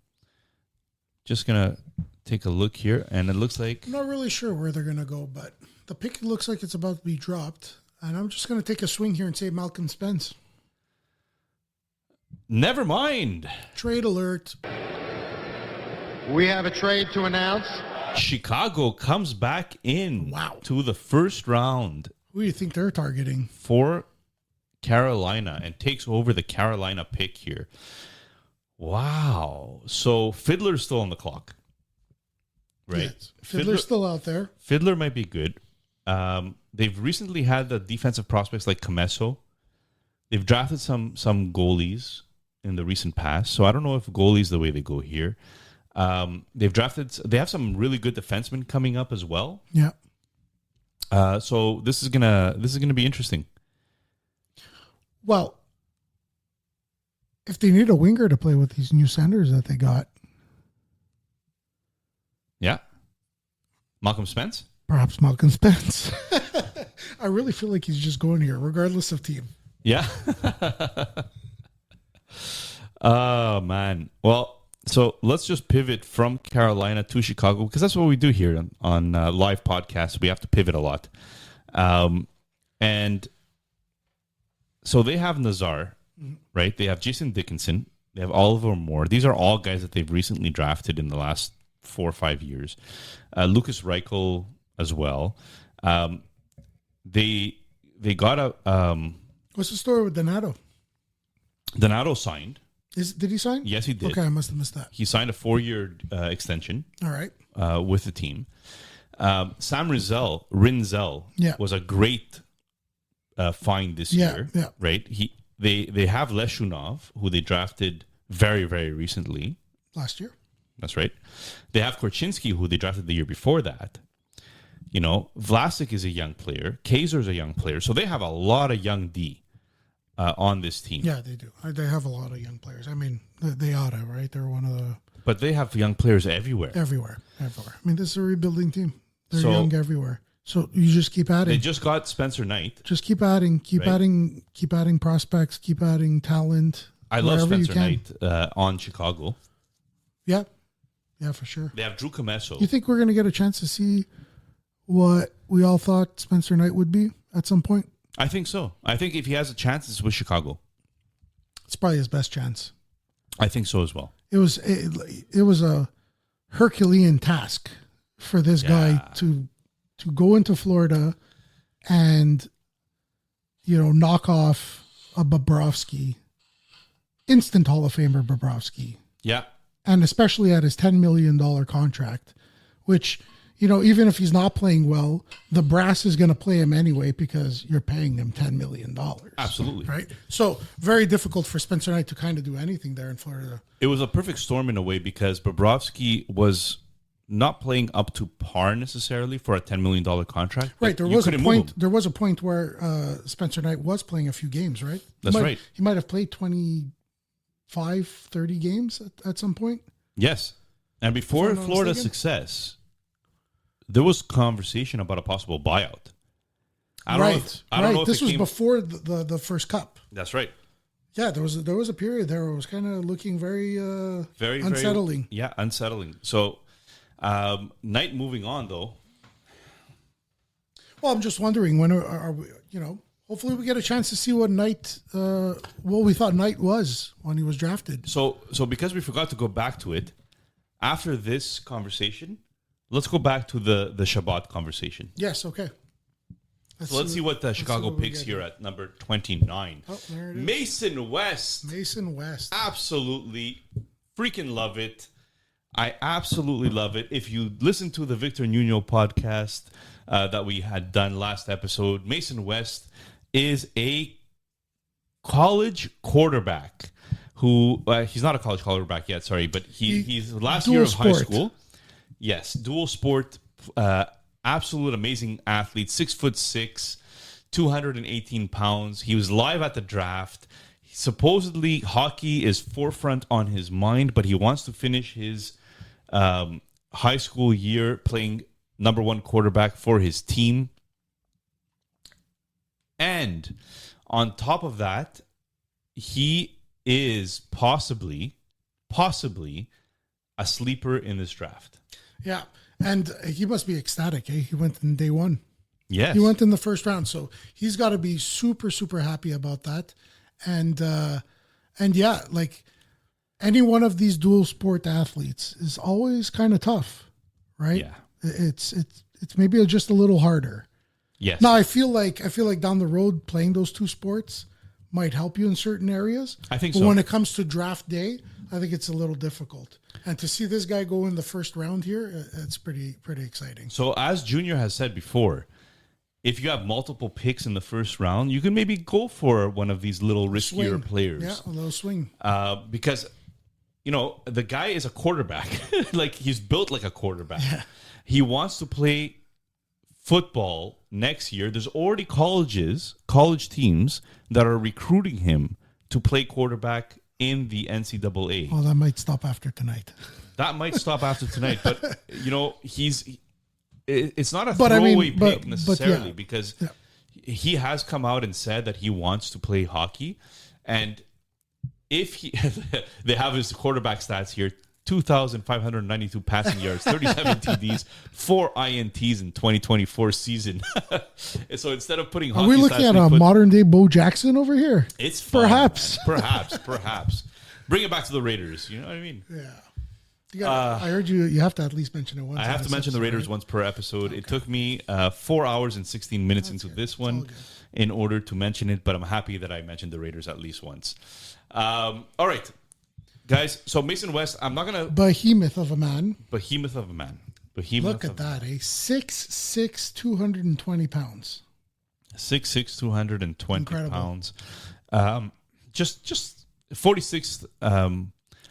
he is the 46th overall player according to Elite Prospects. And we're talking about a top high school prospect in the draft. Mobility, even though he's 6'6". Toolsy profile, punctuated by flashes of higher end skill, unlimited projection. We don't know who he is, but we could guarantee you that he's an athlete. Yeah, right off the bat. He's certainly an athlete. That is 100%. Yeah, and I'm willing to bet here that if he's playing a prominent quarterback role in high school, it's because he's got some good smarts to go with it.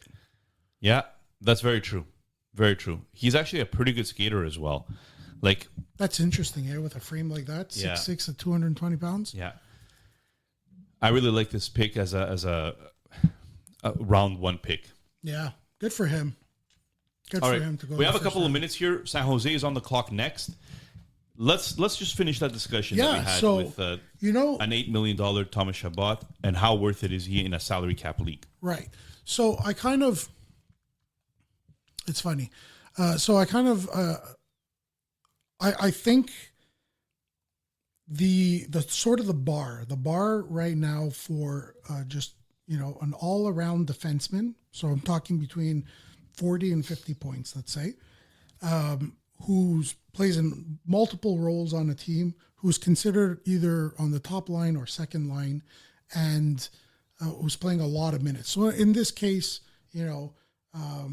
Chabot being one of those guys. Right. I think that the baseline salary for a lot of these guys you're looking at is $7 to $9 million. Yeah. So that's baseline, right? And I'm going to take it back to what we were talking about earlier in the night, where if you're in a league like Lama and you have to dress 66 players need to dress. Yeah. Well, if you go on any kind of like ranking or any kind of, stats and you sort them by total points and you look at where the 66th defenseman is. Yeah. These guys are 25, 28, maybe 30 points. Right. So a Chabot is 100% going to be on someone's team. Now, is it worth it at $8 million? Well, oh my God. So again, I can't believe that Junior is missing this, because Bailey is out. WWE superstar Bailey is out to make a pick for the San Jose Sharks as the 30th overall. Good for her.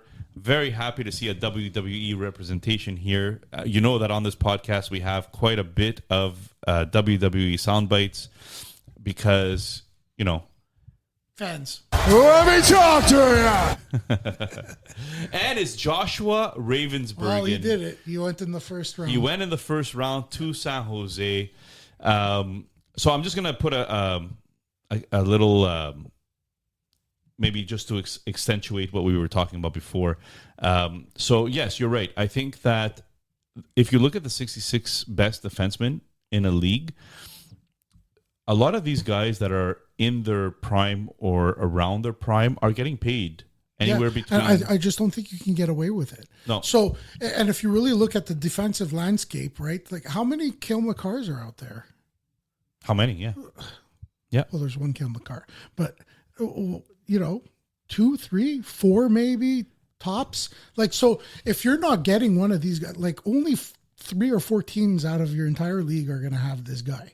So then it's the rest of the pack. And so now when you look at the rest of the pack, you got to ask yourself, like, what are they making? Well, it's anywhere between $7 and $9 million. That's what the price is for a full-time defenseman, especially a defenseman who is on a long-term contract, right? You're looking at minimum 7 to 9 or 9.5. And with the cap going up, it's only going to get better for some of these guys. Yes. So an $8 million hit might, over the next couple of years, might feel more like a $7 million hit. And so if you're getting a $7 or a $6.5 million 40 to 45 point guy, I don't think that's all that bad. Right. No, defensemen are expensive. It is a fact of life, because while we're playing the fantasy side of the game, the NHL needs to win. Needs to win. They need a real life defenseman there. So if you're going to put up 25 minutes a night, yep, and you're going to defend and you're going to contribute a bit on the power play, you're going to get paid. That's right. And that's kind of where we're at. And you see it everywhere. You see it with Seth Jones. You see it with Shabbat. You see it with Noah Hannafin. With the cap going up, you're going to be expecting these guys to be signing bigger and bigger contracts. Yeah, absolutely. Right? You saw that Dobson just signed $9.5 million for 8 years. Yeah. It's going to look great. It's going to look fantastic. In year 4, 5, 6, 7, 8. Absolutely. Because we had looked at a chart before this podcast. Yes, we did. Yeah. Where, if you take a look at it and you compare it to last year's salary cap percentage-wise, right, it's as if he's signing an $8.5 million. As of next year. As of next year. That's right. And then as the cap goes up, that cap percentage number is still going down. I believe it was 8.8 as of next year. As of next year. But then it starts going down to 8.5 to 8 to 7.5. So for equivalency's sake, in year 6, he's like a $6 million defenseman. Yeah. In today's day and age. Yeah, I think that's where they had him at, about $6 million projection, depending on where the cap goes, obviously. Yeah. But his final year will feel like $6 million today. That's insane. Yeah. That's value. Yeah, absolutely. And so there's a lot of these guys that are still on these long-term contracts, similar to a Shabbat or a Hannafin, or, depending on what Rasmus Anderson signs for. It could be another similar case. He's going to command $8 million. That's right. So that could be one of those contracts that also ages very well. Just bringing it back to Joshua Ravensbergen a bit. He just went to San Jose and picked number 30. He was projected to go in the first round. Yeah, I think he was the undisputed best goalie, or by most people's projections / scouting. Elite Prospects had him as number 20. Hold on, I just had this opened and I lost it. 24 overall prospect. Big, composed, and confident goalie who uses all of his tools effectively. Elite puck tracker, and is able to come up with big saves. So 6'5", 190 pounds, right-handed defenseman, shades of Ben Bishop. Yeah, that's exactly what I thought when I saw this guy. Is Ben Bishop. Yeah, monster, just a monster frame. Absolutely. Yeah, absolutely. I think it's interesting too that if you look at San Jose's depth chart, they have Askarov. But Askarov is ready now. Ravensbergen is probably going to be ready in 5 years from now. Probably 4 to 5. So you have a nice, San Jose is just building a long term plan here, and it's kind of showing that it's going really well. Yeah, if they could start off with Askarov, he plays the next 4 years as their undisputed number one. Maybe they get a veteran goalie in there while you give Ravensburgen some time. Right. You're looking at year 4, maybe year 5, where it's Askarov and Ravensburgen is backing him up. That's right. And then it's a fight to the death to see who takes the starting job after that. And by then, Askarov's going to be in his prime. Yeah. 27. Yeah. About. Right.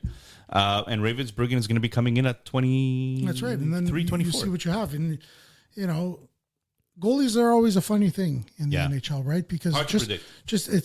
It's hard to predict their trajectory, their contract length, amount of money.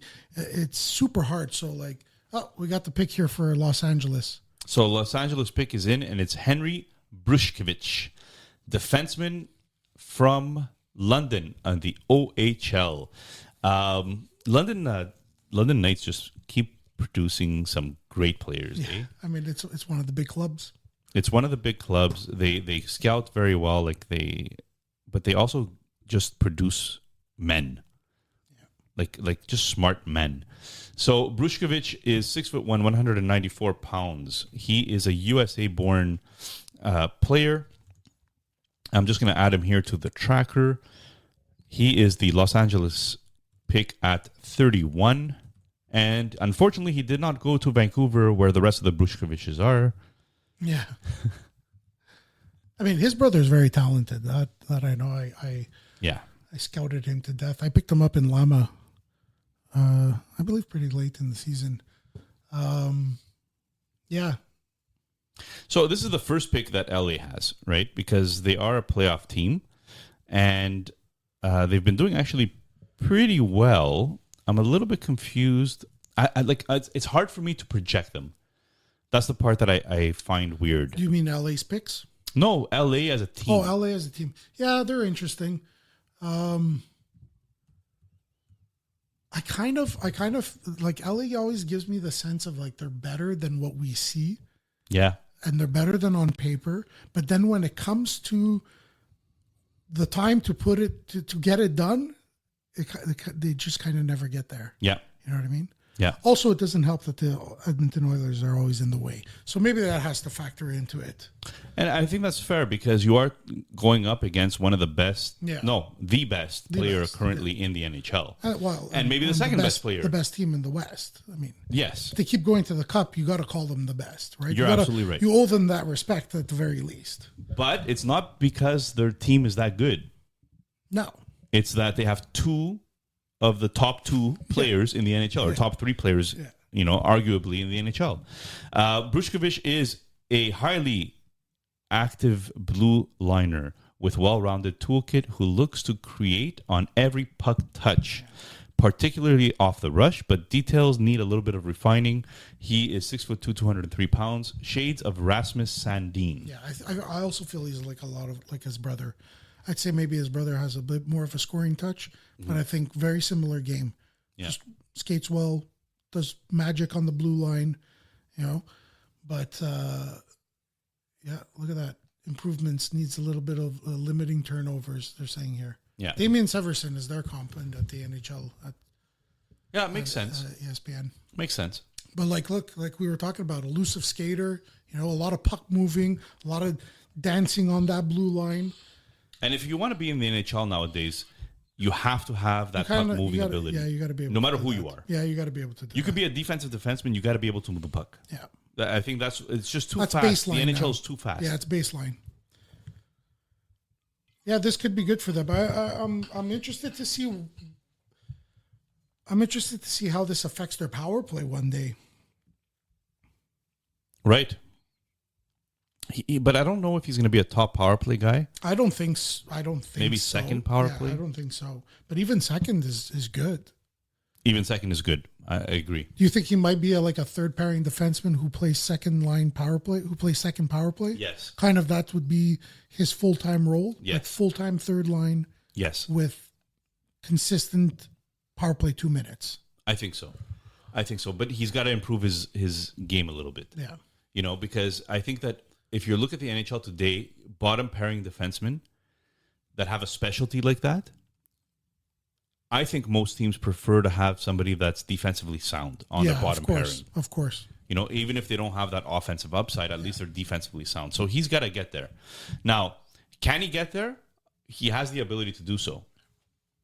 And if he's anything like his brother, you're really seeing somebody that could make it to the NHL. I think that's what you're looking for. So this is the last pick of the draft, ladies and gentlemen. Yeah, we got 1:20 here on the clock. And so this is very interesting because this is the last pick. So that means that, you know, a lot of these guys are going to inevitably be a day tour. That's right. And there might be some interesting stuff out there.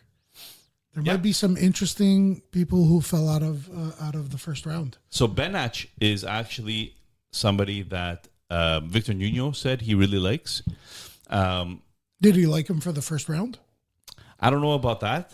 I don't know if he liked him for the first round. Schmid is somebody that we're looking at. Fiddler is still available. Yeah, Spence is still available. Spence, Potter. I think Spence and Potter, if they fell to the second round, I think would be the biggest surprises here. Yeah. I think definitely.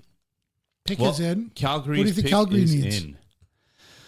What do you think they need? More defensemen? Usually teams in this area, they try to get like who's available in day 2 and like we're gonna beat everybody to that player. You know, it's always a risky pick to pick 32. So it looks like the Habs did not sell any player to come back into to try to get into the first round. Yeah. I think they're very happy with their Dobson trade.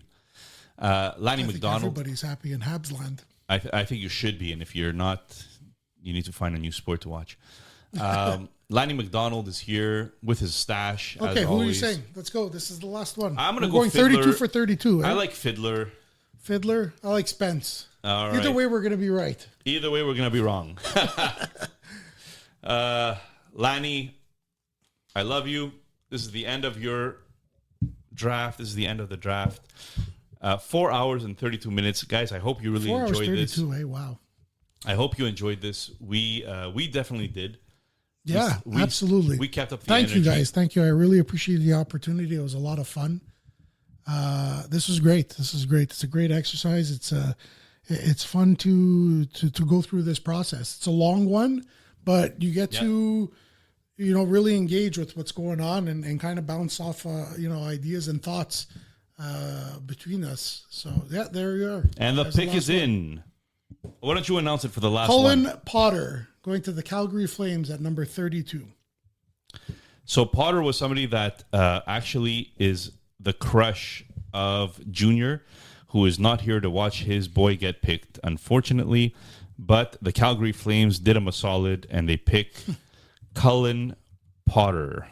And it's not because of his name reminds you of Harry Potter. Well, that puts a period to this draft. I'm going to talk a little bit about Potter here. Yeah. Tell me how I should feel about this. So, according to what I remember in the mock draft that we did, Colin Potter was a 14% chance of being a star, according to Hockey Prospecting, a 26% chance of being an NHLer. Potter is a center from the NCAA. I'm just going to pull up his profile here. I want to make sure I'm making all my predictions correctly. 30th ranked player according to Elite Prospects. So Calgary really pays for this draft guide.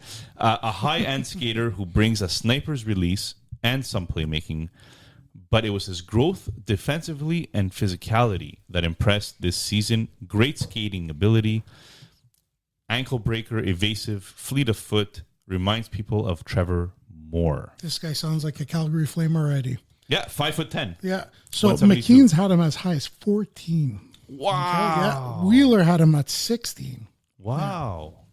Yeah. So Bob McKenzie had him at 21. So if you have a lot of stock in what some of these guys write about these players, this is a good value pick. I agree. It's a great pick. Guy, you know what? It was a fun draft. Yeah. It was a fun draft, and I really like the fact that the NHL brought all these people to do the picks. You know, even though it was a decentralized draft, I was reading a little bit of Cam Robinson's tweet. He said that there was a lot of technology issues at the actual draft. Okay. In what sense? I guess communicating between the team's war room and the actual draft. Yeah, they'll iron that stuff out. Yeah, they could iron that stuff out if they really want. They could call the NFL and ask for some tips. Teach me. Yeah. Right? But I really like this draft. I did a 4 hours and a half draft. Yeah. It didn't feel like it, I'll be honest. But it didn't feel like it. Not for me, anyway. No, it felt more like a 3 hour draft. You guys do this every week, so you guys are weather beaten. Not 4.5 hours, no. And if it was anybody else, I don't think they would have made it. Yeah. So I'm very happy that we brought so you let's in. just maybe we'll make this an annual tradition. Do we have a little bit of time, or Sure. are we kind of like going overboard over here? No, let's just talk about who fell to the second round here. Yeah, so there's some names. nice picks that could be available for the second round. Yeah, Fiddler, are you surprised Fiddler is a day tour? So I kind of heard Fiddler's name a few times, but it's just his lack of dynamicism that might be what's causing him to fall a little bit here. He's like a good all-round defenseman, but he won't shock you in any one particular way. The draft guide had Fiddler at 23 from the Edmonton Oil Kings of the WHL. So he's a day 2 guy that's going to go early for sure. And plus level mobility, flashes some puck skills. Shutting down the opposition will be his calling card. So he's 6'4", right-handed D. Yeah, I'm kind of surprised he didn't go in the first round, right? This is the kind of player that I thought the Pittsburgh Penguins would draft. Yeah. Because they need it. Malcolm Spence, what do you think? So Malcolm Spence is falling another day one. 2. Another surprising one, no? Yeah, absolutely. And Malcolm Spence was ranked 21 according to Elite Prospects, and he is a highly disruptive winger with intelligence, high-end details, pro-style habits, easily translatable to the NHL, but lacks a little bit of dynamic talent. Reminds you of Jake Neighbors. Okay. And I guess... Give me a third one. Yeah, last one here. Not so surprising. Okay. I think you know who I'm thinking. I'm already writing his name. Rybakin. Not so surprising. Who? Rybakin. Oh, yeah. Yeah. How do I spell that, though? R-Y, right? A-B-K-I-N.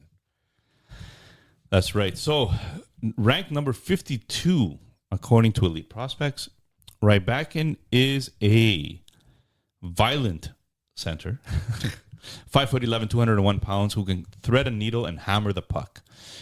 He could turn into the ideal third-line pivot, so long as his motor and consistent involvement take a step forward.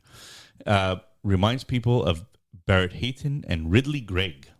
Yeah. So, like we had mentioned earlier in the night, this guy was a highly touted prospect at once upon a time, and slowly kind of been falling down the rank. So, I think at this stage of the game, I don't think anyone's surprised that he's going into day 2. That's right.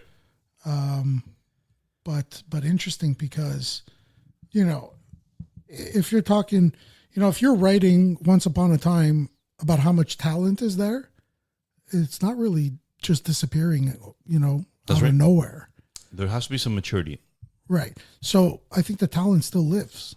Yeah. So it's going to be interesting where he goes and if you can unlock that at the next level. Yeah.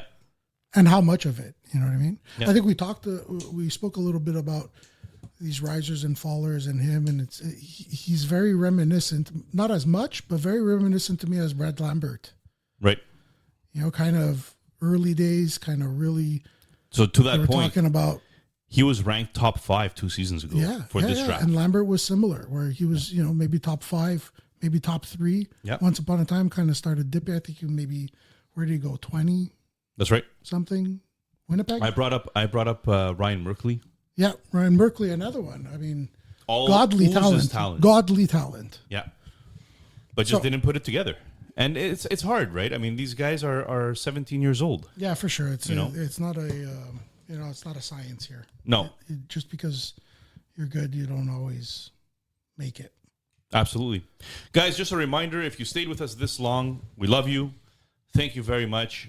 We will not have an episode next week. We're taking a 1-week break. This is the season finale for our second season of the Partial Breakaway podcast. We've seen significant growth, so we thank you very much for that. That's all because of you guys, not as much as because of us. So thank you for following, liking, subscribing, do all the good things to keep us going here.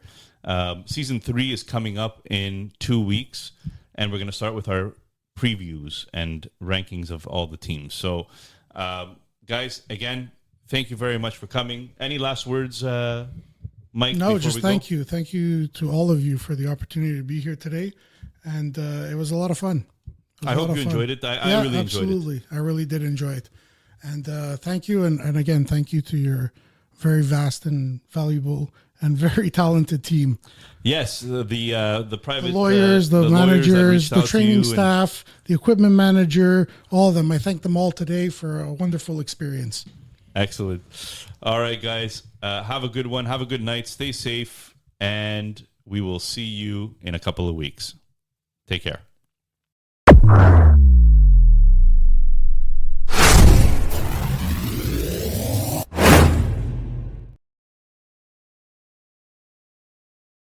Ever get the feeling you're being watched online? It's data brokers. They collect your personal info, your browsing habits, where you live, and who you're related to, and then sell it to the highest bidder. Aura helps stop that. Aura automatically removes your personal info from data broker sites and keeps it off. It also monitors the dark web, protects your devices, alerts you to real-time threats, and more. Start your free trial at aura.com/listen. That's AURA.com/listen for your free trial. Lowe's knows July 4th savings are worth celebrating. Right now, get up to 40% off select major appliances and get an additional 10% off 2 or more select major appliances. Plus, get 3 Scott's Naturescapes 1.5 cubic foot mulch bags for just $10. These deals are coming in hot. Lowe's, we help, you save. Valid through 7/9. Selection varies by location. While supplies last. See Lowe's.com for more details. Excludes Alaska and Hawaii. When you need to do more with less, Upwork helps you hire fast without the overhead. Find expert freelancers in design, marketing, IT, AI, and more. Never tried Upwork? Now's the perfect time. Spend your first $1,000 and get $200 in credit for your next project. No upfront costs, no long-term commitments, just $200 to reinvest in what matters. Go to upwork.com/save to get started. That's UPWORK.com/SAVE. Upwork.com/save.